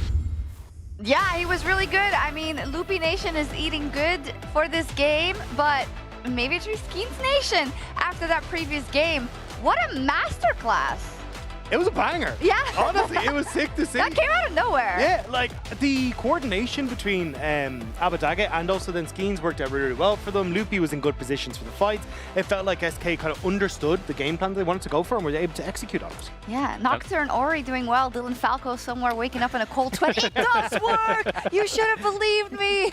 But it's also so nice to see a team just kind of embrace, play an easy to play comp, and make it easy. Yeah. They just always were the first ones to pull the trigger, and Heretics didn't have the disengage tools that they really needed. You saw Flackett, he tried to buy the Seekers to try to survive. It still wasn't enough. Then we see his camera, he's like face palming, he can't do anything. And that's how a good Nocturne Orianna in action, it should look like that. It's suffocating, right? Let's take a look at a couple of those highlights. Because it is true, it is really once you have pulled the trigger and it's worked out, they're also constantly afraid of what you might do. Yeah, but it was even the mind games that came down to the Ori Nocturne. Like in the very last fight, they didn't pull the trigger immediately. They held on to the Orianna ult. So it's kind of this, will they, won't they, what the hell are we going to do? But so often, as you can see in the clips here, they just got caught out consistently and they're able to find this over and over on two key targets, pick them off and just make the fight so unplayable after. And shout out to Loopy in a lot of these. Like you see that first target Just looks like down, Flackett bullying. So it kind of looks like it. Actually, between now and last week, when they were playing G2, Flackett got hard camps and focused. He's getting bullied, Yeah, but Supa did say on the desk, oh, I got to talk about this build maybe, absolute Chad build, just pure damage. Nice to see an Orianna that doesn't go full vegan with it's very full damage. nice. And she did do a lot of damage as well, helped set the Nocturne up for success very nicely. Yeah, who says that item builds don't really matter? I guess nobody says that. I think actually nobody says I think that, somebody Sean. says like item builds are all that matters, and that's like when it goes a bit too far. However, no, it was really great to see. And when I say it comes out of left field, it really did for me because going into this matchup, I think SK kind of looked like it's kind of just like thrown together. You don't really know how it's supposed to work, even though you get good moments. But we saw from Na'Vi the same thing. It's not because you get some good moments that you close these games out. But do we think that this is kind of a one comp Band-Aid thing? Because this comp is great for doing that. Yeah, I think that's where it gets a little bit more difficult because we've seen over the past few series that they've had, like BDS and Fnatic, that SK weren't really able to get their footing and then find those leads. And even at the start of this game, there was like a weird lane swap scenario that they went for that was kind of a bit off pace. So I'm a little bit worrisome, but I think the thing that does give me the shining light is the fact that Skeens was able to show up against Shale, because like Skeens has been someone that I've had my eye on for a little bit. Like he played for Vitality B in the ERLs. He was like the heart and soul alongside Jack Troll for how that early game was organized.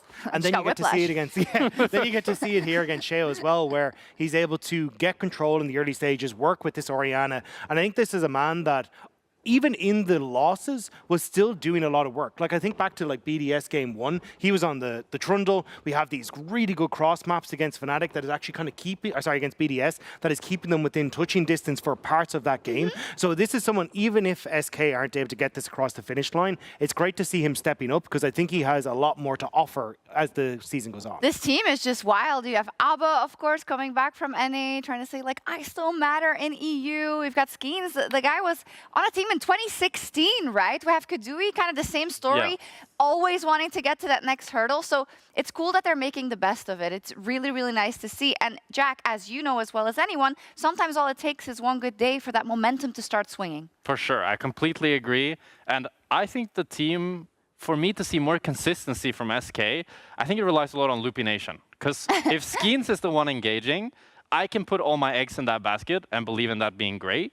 But when it's Loopy being the sole engage, that makes me a little bit nervous. Yeah, a little bit nervous. That makes sense. Let's pull up the groups, Rob, because this game actually matters a lot. Not just the match, even the singular games, because that counts towards, you know, perhaps making it to that next round. That's what I was going to say. Like, this is insane. If SK are able to take down Heretics, SK are against G2 next week, which is Yeah. always going to be a difficult match for them. Then they to win. have to, if they lose this, they have to beat him. Exactly. But if they can beat Heretics now with a game in the lead, Heretics have to play BDS next week, which means that then Heretics would then be in this like, we have to win against BDS to try and force this like maybe 1-3 scenario that ends up all over the place. So like for SK, this could be the win that potentially puts them into that cross-play decider match. And that's such a huge moment for it was a team that everyone essentially counted out at this stage. Yeah. What is that?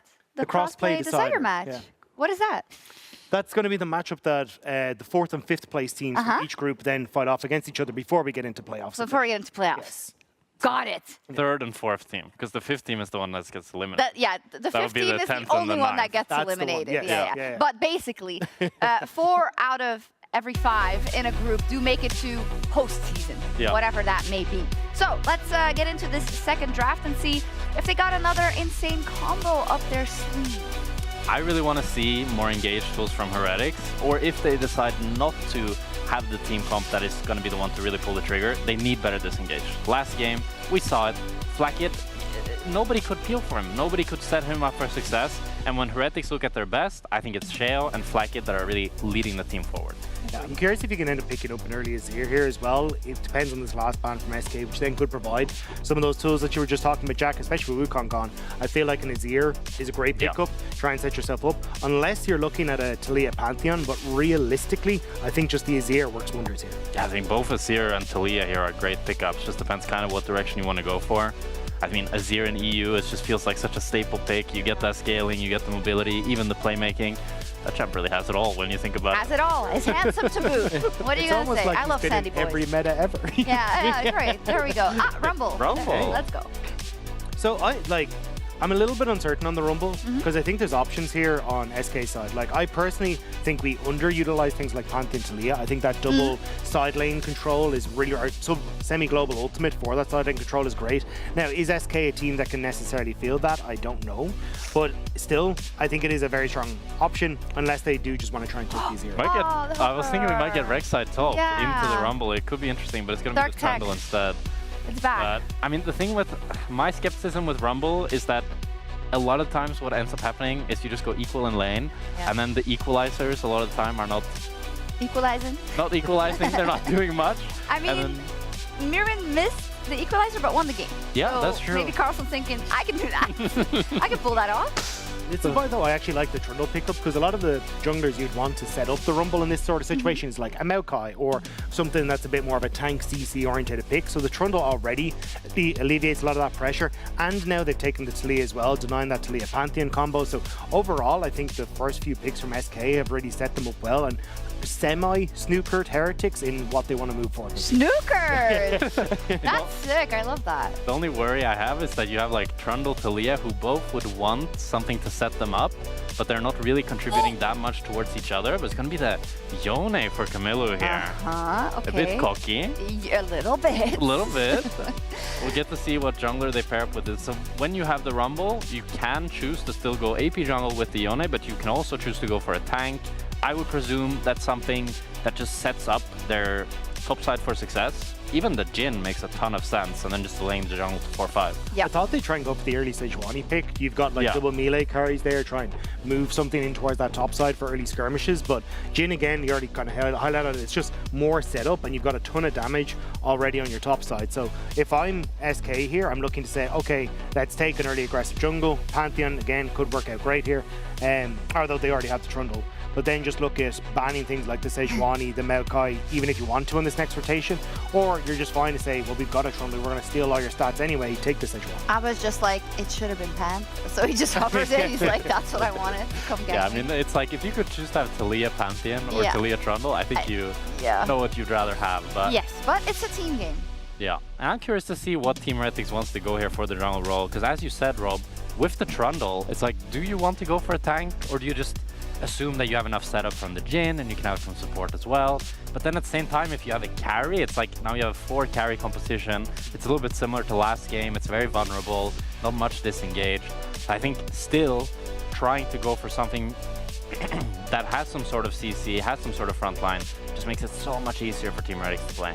Yeah, and I think we need that. I really want to see Fleckett have like a confidence game because he hasn't necessarily been at fault in some. He's actually been good in some of these early games, right? But then the whole plan just, it's demotivating. It sure is. Yeah, and I thought, like coming into this, that would kind of be the game plan for Heretics was, hey, we're going to play around Sheo, play for early objective setup.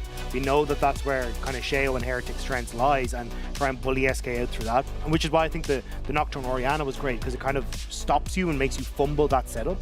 But now can we see something similar from SK when they already have like great side lane with the Embess and the Talia? They can look to try and separate out Heretics. But there's good long range and some great engage as well with the Yone in the Rumble already. Yeah, a great Kai'Sa ban here from Team Heretics. It was the one ADC I was really looking for SK to pick on 4, as it just synergizes so well with the Embessa engaging in. It's also a decent matchup into the Jhin. Kadui's yapping.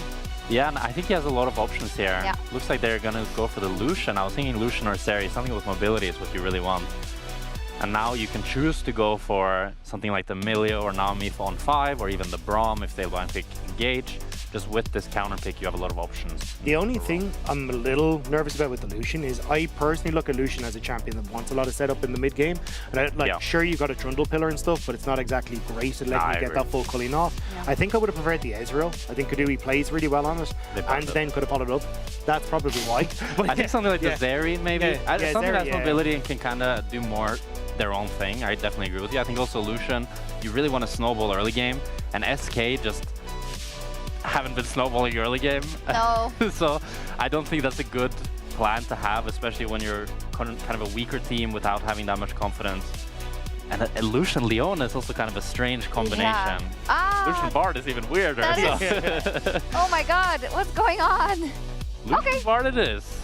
Okay, tell me why. I mean, the thought process is that you get some setup from the Bard. It's a free lane into Rakan, and it's good into Jhin. You can also deny some of the engage Doesn't from sound that bad. Team Heretics. It's not a bad pick, it's just kind of a bad duo bot lane. Pairing. But at the same time, Bard is like one of the best scaling supports in the game. Yeah. So he's pretty happy to play in this game. I wouldn't be too happy if I was the Lucian personally, but if I was the coach, I'd be decently happy. Decently happy. Yeah. Okay, so what do you think? Nice eyebrows, Hankers. They're back! So they do look amazing. Let's go! But I think Team Heretics draft looks quite a bit better. Team Heretics draft looks a lot better, right? Yeah. I fear we may be, not out of fear, I am joyous that we may be going to 3. Yeah. Yeah, let's go. Thank you very much, and shout outs to Yankos. Good hair regrowth. The energy from Yankos today has been electric. The scream across the stadium, what do we call this? The arena before was unbeatable. It's one of those things where you forget how loud he really is. He is loud. But he was loud as a pro, and he hasn't lost that talent. No, he hasn't. He's kept it up. Now, while we are sending out shout-outs, shout out to Jack Spectre on the desk, who said that, you know, he likes the Bard, but he doesn't like the Bard. The coach likes the Bard. I don't know if he likes the Bard. Look, SK's comp, we can break it down a little bit further for you as we get into the game. Reminder, this series has big weight for the tournament. Everyone versus each other only once. And this is SK and Heretics' chance to get their first win on the board, both sitting 0 and 2. Heretics have come close, and we talked about it in the first game against Fnatic, when Fnatic were, you know, molding in Poby in week 1. There was a chance there, and a lot of people saying that Heretics should have actually 2-0'd that series, and I can agree with them there. I feel like game 1 was more of the same. Heretics had a bit of a lead, and then it got to mid-game, and it just fell apart. And you can say that about a lot of teams in our league, but like Heretics, we saw the skill there from the early game, and then managing the swaps, and it didn't translate into these fights and these pickoffs where Flackett multiple times got ran at by Skeens and Abadage. It was such a difficult game for Flackett. I think we can both agree with that. And for me, like, I was a Bard doubter, I would say. When? At the beginning of the year, I would say. I was just not that confident on the champion. I wasn't as convinced as to what it necessarily brought to a comp. Yep. But I think MSI specifically really opened my eyes to the potential of this champion. Okay. And already before that, I think we were already seeing like great examples of how well it can be played. Yeah. But in particular, how he's used as both a disengage and an engage. Because his ultimate, I think pros around the world are just gotten very good at utilizing that ultimate to punish poor mobility. Yeah. Once the flash is gone, especially a champion that just loves to roam around the map, I think it's such a powerful tool, and I think we've seen so many great examples of that. And you think about Rumble, you think about Jhin in particular. Yep. These champs, if they don't have flash, if that Jhin tries to ulti, no you don't, Bard ultimate. True. Right, and I think that there's a bunch of different use cases, whether it be defensively. Maybe it's to buy time because, oh, my player's caught. I'm going to use this on them to then buy time for the team to come and potentially help. Or maybe it's to set up for a play to then create a pick opportunity on someone on a side lane. I think Bard as a champion is just super flexible, and I definitely agree with Jack that straight up in the 2 versus 2, it's not the most useful champion. Like, bear in mind, you've got, well, yeah, like you. There we go. At level 2, you've got 2 skills, and then at level 3, you've still only got 2 skills because your magical journey doesn't do anything to the lane. So you don't really offer a huge amount of power, and it makes it very easy for a lot of champions like Jhin to just walk up, hit you, and it can be difficult to contest the wave. And I mean, you do, look, it's 1.5 skills though now, isn't it? Because you got a cup of tea that brews and takes 10 Yeah, you have seconds. the heal, which then takes a while. Like, it can be an instant short-term heal. It can be, but it's not, you know, when it is long-term, the heal is like, what is it, double, triple to something more significant? But it's just in contrast to Rakan. Rakan can provide you both a shield, a knock-up, and he can also provide you with a heal, thanks to his Gleaming Quill, right? So, in lane, Bard doesn't offer a huge amount, but in the Rakan lane, at least, it's a little bit harder to punish compared to what other lanes that you could potentially play into. Speaking of those level 3s, they have come through. Kadui getting some nice trades down in the bot lane matchup. True. Wave's still going the way of Heretics for the time being, though, but look at junglers. Skeen's made his way bot. It's not bad timing. Pillar's going to be out, but again, just a grand entrance away. Sten gets out. Skeen's going to get bot side Scuttle Crab, while top seems to be the mark here for Sheo, where he'll just walk his way up after getting his red buff, using his movement speed passively, and Skeen's a little bit ahead of the charge right now as he's spotted. No, he's not. That's their own ward. Camilla, though, senses something and walks up to where Sheo is pathing to be safe. Both junglers effectively just doing a full clear with Skeen's getting that slight tempo advantage, going to be able to get back out onto the map that bit quicker. Sheo already making his way back towards the Raptor camp, though. Sticking to a plan that we often see from junglers, which is when you start on the Raptors, go towards the Krugs. Those camps just then respawn that much faster, and even though Skeen's got the early back, has spent some gold, in terms of clear speed, Sheo is now going to be much further ahead. And this is how champions like Lilia can really get out of control in these matchups. When you have that fast clearing jungler, your ability to just power farm through the lane. I said Raptors into Krugs. I was mistaken. Raptors into Wolves. Raptors into top side. Then back to bot. My apologies. My apologies. What are you saying? I wasn't tracking him closely enough in the early game. But again, what you're going to see is Gromp immediately going to come back up. And he's basically just done 2 full clears, more or less. He's still missing a camp, of course. Whereas Trundle has just finished clearing his Krugs. Where it's kind of dopamine, like as Lilia, no? Like, you know, you get that movement speed, you feel so fast, and you see the Dream Dust doing its work, passively ticking down. You just don't want to stop. I used to duo queue a lot with Ender. Shout out my boy. Okay, nice. And he carried and I loved playing Nocturne Karthus. And his Karthus, that's exactly what he did. Just power farm, power farm, power farm. I mean, we used to play a game as to like how much more CS could he be up on the enemy jungler, and he was pretty good at it. 100 at like 15, 20 yeah, minutes. about that, yeah. That sounds about right. Abadage in the move, by the way, just quickly. Blackett moving into position himself. He tags out Abadage, and bit of a yawn as Abadage walks away. He's got his move speed, so he'll just walk back to mid as Camilla gets pushed in. And Camilla also level 6, as Luby's going to magical journey and get him back a little bit faster, and he'll take it. Ender carried you. We've got a... Okay. Factually correct. Really? Yeah, he was really good. He admitted it. But keeping my eyes on Sheo here, hovering around the bot side of the map, ready to pounce at prance, I should say, at a moment's notice. Yeah. Nice sidestep there from Kadui, avoiding the knock-up. Just a bit of testing the waters from both sides. Looking to see if they can or cannot find something. Skeen's on the bottom side of the map. Managed to catch up in terms of clear. We're getting a quiet start here in game 2. In game 1, we saw what was a questionable swap. This time around, though, not going to be happening. Loopy, when are we going to see him unleashed on the map? Well, not now.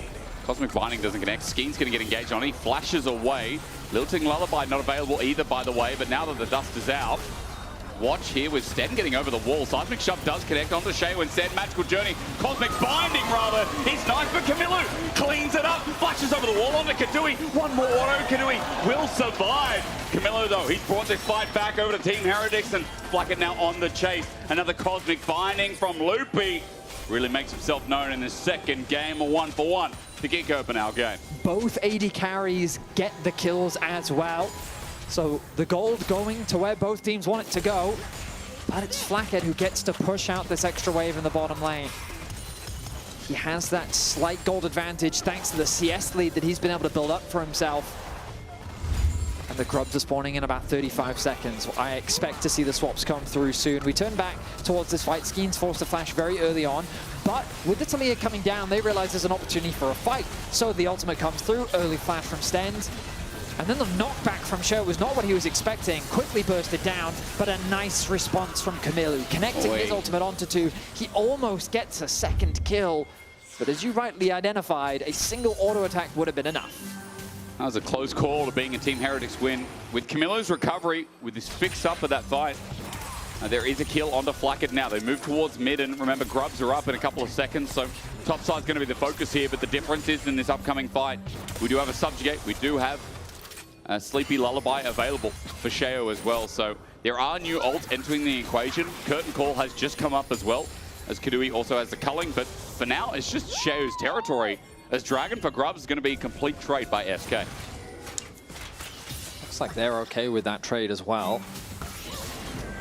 Abadage, he's getting ganked here. Stand has the quickness, set up Seismic Shot, buys him some time, but there's the charm finally. Loopy has got a Magical Journey in, but not out. Abadage, lucky to be alive. Camilo hits him a little bit, and his ulti's almost up. That fate sealed in 10 seconds. Camilo has another chance. Bowling ball. There is that exchange, and there is the Lilia ball rolling on by. What is that? It's a swirl seed, but what, like, is it just a seed? It's a swirl seed. It's a plant? It's a seed that is defined by its swirl-like shapes. Like, if I put that in dirt, would that grow a plant? What would that do? I imagine so, yes. Yeah, a but seed what is often bears fruit. The tree is a swirl? Like the cinnamon swirls you get like a bakery? Hang on a minute. No, you're taking the name of it too literally. Well, then what is it? You know, because there are these rhinoceros birds that do not grow up to be rhinoceroses, but they do emulate the horn of a rhinoceros. Is this in League or real life? No, they're real-life birds. Rhinoceros birds. It's called a rhinoceros bird. They have horns? They have a bird-like... No, they have a horn-like beak. I'm going to Google this. Hang on. Okay, I mean, I think that's unnecessary. My point is that the seed itself doesn't have to make swirls. It can just be, you know, it's called that based on its pattern. Oh, I get it. Yeah, it does kind of, I mean, it doesn't really look like a rhino, but it has a horn. Yes, exactly. I get it. And that's a miss from Camilo. He just gets shoved away. Whoa, whoa, whoa, hang on. I didn't realize we were cosplaying Casual in this game. My Yone. Yeah, gotta get it in, you know, gotta get it in every now and then. We do have to insult some co-streamers every day. Every That's now part and of then, our contract. yeah, it is part, yeah. We've already dissed on Yankos. We've dissed. Actually, Yankos has copped it a bit today. That guy not only has had mention after mention, he's been bagged out for his eyebrows by someone in our audience. He got a second opinion from Dracos. The number of disses is based on your playoff performance. Playoff performance to equals diss ratio. Yeah. It's a math equation that the people behind our scenes actually make up. We're going to lay something on Dom later on as well. we just cooked that one up. Yamato would come for you next, man. The problem with Yamato is his voice. It's too silky smooth. Like, you never lead a sentence with that. No, it's not a problem, but you know what I mean? Like, that dude sounds like he's caressing your eardrums. Yes, I wish he did more audiobooks. I agree. He should do audiobooks, that's right. Or voice Summoner's Rift. I would love that too. This is not a diss, this is the problem. There's only positive things to say about that man. It's easy. Occasionally, you just, you know, sink him in a ship, he's fine. He's got a lot of things to sink him for. Now, much like Vedius, I'm ready for another fight. Yep, same. And Abadage, we've had 2 kills in 11 minutes. I'm ready for bloodshed. Let's go for Flacket next. Pillar out, he flashes away. Now Flacket, no flash for a Jin. Hurts a little bit. Because against the Bard, level 6. I'm keeping my eyes on Loopy. Let's see what plays he can make with that ultimate. It's Roman getting a bit of vision down. Dragon in about 2 minutes' time. That does mean that we're unlikely to get a fight for a while. Okay. As farming will be the priority. That's As fine. always, look at the items. Blade of the Ruin King on its way for Kamilu. He needs about, I think it's a one. Ooh, Not gonna die though, that's the thing. Over some stones. So what, did you just tell us what the swirl seed is? Like, oh my goodness, you need to let the swirl seed drop. I just need to know. I need to know what It's a fictional seed. Yeah, but it's described based on its patterns. It's got swirls yeah, but what does it on plant? it. It's like I don't know. I don't read Lilia lore. I'm sorry. It might not be in the lore. It might be hidden.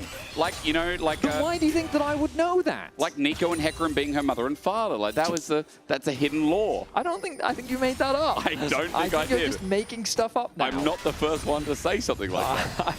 I will not be the last. Do you and the Shyvana feet guy, are you in connections with one another? No.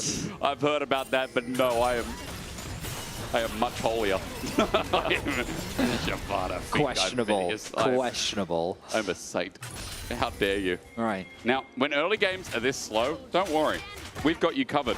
We make graphics before the day. Well, actually, no. This one got made today. What graphic have you got prepared for us? Skins! He had a great game one. That guy was good in game one. Certainly was. We just had to pop him off. 92.9% KP. He was involved in pretty much all the action that happened in game one. Dude was the action. He was farming incredibly well, and I mean, the KDA speaks for itself. Yeah. He was a massive reason as to why SK currently lead this series. And he's going to be important again on the Trundle. A champion that can basically, I don't know what the right words are, but win, remove a front line. You know, like the fact that you can steal away all those resistances. True.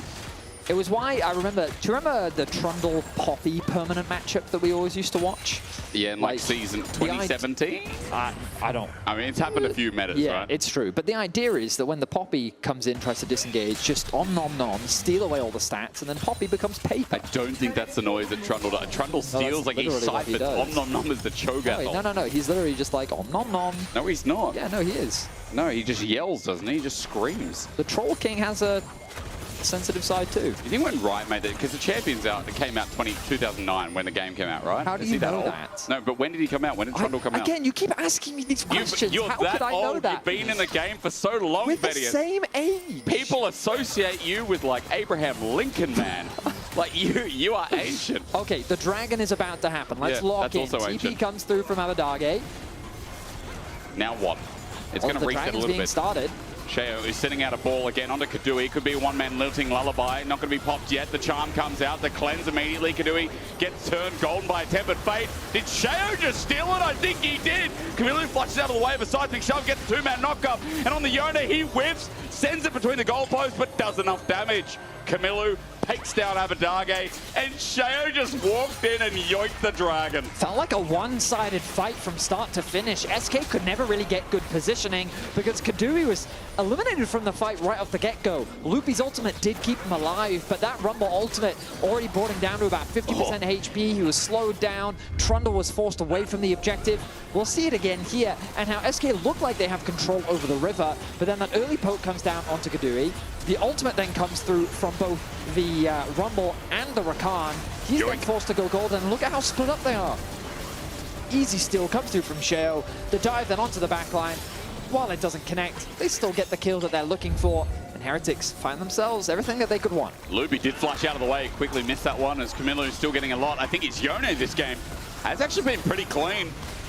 There's been a lot of close calls with Team Heretics coming out ahead. We're contesting now over the Herald, and we've gone from 0 to 100 quite quickly in this game. The fights are only just beginning as Herald's going to reset. And note that that might be beneficial for Team Heretics because those ultis not up and available on Kamilu, on Flacket, on Stend to help push this long-range fight along. Dundun running into a Rumble, not always ideal. Let's have that early magic resistance, but it is Heretics that have solid control here. We think back to last game, it was Heretics that got an early game advantage, and we were concerned for how SK would approach their mid game, but then in the mid game, they found some fantastic fights. The problem is their composition this time around is not that straightforward to execute. Yeah. When you think about how they actually engage these fights, you are quite reliant on finding a pick with the Bard possibly, maybe even finding a pick with Ambessa, but there's no inherent synergy, I would say, across the board. I agree with that. they mentioned it in the draft discussion, but Taliyah versus Pantheon, clear synergy. Pantheon stuns a target, you then get the knockback, you can potentially one-shot someone. Trundle will displace them with the pillar, making it slightly easier to land. But here we go. Now they're going to look for a scrap. And you're going to find Dundun landing his ulti straight away. His public execution enables Carlson to be mitigated. There's a kill. There's Skeens coming in useful with his ulti burned as well. Bot tower now exposed.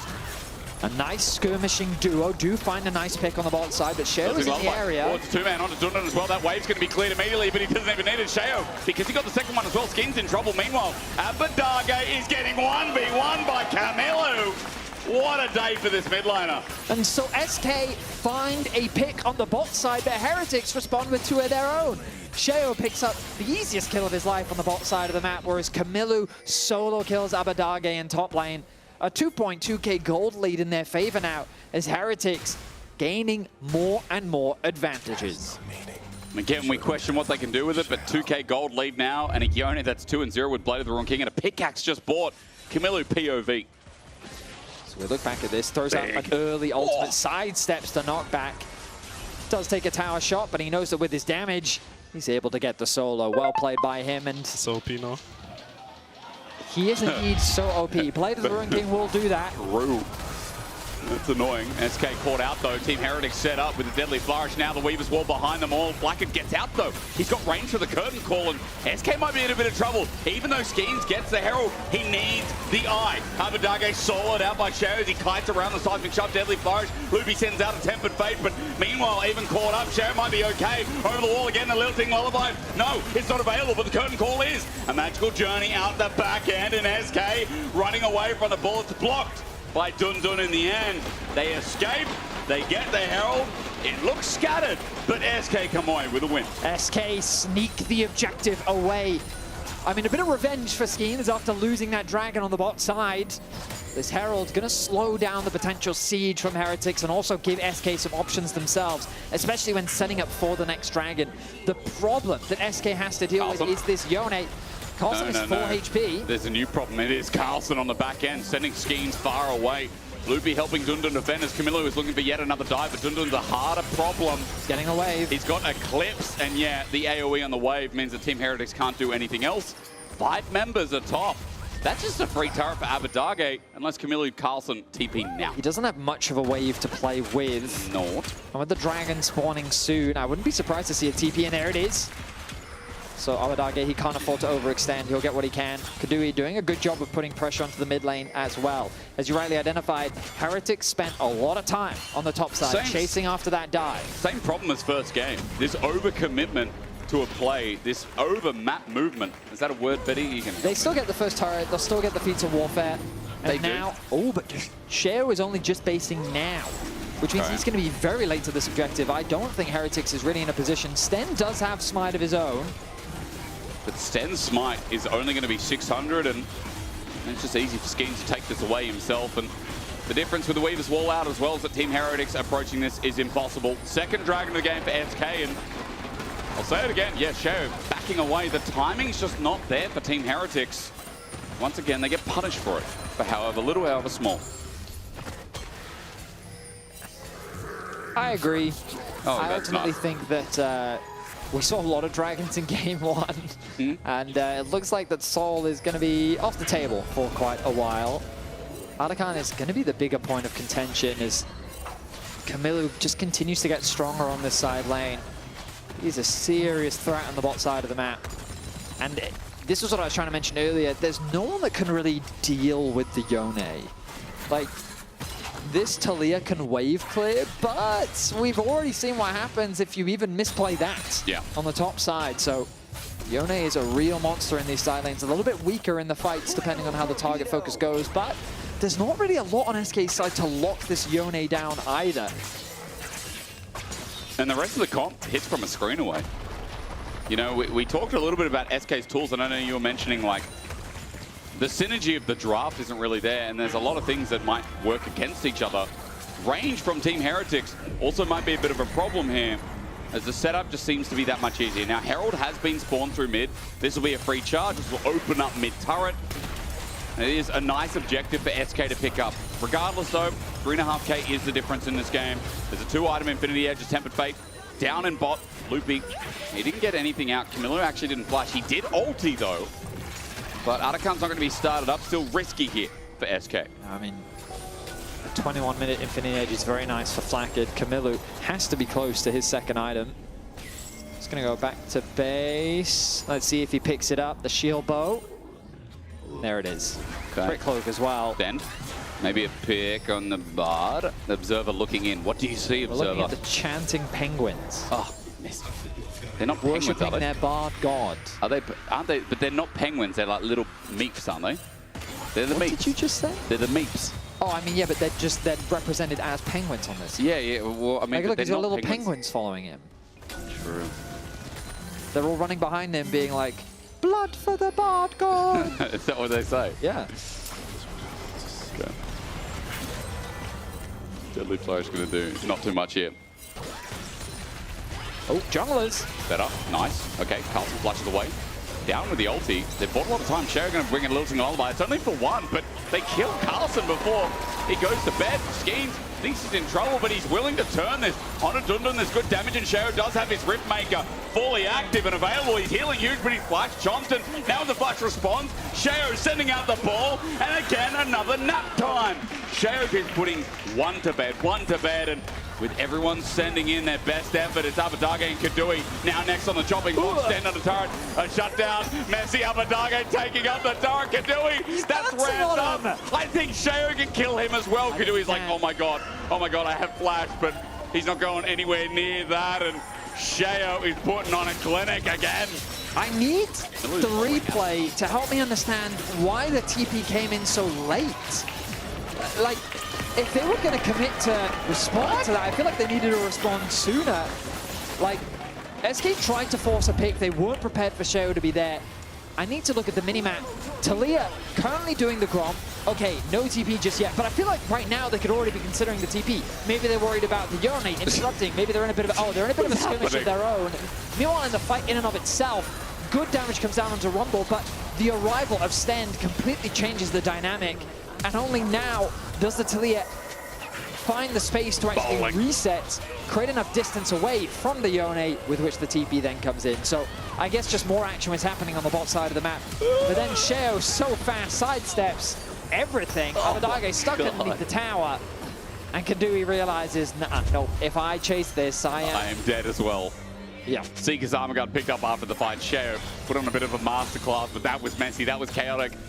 11 kills and 4.5k gold lead. Team Heretics in the second game are holding the reins in this mid game, and Baron's up in 45. Dragon, number 3 for SK. That could be theirs in 30 seconds, but we're looking at items for good reason. Nah, look at the levels, man. Like, I'm looking at levels halfway for to good reason. 16. Loopy might be called out. Look at the damage! Yep. Quickness. Oh, man, out with a magical journey. There's no lilting lullaby. Cher can't get it off. There's double redemption. Snipe. Getting a little bit silly as Carlson's going to get a Mega Blast going on top of his face. He's going to burn down Schemes, but there's a pillar in the way. Public execution again from Dundun is nice, and he'll pick up his third kill of the game. Meanwhile, Camilo sending it in. The Fate Seal, the shove away. Abadage in trouble, but this time he's safeguarded, buying time. Both side lanes are pushing on the pressure, but SK's is going faster as the Weaver's Wall sent towards mid to get the wave, while top turret will not fall due to the small minion wave. So SK's game plan seems to be trying to just attack top. Trundle and Ambessa are a strong skirmish duo, and so they're just throwing everything they can at Carlson to look for a cross map. They realize that they're unlikely to win out on the 5 versus 5, so they're just trying to attack anywhere that the Yone isn't. This does mean that Camilo just gets free reign over the bot lane. Level 16 on this Yone. He is 3 levels up on Abadage. And, I mean, at the very least, SK's getting something back out onto the map, but I'm not sure I would call it control. I'm not sure what I would call it, but overall, I like where we're at. We're setting ourselves up for a Baron at 25 minutes now that the odds are kind of even. Team Heretics, yes, with a gold lead, the odds are not even. Okay, they're not even close to even. No, but the thing is, Betty, the thing is, their pick is huge. Like, SK has been showing us, as you said, they've been overwhelming sides and getting the pick off. If they do that in front of Baron, you know, maybe I still think that they wouldn't be okay, the odds are not even, ladies and gentlemen. They're not. And especially not now. Abadage walks into Sheo, a seismic shove that saves his life again, but This dream-laden burn needs to be stopped. Equalizer down. It's not fair. The Veil is taking its target. SK's got to go Baron right now. I feel they've just spotted the jungler on the bottom side of the map, but it's Lilia. And so they're worried about how quickly Sheo can get back up towards the Baron, and they don't believe that they can kill it fast enough. So an easy pick comes happen on the bot side of the map. And Sheo is just so strong on the Lilia right now. Man, this Scottish deer is insane. Like 2.5K, sorry, 2 and a bit items rather. I'm not that far ahead, but 1,200 is the lead, right? I'm watching him back now. What is he going to get? He's got a needlessly large rod. He's going to upgrade his boots as well. Yeah. So Sheo is almost level 16. And you can see gold on the left side of your screen. I'm surprised that Dundun and Kadui are actually up, but Skeens is a different Dundun and Skeens have been perma-killing Carlson, okay? Hello, Loopy on the trail, and he's just ordered down to death!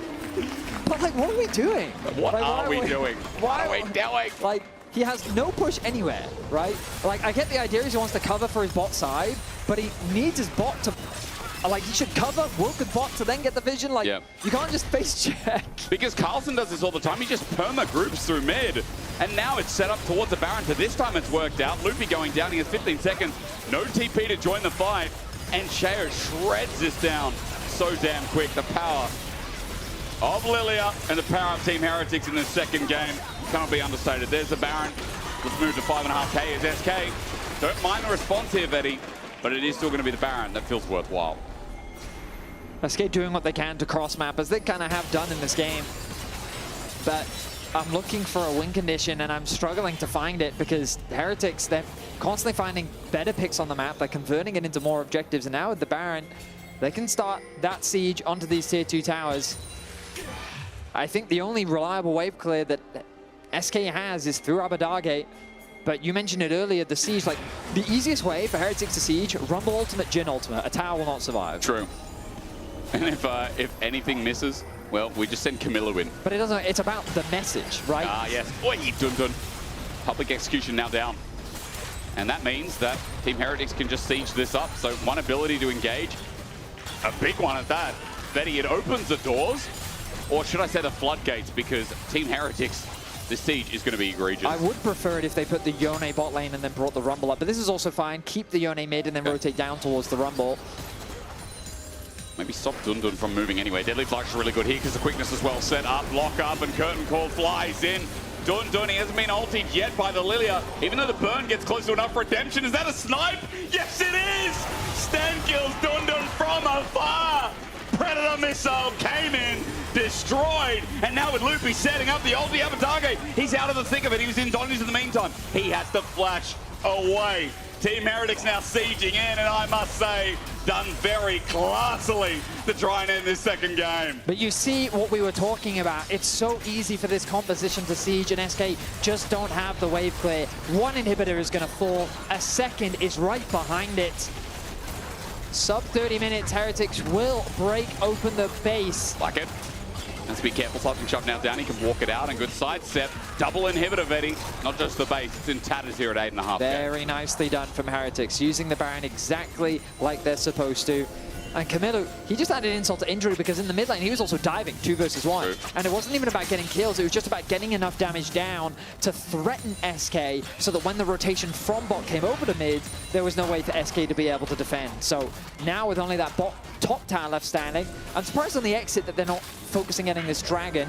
Camilla may have overextended here. Let's see, it's a Baker. Stender's nearby, and remember there's a curtain call from Flacker coming in as well. Quickness, ulti does whiff, but it doesn't matter. Abadage is in the thick of it. Sten's going to take a magical journey, and into Luby with Carlson there sitting on the side. Whatever Bart tastes like, I'm sure it's no surprise. Team Heretics take 2, and now the base is up. Oh, and now it's Skeens who's in a lot of danger because behind the turret is Carlson and Sten. They're looking for another pick. It's going to be an easy setup, and again, upside of the map seems to be it. Dundun's going to teleport in, culling out through as well. Team Heretics, that is theirs. There's a quick drowsy behavior. Sheo is just going to burn down. 5 members running into Dundun. It's not the best, but it's enough. That's all that matters from Team Heretics in this game too. Heretics going to continue the siege after SK desperately tried to find something in the top river. back is going to come through from Camilo. He has the TP available. He's going to send it to mid lane. Lilting Lullaby not available. The Swell Seed hits and Shao. Full Volcanic Rookin is also picked up by Camilo. Okay. It looks like we're going to game 3. Oh, they're going to back away. We're going to back away. You can never be too safe. You know, Team Heretics have won. Hey, that is factually, you definitely can be, and I've seen it many times 13.7k gold lead. They won. Do you remember last split? Was it Vitality? And they won. They came back from a 13.7k gold deficit. Yeah. So that hits deep, you know. Perhaps they were being too safe. No, the enemy team was not safe enough. And Vitality, never going to let that one down. We'll watch a replay here because Camilo, even with a whiff, just wins out. So Camilo with a nice sidestep, doesn't connect the ultimate, goes through the goal post, but it doesn't matter because Yone is a champion. Now the follow-up comes through from Carlson and Sten. They're able to get another kill. Sten racking up those kills now, 3, 1, and 6. Actually outperforming his AD carry with a 9 kill participation out of the 13. Yep. Good one, Betty. I mean, Flathead's role this game has very much been, I clear the waves, I ulti, I keep enemies away from us, I root them from time to time. I think this game has definitely been focused around Shao Camilo. I mean, Carlson's been on weak side a little bit and been bullied a little bit, but Carlson Carl is, you know, still, he's sitting with a potential Majais if we get to that point. 3 items. He's still doing a lot. He's just running into SK. And I mention him because the equalizers have been the perfect setup, but it's so easy to layer with this comp. It's so easy to just run in the base now and hit them with range. And Betty, 3 waves coming in. This is surely where it ends. It's looking likely, Hysterics. They need those waves to crash. A bot wave is on its way. A mid soon to follow. The double super minions. Well said. Shao has to flash. The towers. I'm waiting for the flash in from Shao to put everyone to bed. Swell Seed misses. He's got his movement speed up, the ability to run in. Watch the Lilia. Tempered Fate does not connect. He's too fast. It's there in headlights. Another one out as Stan sets up for the engage. Camilo runs in and again, still no Lilting Lullaby waiting in. Shao jumps in and sets for Scotland. Running in. Abadaga's going to be the first to drop down and his angle at Mercy hits everyone. He dies. But man, it looks hella good. That's what William Wallace did. As we go right to the Nexus to a game 3. Team Heretics do it with style. They are not winning every part of this fight, but it is enough. SK are way too far behind, and for Shao's death, you'll take us to the final pinnacle of this series. And we wouldn't want it to go any other way. For both these teams, this series is so insanely important to keep their playoff hopes alive. 1-1, it's all going to come down to this. Well, Team Heretics finally got the ball rolling. Much better from them after what game 1 was. I see DD standing by on the sidelines, ready to give us a throw. Thank you very much, gentlemen. I am joined by Shao after an incredibly dominant Lilia jungle game. How are you feeling about the little meta shifts that have allowed so many AP junglers to come back in?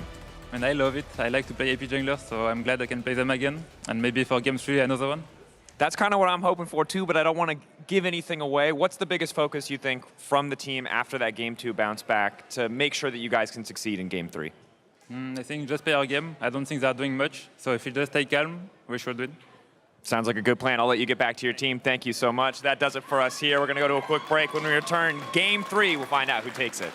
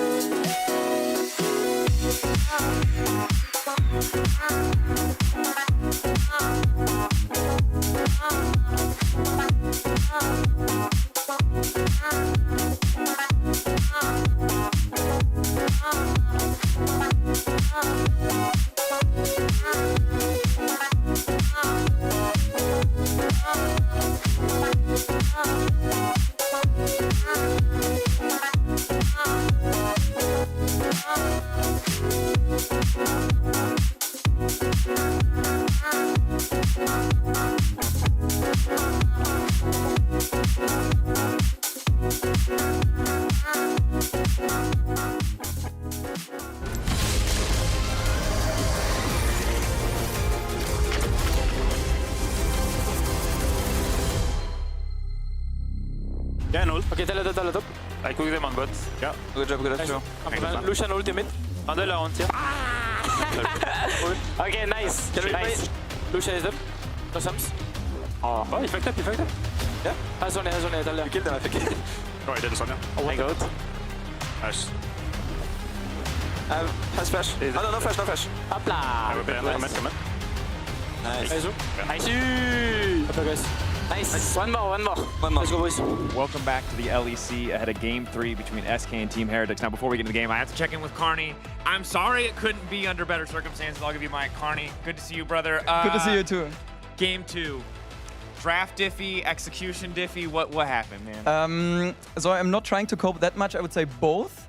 And first of all, I should not let you into my booth after you cursed Jankos already before, because he thought surely his team That was shocked. She's the queen of curses. I don't curse people. Okay, I quote you on that one later. Yeah. Maybe. I don't know. I mean, no, we just put a check mark on game 2 and go into next game. It never happened. What is the key, do you think, for the boys? Are there any champs you really want to see? Is there any strategy you really want to see? Any player you want to see enabled? Like, what if you were there setting the draft up? Who would you be looking at? Actually, especially after hearing Kidui interview after game 1, I think it would be quite important for us to get some agency on skins.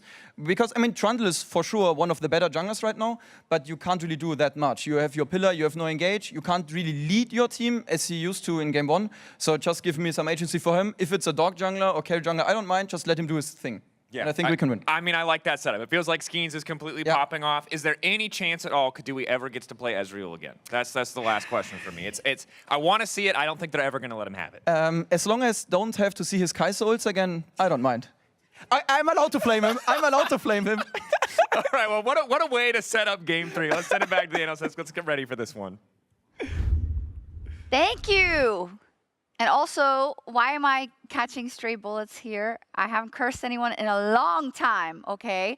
I was a bit cursed for SK, though. That second game, I think you summarized it pretty well. Yeah, the Trundle, I don't know. Like, if Skeens was the only thing we were looking at in game 1, I think Sheo was one of the main things we were looking at on the other side. It's kind of jungler superstars on each side. Yeah, I get the Trundle pick. We were kind of talking about it in the draft. Like, I actually liked the Trundle because it was, hey, if they pick Sejuani or they pick Maokai, you get mega value from this Trundle. And you can kind of see they understood what they wanted to do with it, which was cross-map, try and take towers, try and play through that. But I think Sheo did a great job of reading some of those opportunities, getting into positions where he's able to pick them off on side lanes. And then Sheo just ran away on this Lily and looked fantastic. I mean, look, after game 1, I said Loopy Nation is what this team needs if they're going to succeed when Skeens is not being enabled. And Loopy Nation had a bad game too, folks. It was rough on the board. It wasn't really able to do much of anything. And it really shows the weakness of this team. We need to see Skeens on a champion where he can be the difference maker, because the other teammates, they're not capable of stepping up. Oh, it's harsh, but I believe it may be true. So Lisa in game 3. That would be insane. Maybe. I want to see the Zed come out. Not like I understand where the position for Zed to come out is, but like in LCK, Zed is just so much fun. In LCK, I thought we were gonna see like CC champs. You guys are just saying your most fun like dream junglers that you want to see. It's like if you see the game, right, and you really want to influence it as jungler. But we'll talk about that later. I do want to talk a little bit about what went right for Team Heretics, because they deserve that as well. And it looked a lot more like the Team Heretics that we have come to expect. But a special shout out maybe to the mid laner in Camilo, because this is still a journey this guy is on, right, in terms of kind of stepping up to that top level. But that's the part I didn't expect, right? Yeah. Like, I think it is a go back to what was the expectation for Heretics, but Camilo stepping up on a Yone was not what I had on my bingo card coming into today. This guy, we've always kind of seen, at least in my head, is like the facilitator, even on picks like the tank Shogat mid and all these kind of stuff that he was bringing out last year.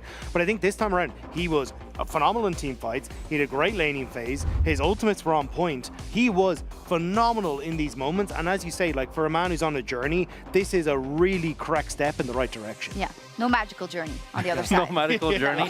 Journey for Camilo. I've been, for me, it was a real surprise, both of these games from him. Like, usually Camilo laning phase has been a bit rough. He falls a lot down in CS, but I think even in the Corki game, he was like 12 CS per minute, consistently out farming. In this Yone game as well. He had like nearly 100 CS ahead near the end. And of course, Abedaga had a very rough game as well. I think we need to say that. We need to be honest, right? But at the same time, Camilo stepped up. Yeah, okay, but let's look at this, because, right, like, Skeens is doing well. They actually get the first kill, the initial kill here, and then they're not going to get the second. But that mid laner, where is he? Where is he? He has TP, he's not TPing. He's not TPing. He's not TPing. Yeah. And... He's about to turn it. We can turn it. This is our moment. Let's go. Like, what happens there? And then I think what the most egregious thing here is, I mean, it's not egregious, because I think they're trying to get something out of a lost play. I think you can call it egregious a bit how this is played. But look, and now it's like, oh, boom, and... Yeah. Oh, man, that sucks. And then when I heard in the comments as well that the enemy team is saying, yes, Sonius, he's going to press Sonius, and then they're just like, oh, he didn't press Sonius. Oh, that's awful. But yeah, I like that you're saying it, because you have also been in that position, right? It's like, it's if you're just playing for yourself and that happens, you're like, yeah, nobody saw that right now. Like, I mean, it's rough for sure. Sometimes it's just the nerves. Sometimes, like, with plays like that, you feel like you're for sure going to get the kill, and then just your hands don't do it right, and everything falls apart. And mid laners.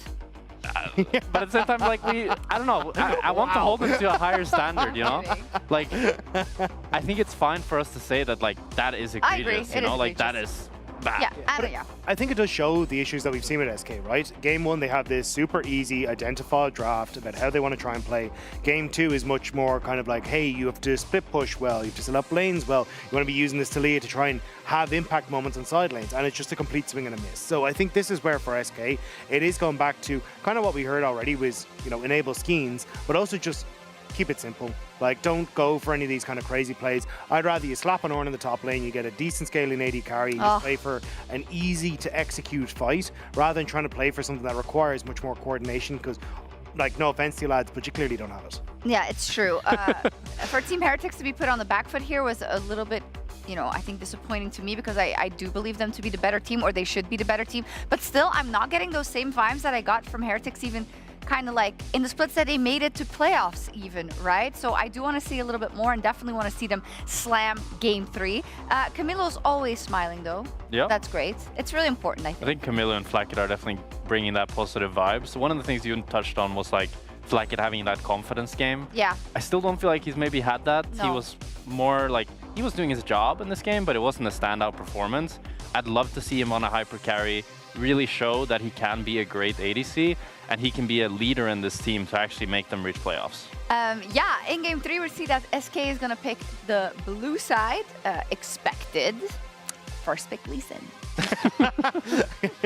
I like either Lee Sin or like Pantheon or any of those. I said Pantheon sounds really good. Or the Zed, no? Zed as well, yeah. Actually, what you should do is swap to red side and pick Lee Sin and Zed, and then you can always swap where you want to place them, right? You Yeah. keep the mind games going. And then Kai'Sa for the AP on bot, and you got a good comp. Exactly. Yeah, exactly. Although I don't know why Party they don't hates that. Yeah. Let's see, indeed. All jokes aside, though, really important third game. Like winning this series would put you in a much, much better position in this group. This is literally your direct competition. It doesn't get any more direct than this one. So you just got to slam it, right? And I believe in every important game, slamming the Ornn is never wrong. I believe that. I agree. Pick scaling, play an easy-to-play composition, and they'll make it work. Yes, I want to hear that Ornn horn. Ah, let's go. You're a fantastic impression. You know what? I want to hit Ornn horn as well. I agree. Never a bad choice. And when we've seen like great performances, people like Mirwin and I'd say like team fighting from Carlson and Dundun within the series at specific moments, maybe it is not a wrong choice. Maybe the Sion gets let through as well, and we just get tank battles slapping each other. You know what? In EU, and you're in a do-or-die situation, Ornn Jinx. True. Just can't go wrong. True. Or Sion Aphelios. Sion I've seen some not great Aphelios in EU. I would lean more on the Jinx side. That's okay. We have Kadui and Flacket to prove that wrong. Now, let's get into the vibe. Yeah, it's game 3. Game 3. The disco music's Yeah, out. we're getting a bit of we need to pump this up. funkin', Production need to make this like screw our voices. I don't want to talk. We can just let draft go through while we white club a bit, you know? Right. Well, we got a Wukong, we got a Sion over on the side of SK, which means that the front lines. I mean, okay, you can't just pick or like Gwen is still a thing, all right? Like, okay, ban Gwen. Yeah. Let's get rid of Gwen on blue side and pick Ornn B1. We haven't had Nautilus earlier in the series. Yunara has been a pretty consistent ban, which means that she's probably pretty high on the priority list. What else sits there for you? Jace ban. Ooh, maybe. Why do you ban Jace? Are they going to pick Nah? Like, are we going to go what? Azir's gone as well. Is it a Jax? Oh my god, a 1v1. Oh my god. It's Gwen I is think up. Yunara might end up being a higher B1 just to warn you. Yeah. Yes. Whoever came up with this track, like whoever put this in the playlist, I mean, let's talk. We can make music together, I think. All right, there's the Yunara ban. Okay, Gwen's up. Coming through. So you can't blind a tank. Did Kadui look annoyed there? He slammed down his hand warmer. The Rek'Sai has been talked about. Rek'Sai is a top flex currently. Whether this gets locked in now or later, that seems it highly seems probable. silly. Gwen makes way more sense. You can run a Rek'Sai with this. Move Gwen mid. Put Rek'Sai jungle. I think Carlson's now looking at a Jax. How does Rek'Sai go into Gwen? I don't know.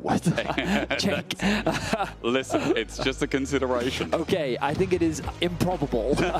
Instead, I think Jax has a higher possibility. Okay. We did talk about the Jinx earlier. I do think in a best of 3, Jinx does make a lot of sense. A blind pick Ryze. Ryze has heavy AP jungle with it though.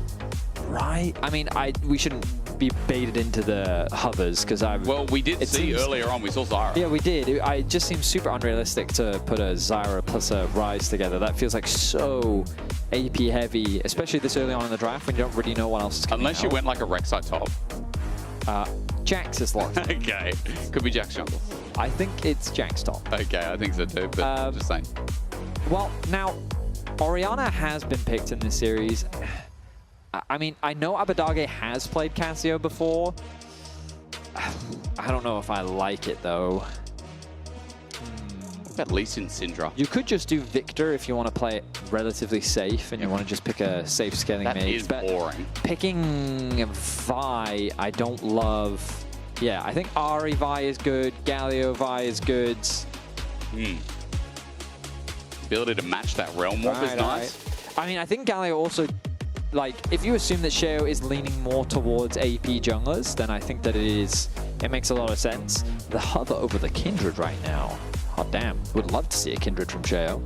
You can see the big smile from Camilla, but that man, when is he not smiling? He's always a happy individual. This is Fizz hover.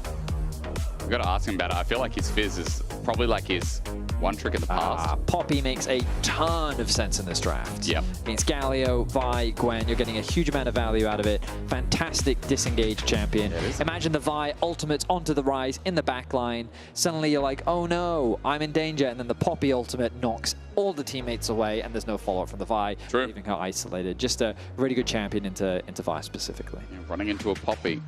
That might be on Dagda's bingo list. Let's ask him after this. As pause on that. 80 carries are not picked. Ezreal going to be the first to go, and that feels like something that can kite away from this comp. Also just targeted towards Kadui, very well known Ezreal that's player. Also true. Kai'Sa has a lot of value in SK's draft. I wonder if Heretics consider it a problem. The Xayah response from SK, I think, makes a ton of sense. What about an Enchanter on a ban here, and then you pick up the other Enchanter if there's one? No? The Kai'Sa, I think, just makes too much sense. Yeah, okay. Kadui also favorite. Yeah, with Jhin, Lucian, Sivir, Varus gone. I'm trying to think of what 80 carries suddenly rise to the forefront. Zeri as a comp. What do you think about Zeri Lulu here? I mean, for Heretics, I think it would be fine. Yeah, but your engage would then be really poor. I think you kind of need an engage support for Heretics. Yeah, so what engage supports do we have? We have Alistar up and available, right? So Thresh is gone as well. They're thinking, oh, they're going to go Aphelios Thresh. Alistar is still there. I'm looking across the board. Yeah, not picked up yet. Nico is another honorable mention here as an engage. We haven't seen a huge amount of Senna in EU. There's possibly Aphelios Misfortune, Caitlyn as well. Surely it's just engage support, your pick of the litter, and then counter pick 80 carry, right? Okay. They could also consider, well, I was going to say Callista for Heretics, but I changed my mind. I don't really like it. There's the Jinx! The Jinx, yeah. Who is going to start off the engage? Vi ults in, Galio follows, Jinx Lulu, spaces. This is a comp where you could pick an Enchanter for SK. Like Lulu is good. Milio is meh. Do you care about the disengage too much as Milio, I guess, is the question? Like, just sits by Jinx? Yeah, because usually with Milio, you want to get value out of his ultimate, right? Yeah. And when we saw Casey bring it out, it was specifically into the Lilia, which was really effective. Got a lot of value in that matchup. Jax, maybe Poppy, Rise, I guess. It's not the worst, but you are right. There's more specific comps that you'd pick it into. It depends if they feel like they need more engage. Leona is still open. Let's crank into Nico. I mean, does that sound good? No, it doesn't, right? I prefer Lulu a lot. I think she got nerfed this patch, right? It was either this patch or the last one. But they've nerfed Lulu quite a few times I've recently. got a computer. Oh, it was this patch. Yeah, it was this patch. It was Lulu. Like, but Lulu she's just strong, man. We don't see her a huge amount in competitive just because she's very squishy. She's very susceptible to picks. If she doesn't have flash, obviously she's very vulnerable. But in terms of the amount of peel that she can provide for 80 carries, the hyper carry value she can bring is crazy. And when you see Jinx, the natural response is that Aphelios. I don't love Aphelios plus into Nico. like Vi, Galio. Yeah, but what I mean, I guess it's not the problem. Aphelios, it very much depends on your guns, right? And also with the amount of disengage they do have, I think Jax can provide good peel. I think Nico's ultimate can create a lot of chaos. Heretics comp has a lot of ways to create chaos in the fight, making it harder for SK to follow up on those engages. What you can't deny is the fact that Vi goes in, Galio follows. That combo is guaranteed to happen, and that's going to force Heretics to spread out. At the end of the day, this game is largely going to come down to, can Kadui get resets? If they kill Kadui, a lot of the damage disappears, and the responsibility falls on the Dundun, but there are ways to deal with this Gwen, with this composition. Alternatively, the moment Jinx gets a reset, it becomes very difficult to stop, because Heretics don't actually have a lot of inbuilt crowd control. They've got Jax stun, they've got the Poppy connecting to the wall, they have the Rise roots, you've got the roots coming through from Aphelios, so there's like a lot of single target. Yeah, I was going to say, you said there was not a lot, then you named every champion. I did name every champion, I didn't see what I just did that. I guess from my perspective, I'm like, what is the Jinx specifically afraid of? And that's things like the Jax she's very much afraid of, trying to find access onto the backline. I think both sides are pretty interesting tools. It's all going to come down to the execution. Down to execution, where have I heard that before?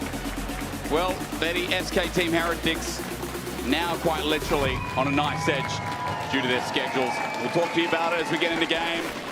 First win for one of these teams up for grabs, as the other very likely to be eliminated in the long run. Nothing decided concrete here today, but like there's only one team that gets eliminated from each group. The other bottom two will be able to play the cross-group decider, which is not playoffs, but feels like playoffs. But regardless, the best of 5 that has a lot of decision-making capabilities as well. Now, you might be wondering what I'm yapping about. Remember, Team Heretics came through. They versed off against Fnatic. They versed off against G2. They've had a really hard schedule. That's why a lot of people were favoring them coming up against SK, who ran against BDS Fnatic themselves. But SK put up a good fight today. And they've really shown, like, they've put a lot of work into their mid game with this very new 5-man roster. I think we've seen the growth happen from this roster, but we're still also seeing the mistakes. The draft, I didn't love. We did see players getting caught out at times. We saw Loopy getting caught a couple times. We saw Abadage getting caught. I think Game 2 is largely about Dundun and Skeens, who are trying to make plays through the side lane. They will. And so where will the focus be this time around? These 2 AD carries, naturally your attention is drawn towards them because they're very famous hyper carries. I think it was 2023 was the year where like they were meta all year long. It was just these 2 ADs non-stop.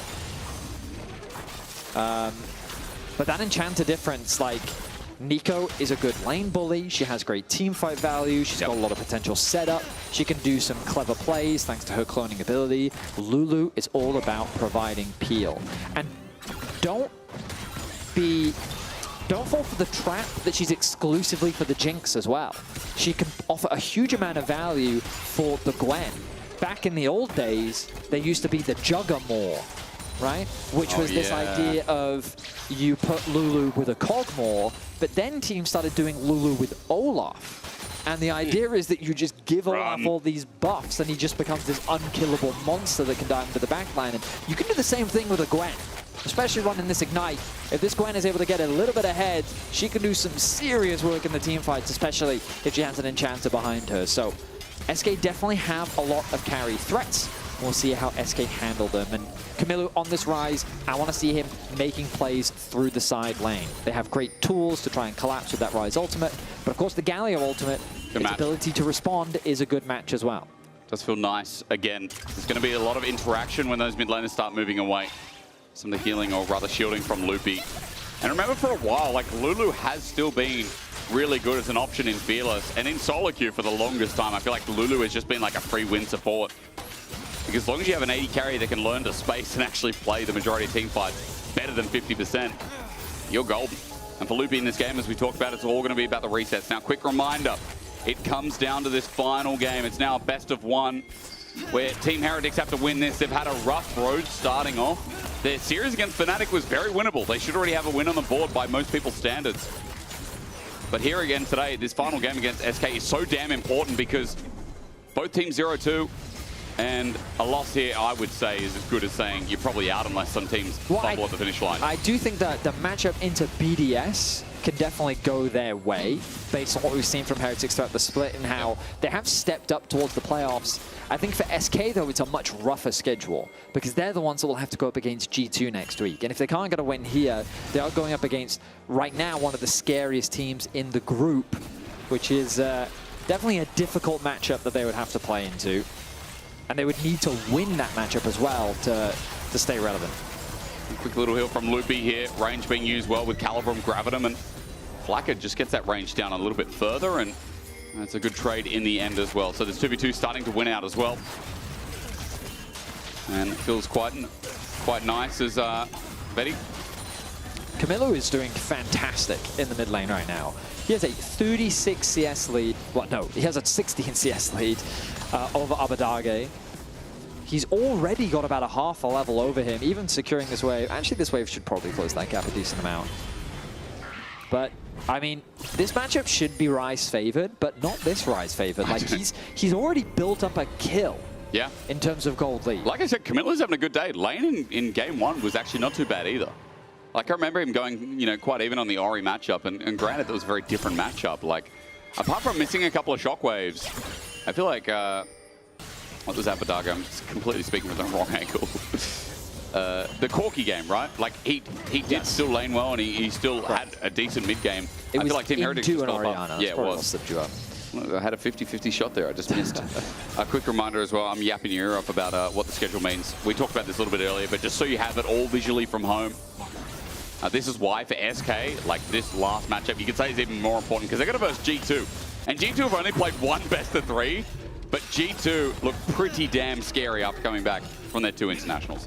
Yeah, they got a 17 kill to 0 they game. pummeled Heretics. Yeah, they destroyed them. Yeah, and of course there's only one best of 3, so don't want to jump to any conclusions, but it was definitely a scary version of G2. Yep. Seems that they took a lot away from their trip to MSI. For the time being, though, here in this matchup, 6 minutes in, we're yet to see any first blood, but that mid lane lead just continues to grow. Abadage missed like 1 or 2 minions. I'm not sure if I caught the tail into that. Late as well. 586 gold is the lead. Obscene at this point in the game. That gap is monstrous. Like, the gap should not be that big. I will tell you that right now. And who thought it would be Camilo? Like, this guy receives probably the most flack out of the team. Carlson had a really good week too. She had a really good first week. And like, Flacken instead of being here, being there, but I feel like Camilo consistently is the person that gets criticized a lot. Well, I mean, remember, he did come in from a 2nd division LFL team. Yeah. Like, it wasn't even, Not even from LFL. the LFL, right?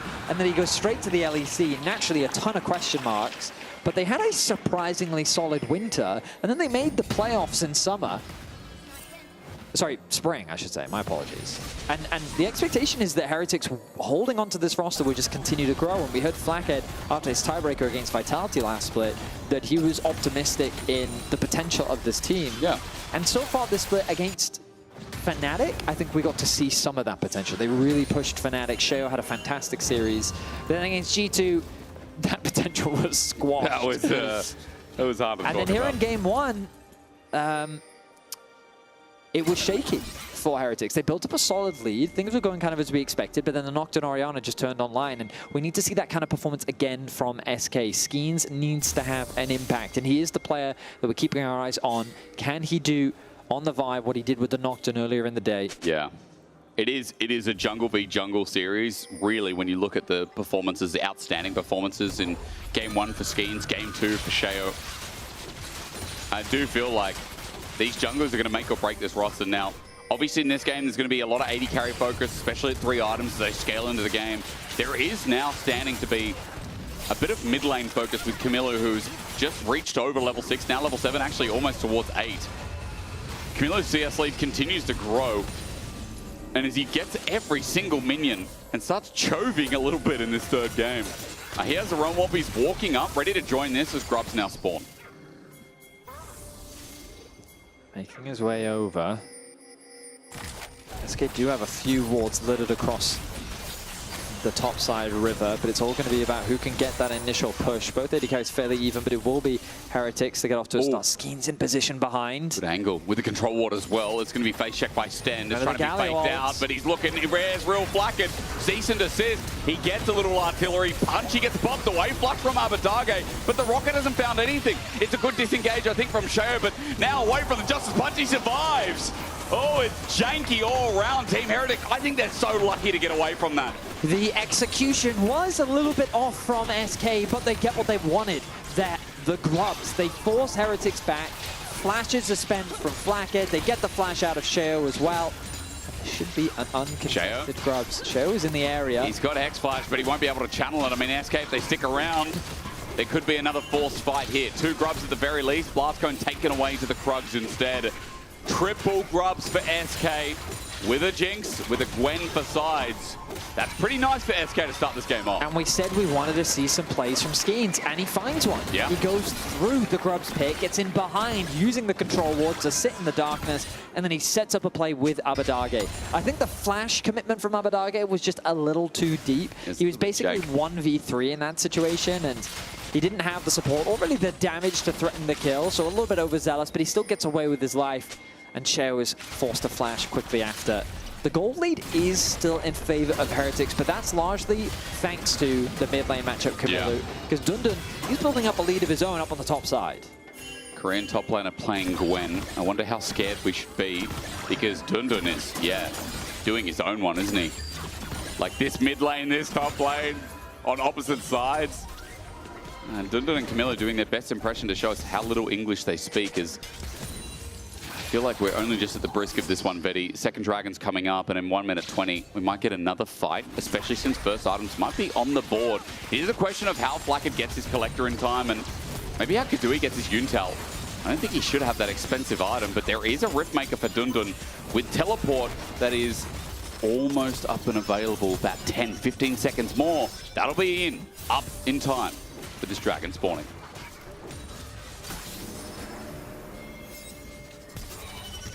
Rotation towards the mid lane. Oh, yes. Oh, Heretics used the Rise ultimate. They're setting a trap on a Kadui. Kadui should just be out, right? I mean, he's got a Lulu by his side. He just kites it back. And Camilo, it's an ambitious ulti. That will be down in time for the Dragon, but they're just trying to poke out Kadui and Camilo, or rather Loopy. Just trying to get some damage before the objective. I think they were trying to get his summoners, but he stood strong. He's like, as you identified, the Lulu then. Yeah, I have a Lulu right next to me. Like, you go ahead, Rise. Right now you have a Catalyst and a Tia. I'm good. I think I'm just fine. I will take your mana spells to the face, brush them off casually. So far, though, Camilo continues to Chovy his way through the early game. He does indeed. 117 CS, 11 minutes and 40 seconds. He's ahead of the clock. 10 CS per minute. Dundun's getting pretty close to that as well. You talked about it before. He's got the Riftmaker, and now with Grubs, I mean, here Gwen on turret. Skeens. He's not only going to get the goal, but you said it. Skeens is going to cease and desist. Chomper's down. They need to work out as well. The rocket through, and Dundun picks up first blood. The turret won't finish the job, and now it's hunting season on this tier 1 for SK. A clean dive comes through from SK. You can see the difference when Skeens has something that he can have a bit more agency over. They make the dive happen top. They're going to give the kill over to Dundun. All this tower gold as well. SK quickly building a very solid advantage here in game 3. And Camilo has got his own time on bot turret. That's nice, but they have no grub, so this Rise is hitting with a pixel blue thing that's not really doing too much damage. He will get himself another plate in the process, but Teleport's going to defend the rest of it as the new wave enters on its approach. He finally gets the plate. Okay, it's solo, it's nice, but right now Camilo is on an island because everyone else from SK has a lead.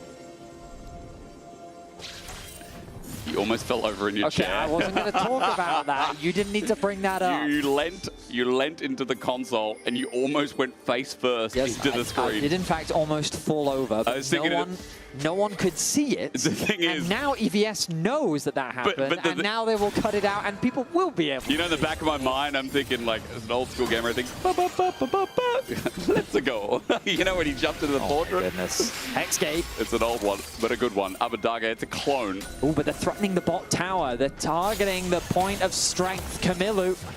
They want to shut him down. Realm warp out, and in goes Abadaga, but he can't get him in time. Dundun, meanwhile, though, hits a turret, and simply a clone again, but you have to admit, SK, with that play, regardless, they just get more gold in their back pocket. They are playing the map well. Yeah. I feel like you have to give credit to Skeens in this situation. I feel like he's being the voice. Of course, it is just me kind of speculating, but they're playing around the jungler well. They're moving with him to gain more gold on the map, get control where they can. The Dragon is very far away, so they don't really need to live or die over that Scuttle Crab. And Abadaga is fine. That turret is still standing strong. Team Heretics are trying to force a play bot, but nothing's going to happen. And Vetty, you know, we've been glazing Camilo in this game, and his ability to farm, it's great.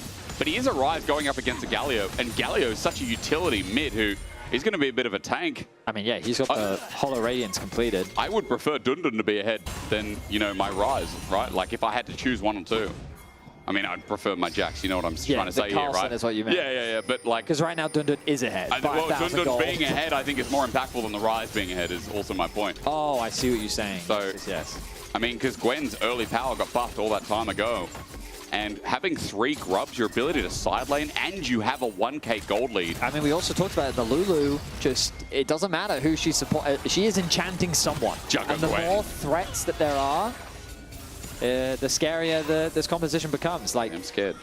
I do like the SK draft. They just need to keep being proactive, and it looks like that's exactly what they're going to do. Good vision setup around the Herald. Just as it spawns, Skeens is going to start this one off. Look at Gwen in the top lane, continuing to push that wave.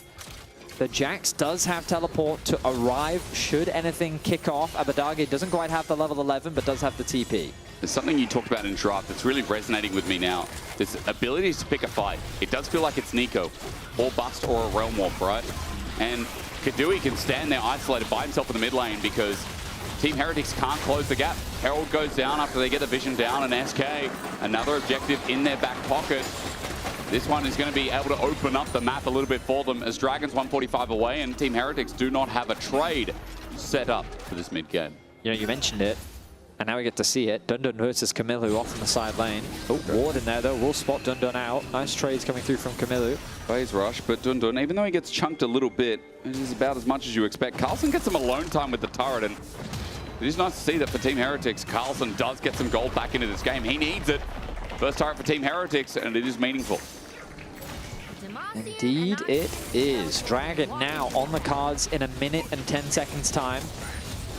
Kamilu getting this wave pushed out means that he'll have an opportunity to base and then get ready for this objective, and he's going to do just that. But you look at the rest of the map and you can see this Jinx and Lulu continuing to keep the pressure on in the mid lane, making it harder for Flacker to go back to base. He wants to spend that gold ahead of the Dragon spawning.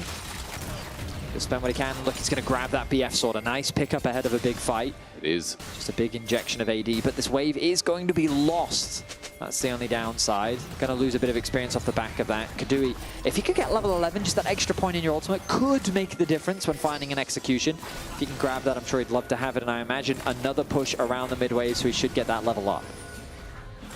You're right, he will indeed. Flackett's half the way away for the Moonlight Vigil being able to join that foray, but Loopy's the one I'm really looking at, again, with everything up and available, with the Redemption 2 and the Dream Bubble. Those shields do quite a lot. The extra magic damage for the Jinx means that Yuntal might feel like an item and a half properly. Look, there's damage already onto Flackett. He's just autoing. Camillo flashes in, gets a cleanse out. Pop Blossom gets an engage, and meanwhile, Loopy's isolated. The Wild Growth gets him out of dodge as he flashes out, but SK have been chunked. Flackett, you could say the same as the Herald, now looking for its charge. That will complete, but it doesn't open up mid-tower. Redemption onto Loopy. Heals him up, and he's still got the shields. Kadui is full HP, so he just has to kite back and play it safe. Loopy is very susceptible, but with the flash committed from Kamilu, that's one less tool that they have to engage. And with the ultimate gone from Stand, I don't really see how Heretics can find a fight. Maybe a good Poppy ultimate could open them up. Abadage trying to zone them away. Carlson has a blast cone. That's his angle. Skeens is not even on the Dragon. He's taking a different approach. What a block onto Kadui. Skeens has just saved the fight. The reset there. The Death Rocket true. Flack it away from the needlework, but Skeens does it again. That fight committed assault and battery. Abadage didn't get an opportunity to use the ultimate, but it didn't matter because Kadui was the player that they needed to protect. If they could get the resets onto the Jinx, then SK had a fighting chance, and it was Skeens that allowed that to happen. From the tri-brush, he interrupts Carlson's dive onto the backline. He keeps his AD carry alive, and it turns the fight. So we see Abadage being the focus, gets CC'd into the wall, Flacker doing good damage, he's chain CC'd, he can't do anything, but that interrupt from Skeens on the backside commits the ultimate as well, working with Dundun. They find that initial kill, and immediately Heretics is forced on the retreat. Because Kadui's rocket, if he was dead, he wouldn't be able to send that out and force away Flackett from the fight, force away, I believe it was Camilo alongside him, so it's like a chain effect just from that interrupt. Skeens, you expect the jungler to be on the Dragon, but he's playing a flanking game. Very innovative, very smart, and a great play overall from SK that leads them towards their first Dragon in this game. And Veti, it slows the game down. Team Heretics on the team fighting comp with it, and Aphelios with a rise. They don't have that same force that they would on Soul Point that would be able to bring them back in this gold game. The Artican is something that both teams need to be very cautious about. That extra experience, where again, with hyper carries, just getting anything that helps these AD carries get accelerated means that they reach that end game point sooner, and that's the part that you really want to avoid. But I can't help but feel that when you go to Jinx Lulu, the scaling on SK's side is just going to be monstrous. We've talked about the limited engage tools that Heretics have. No flash available for Carlson means that diving onto the backline becomes that much harder as well. SK quickly growing a lead that is getting harder and harder for Heretics to deal with. I'm noting all the big CSs. Maybe for Dundun I'm being a bit generous, but I still has a massive lead over Carlson. 2 items here for this Gwen. Almost 2,000 the lead. That's insane. Dundun's level 13. He's got almost a full level over. Shao interrupted. Skeens doesn't pop the ulti. It's just simply a Vault Breaker. And Sheo has to disappear for a little bit now. Bit of poke coming out of Camilo, but remember Abadage, he started with the Hollow Radiance here, so he's able to block off a lot of the damage. 2-item rise doesn't mean too much in the face of the Galio. Trying to think about what options Heretics have. Fight for Artican. I mean, I don't know if I call that an option, more of a response. Okay. But fight with anyone you see.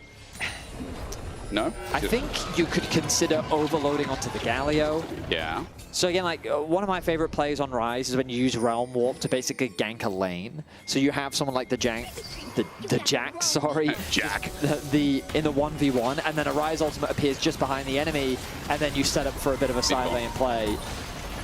But the problem is, if you do that anywhere that isn't the Galio, there's the possibility of the Galio ulting in. Yep. And if you do it into the Galio, well, he can then, in theory, ult out.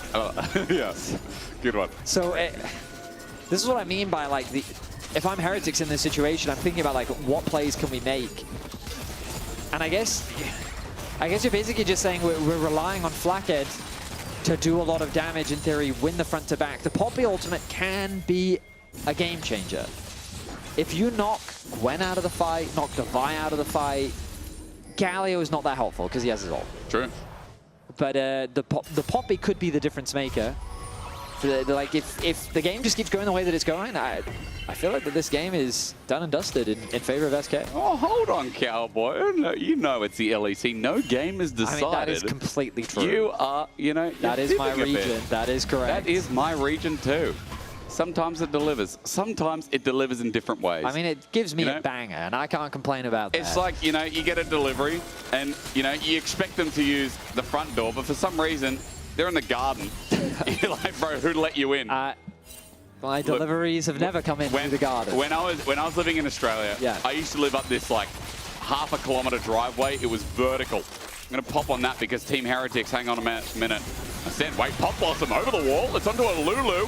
That is ambition incarnate.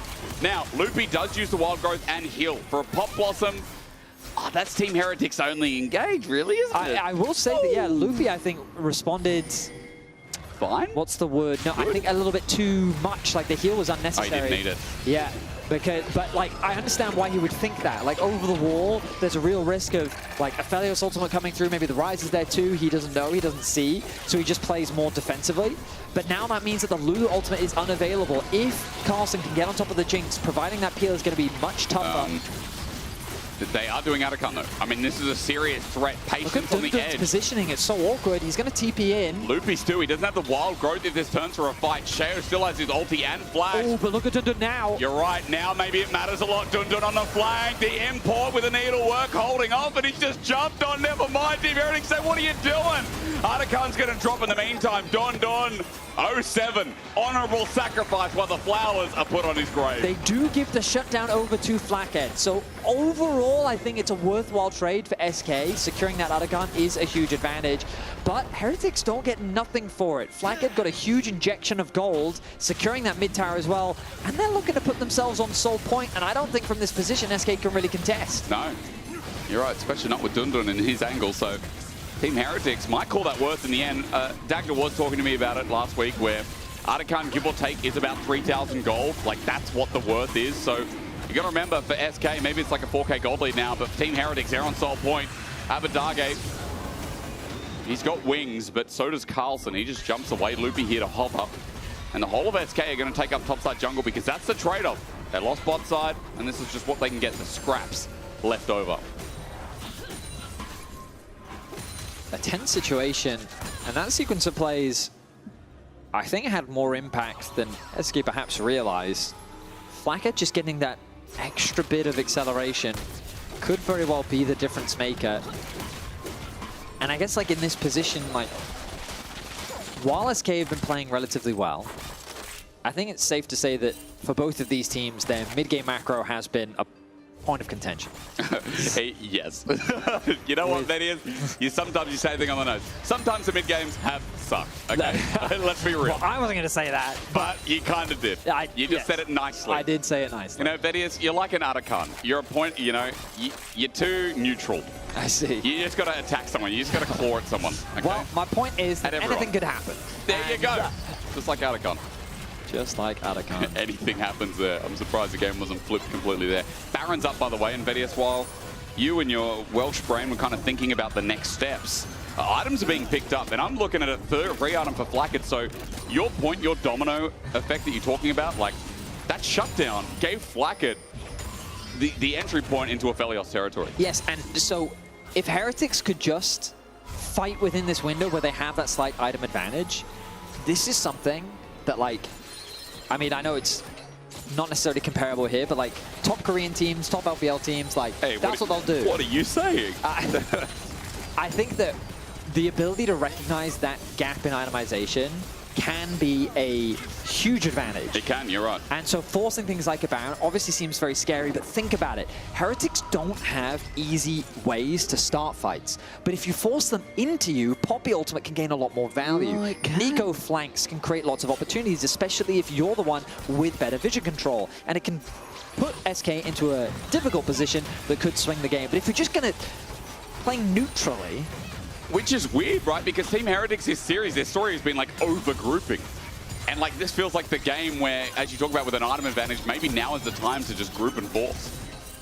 I mean, that's what I'd like to see, but we'll see what ends up actually happening. Of course, Baron is always a dangerous play to make, but yeah. I like the T1 approach. Baron's up. Let's do it. We take it. There's the Barons. Ooh. Even at 25 minutes now. And hey, man, I mean, admittedly, they are T1, but they do make it work. They are T1. That's the problem. That's why maybe sometimes it works, you know? But hey, shouldn't we all strive to be like T1? No, Team Heretics have a T in their name. That's true. That is TH. And if you take away part of the H, you get T1. Who knows? Is Carlson the next Dorant? Is Camilo the next Faker? You did compare him to Zeus last I mean, granted, he deserved it. Carlson deserves the world as far as I'm concerned. I haven't even started with Sheo. I mean, that guy could be owner. As far as I know, actually, I see a comparison of everyone. I can feel it, yep. Do you think Camilo could be EU Faker? Even though Caps has kind of taken the mantle. But he's getting there. Hey, this series, I'm ready. Right Camilo now, I deserves feel it. like that you haven't had enough action, and now your brain is starting to wander. So I'm going to need you to lock back in. I am locked in. I'm ready. The tension is mounting. I'm like a fridge with like 2 doors. I see. You close one, you got to make sure the other's closed. All right. Don't understand that reference. Neither do I. I was just thinking, I was like, sense. I don't want the fridge to go warm, you know? So I got really concerned. In my head, I'm like, and if you get a fridge, you need the water, you know, you need the water thing. How do I follow this? There's a rocket.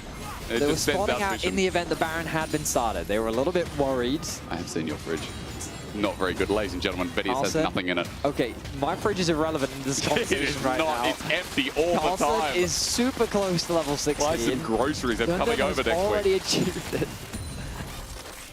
Heretics, I need you to Heretics. Hysterics. Yeah. I need you to focus. I am in. I'm locked in. 35 seconds until the dragon. Topside play. Realm Warp. Interrupt. Camilo. Oh, he doesn't get in. That's bad. That's bad. Skeens is going to find him as well. He is tanky, though, and he's got to seek his arm guard. Redemption. A heroic entrance. Lay it down. It's grand at that, and Camilo's dead. Over to Kadui. Big mistake. I called him. EU Faker, and he does me like that. SK find a huge pick, but Heretics can get themselves the soul. The dragon spawns in 8 seconds time. This Baron is not going down that quickly. Skeens is not going to be in a position to steal this one away. I don't know if this is worth betting. I don't think Soul for Baron is going to cut it. SK like we've lost it. Hex Tech Soul for a team that doesn't have an engage. They have Chase. I mean, I don't know if that's good. It depends how much value SK can get off the back of this Baron. The Rise is still dead. They're going to begin the siege onto the top tower. Yeah. Okay. Red Bull, show us what you got. Give some wings to SK, because, man, they're going to need it. As you said, how much value do they get? They get at least this top turret. But if it's only 1 or 2 turrets, if they can't break the base and put this game on the edge, where Team Heretics have to fight their way back. Yeah, I mean, this is the thing. Heretics, the Soul provides so much extra value. Soul provides. But the question is, will it matter? SK, the waves are being pushed out. Look at the bot lane from Camilo. He's catching that wave as quickly as he can, moving to disengage. Same thing is happening in mid. Heretics are doing everything they can to slow SK down so that they can't get as much value out of the Baron. Procs to phase rush. Yep. Camilo runs away to safety. Bolt Breaker didn't hit, so that's why Skeens doesn't get as much time as he'd like. Doesn't use his ulti, thankfully. But he's going to take a lot of this bot side jungle. So as he takes away, SK are trying to group up and get a bait in, but Kadui, who keeps farming away now with the Runans, feeling confident here to step up to the turret. Chomper's down. Shayo flashes in. What an engage from the Poppy. Ulti's up. Abadage gets out for now. Shield of Duran is there. Kadui doesn't give any splash damage over. But look at where Skeens is. Isolated, not punished. Team Heretics couldn't get to him in time. Dundun is able to secure the mid-tier 2. Carlson can't quite hold the wave. But a nice engage from Shayo at the very least pushes the rest of SK back. Slows the game down. That's what Team Heretics want. Maybe no, speed it up. Okay, Dundun right on top of them as well. 1v3 with the needlework. He's pop blossomed up. There's a hero's entrance. Big knock up. Abadage re-engaged, but no reset. Skeens now coming in as Camilla's isolated instead. Packing. Camilla will die. Flash over the wall. Flacket gets out in time, burning both summoners. Close for SK to find a bit more. Abadage is the savior that Dundun needs, keeping the Gwen alive and splitting Heretics up, converting it into a kill. SK don't waste the opportunity. They immediately TP into bot lane and they're looking to break the base. Camilo's 35 seconds from coming up and alive. This inhibitor's going to drop at the very least, and mid is pushing as well. All of a sudden, SK with one counter play, lock in. This is another turret dropping down through mid. Baron is going to end with a 6,000 gold lead. Props to SK. The soul trade looks sketchy, but as Loopy Wild grows on the return and the needlework flies out, Team Heretics are in disarray with their base crumbled before them. A fantastic punish from SK, capitalizing on that kill and converting it into 2 inhibitors. A massive swing just as the Baron falls off, and we asked, was the Baron for Soul Trade worth it? Off the back of that play, it certainly was. Heretics, I love the idea. Try to get a pick onto Dundun, get another shutdown, slow the game down even more, but they don't get the kill. Abadage's ultimate does wonders for SK. Heretics is forced to retreat, and they get so much off the back of it. Now SK can set their sights on the top tier 3, my apologies. Yeah, no, you're right. It's GA completed for Skeens. Yeah. And this man, what a night and day difference. When he gets a champion that he can have agency on. We saw it in game 1. We're seeing it again in game 3. He really did run the early game and put SK in this position. Sitting on a ward now, though. We're talking him up on the GA. Is it going to get popped? Carlson looks in, but doesn't take the Counter-Strike leap. Instead, top wave getting pushed here by SK, and Kadui and Loopy feel safe enough. The whole Team Heretics matching this for now, but you look towards that bot wave. That's pushing in. That's super minions. Mid being sent up by Dundun as well, clearing wards as he goes, as SK on all 3 lanes are assaulting. Heretics are really feeling the pressure.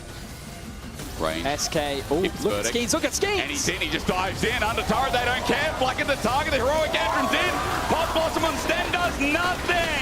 Skeens with a double, layers down for the triple, a zap in, Carlton's next to go, and Kadui is unleashed! The attack speed cut means nothing! Give him a double, and glaze the hell out of Skeens. His fight is unfreaking believable as SK Mountain get their first series win of the LEC, and more games like that, SK can do anything. A strong game 3 performance from SK. Keep their playoff hopes alive. Their next opponent, G2, is going to be an uphill battle. But they showed today that they can make some magic happen. A team that was counted out, where no one had any expectations for them, have suddenly flipped the script, and it's now Heretics that face elimination. 0-3, that's rough. They've got 1 best of 3 to go against BDS. And it does feel like, regardless of that series, their series in the palm of their hands, or rather their fate. But for SK, they take control. Your key player of the series is the Dundun, Skeens, or Kadui. That is a hard one, but Skeens is insane. Like, that game 1, that game 3, he felt like he did a Shayo thing where he just took the series, or took the game rather, into the palm of his hands. Yeah, and it's nice to see a player as storied as him have that kind of agency, especially when his first debut into the LEC didn't go the way that he wanted it to. Sure. And the fact that he was given another opportunity and the fact that he can have an impact like this, especially in a do-or-die series, it's important when players step up like this. And again, like, it's funny because we go back to the draft and we said sometimes you can never go wrong with a good Jinx, right? And Kadui, he was able to do some serious damage in the fights, but really, like, they did use the Lulu kind of how we expected them. They were facilitating the Gwen, they were facilitating the Vi, those divers onto the back line, and it felt like the Heretics at no point in the game really had any tools to make things happen for themselves. It did feel like the lack of engage hurt the comp massively, and again, they were forcing, but I can't believe the Baron flip, the Baron for Soul Call worked out in the end as Skeens is on stage, and man, that guy has got style. I want to hear what he has to say. He absolutely does. Welcome to the Marriott Bonvoy post-game check-in with Skeens. Skeens, that was in game 1 and 3. We can talk about 2 later, but one of the most insane carry performances I have ever seen in the LEC. So what was it like to play in those games, specifically the last one where everything was on the line? I mean, yeah, it was really odd. I think I was really stressed for the game today, actually, because I feel like enemy jungle was really good. But yeah, I was still really confident on myself, even if we were like 0-4. Yeah. So yeah, I'm just happy about how I performed today, actually. Yeah, it was really, really nice to see. And in game 2, obviously, you were on the Trundle. And for us at the desk, it was more like, oh, we really do want to see him maybe on the Pantheon that they hovered later, or maybe on something that could influence the game more, like the Vi. So did you also walk away from that game 2 with the, okay, I'm going to step up and I'm going to do it for my team? Yeah, I mean, we exactly talked about it, actually. After the game 2, I was like, I really want to be on the Playmaker champion, or like do stuff. So it was really obvious for us that we were going for the Vi. And yeah, like we were actually thinking about it. Yeah, doing stuff is great always, Yeah. as a jungler. Talk to me about the end of that game and the fact that you guys did go to Baron, but then they got Drake, and the decision-making in the end of that game. I mean, for me, it was quite easy actually to think about it. I knew that with this Nash we could get a lot actually. Even if they had the Soul, I actually called it that we could still win the game. It was like only we had to find one good engage. And yeah, we did it. You did it. It was very stressful, you said, because of the stakes, of course. You want to get into the crossplay elimination game, but into the playoffs after that and into the postseason overall. And it seems like with the team, I don't really know what to expect from SK. And I think that's probably the same internally. What is the mood like overall? And how do you think this momentum can propel you? I mean, I think the mood is really good still in the team. I feel like we enjoy playing together. I think this win will help a lot as well for the scrim. Like, it will be less stress, I would say. Yeah. Like, now we have a win. So no, the mood is still really good. Awesome. It's also really important for the standings as they are now. You are also our Kia Player of the Series, Skeens. Congratulations. Thank you. Very deserved. Thank you very much. For you, of course, we have seen you on this stage before. I don't think it maybe went exactly as you would have wanted it to. So with this performance and this kind of kickoff, this reintroduction that we're getting to Skeens, what do you want to prove this summer? I mean, I still want to prove that I can do good stuff. I feel like when I joined LEC the first time, I was not playing my best, and I don't think I was ready, to be honest. I think I was playing quite bad. But no, yeah, I came. I think I'm really confident now. I feel like I show good stuff still, even if we lose, and even if we win now. Yeah. So yeah, I just want to prove that I can do good. Okay, that was awesome. Congratulations, Thank you very merci much. beaucoup. It was Merci beaucoup. really awesome to watch these games. It's SK that walks away with the win, and we're going to kick it over to PGL, where Kadui is waiting as well. Bye-bye. Thank you very much, Shocks and Skeens. I'm Dracos Dagdas here too, joined by the victorious Kadui.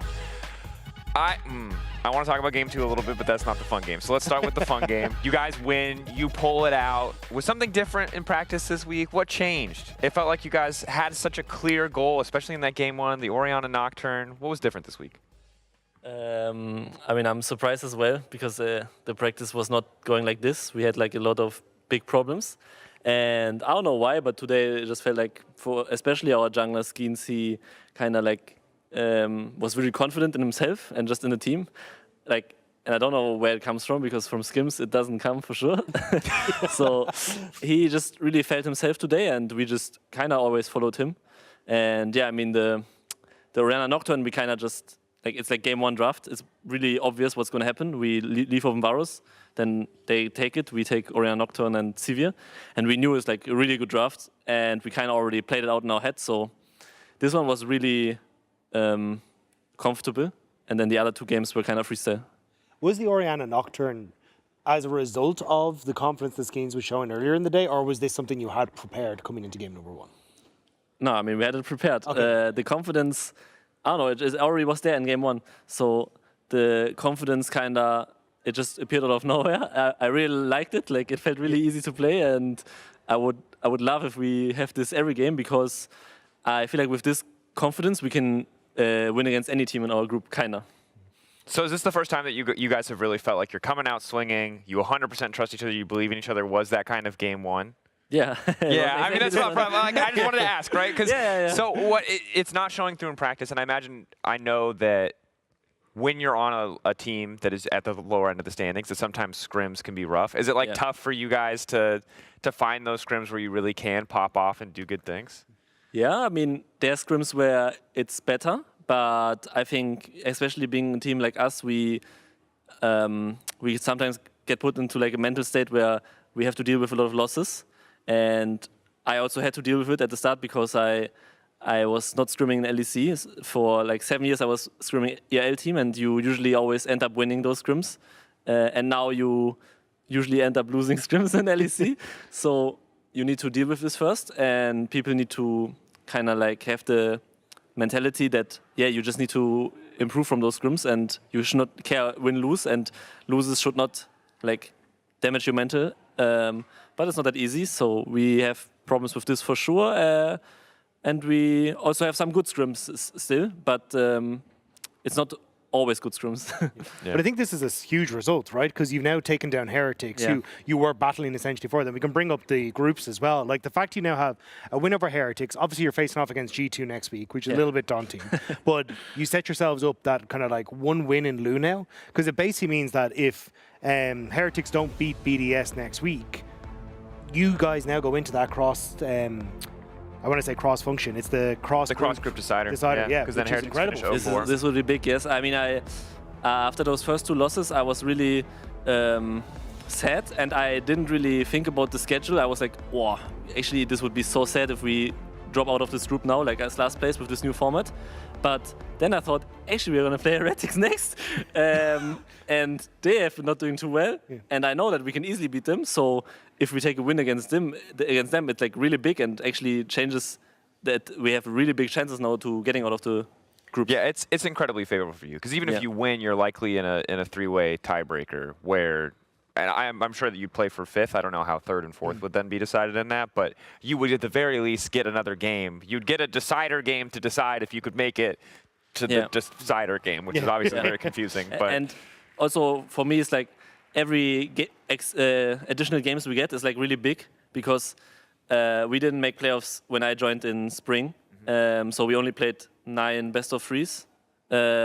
And now if we would drop out of this group, we would only play 4 best of threes, and then my LEC year is done, and it feels really bad because you actually didn't play a lot of games. And so yeah, for me it's like, obviously my goal is to get to Worlds this split, but I go step by step, and I just like every additional games we get to play, and every week of practice we have more. It's like really big for us, because I think this team is scaling.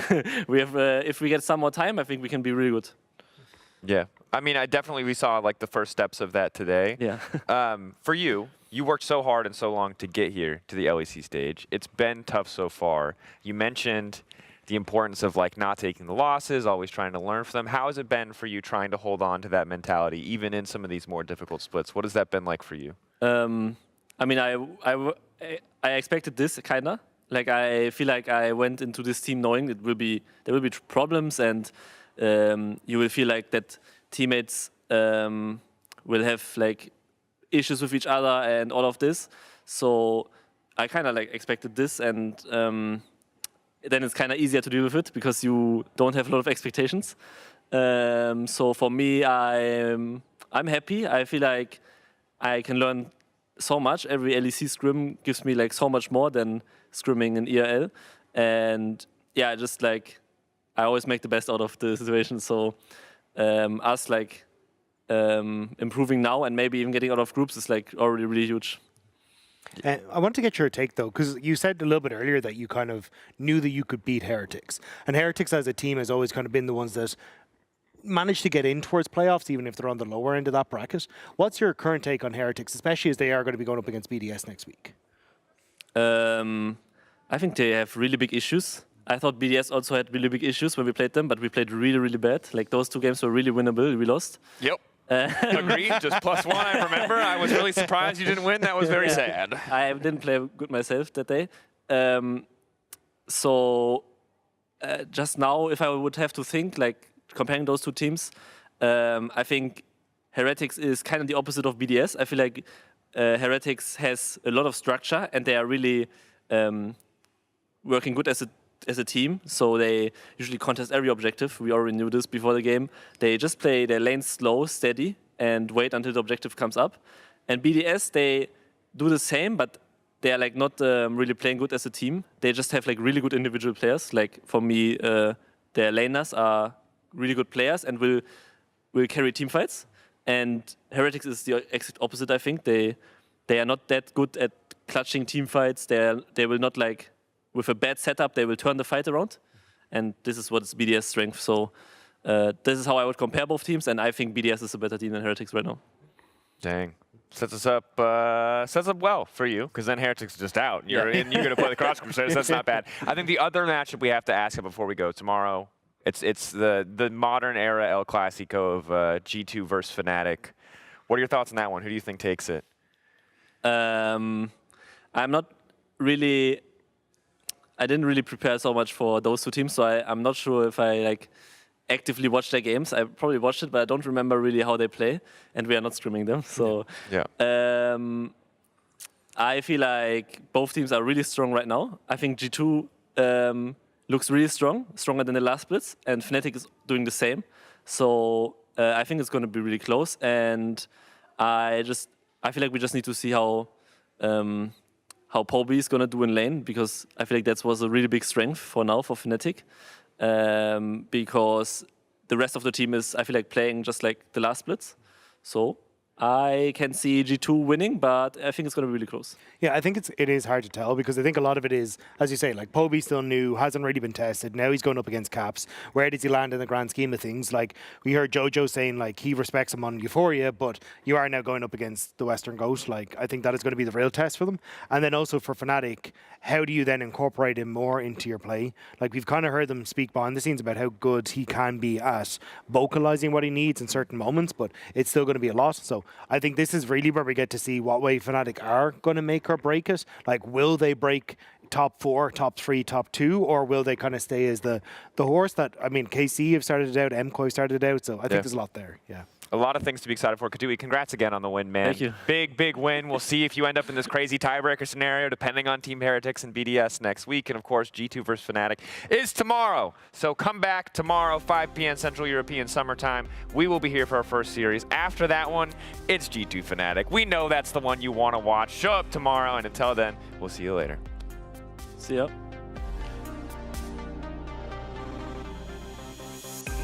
Top side, but it doesn't seem like Navi have been set up to do that, or maybe they're just hoping they can make a trade. Push back, nice back to Formosa. Who is he? And it just makes Jojo, makes his life so easy for him to come in there. Oh my god! Lakan. Look, Shandul. Nice. But has to back away in the meantime. MCOI pulling back. Larson going forward, anticipating. Will finally get cut down by MCOI. Jojo Feud, flash in. One more auto. Look at it! They're on the way in. Flash in. One more auto. Oh, that's it! Actually, you got sorted. Ramble no flash. Ramble no flash. Kill Rumble. Patenoi. We can Ash. Nice. They're picking a depth charge again, but they're doing this onto Loopy. Once more caught out of position. Rocket almost comes out of Camillo's pocket, and Loopy gets fired upon.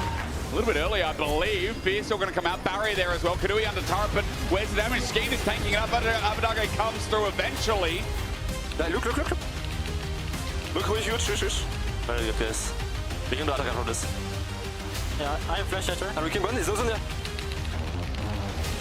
Look. Yeah, I kill him. Bien. Nice. You smashed this game so hard, Skeen, by the way. So good. Knocked. Yeah, no. Okay, tell it up. I could give him on bots. Yeah. Good job. Okay, Lucian ultimate. Under la honte. Okay, nice. Pas flash. Ah non, flash. Hop là. C'est spot de formule. Is my window? Let's go! Oh my god, bro, you play so good today, Skins, bro. What the f, bro? You were like so locked in, man. I don't know.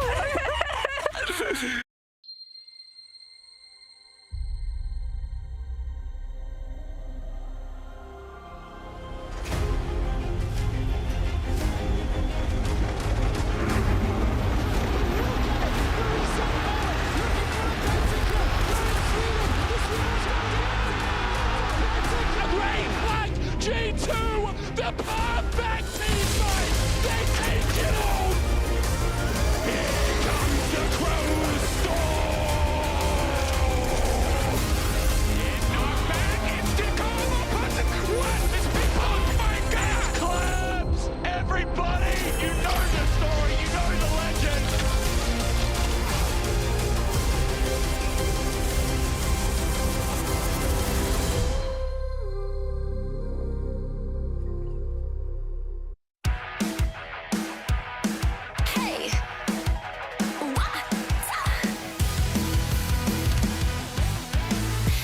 Look up at the sky, it's just a starting line. Waltzing through the storm, feel the vibe align. Radiant rebels in the silent fray. In the pulse of dawn, we unite.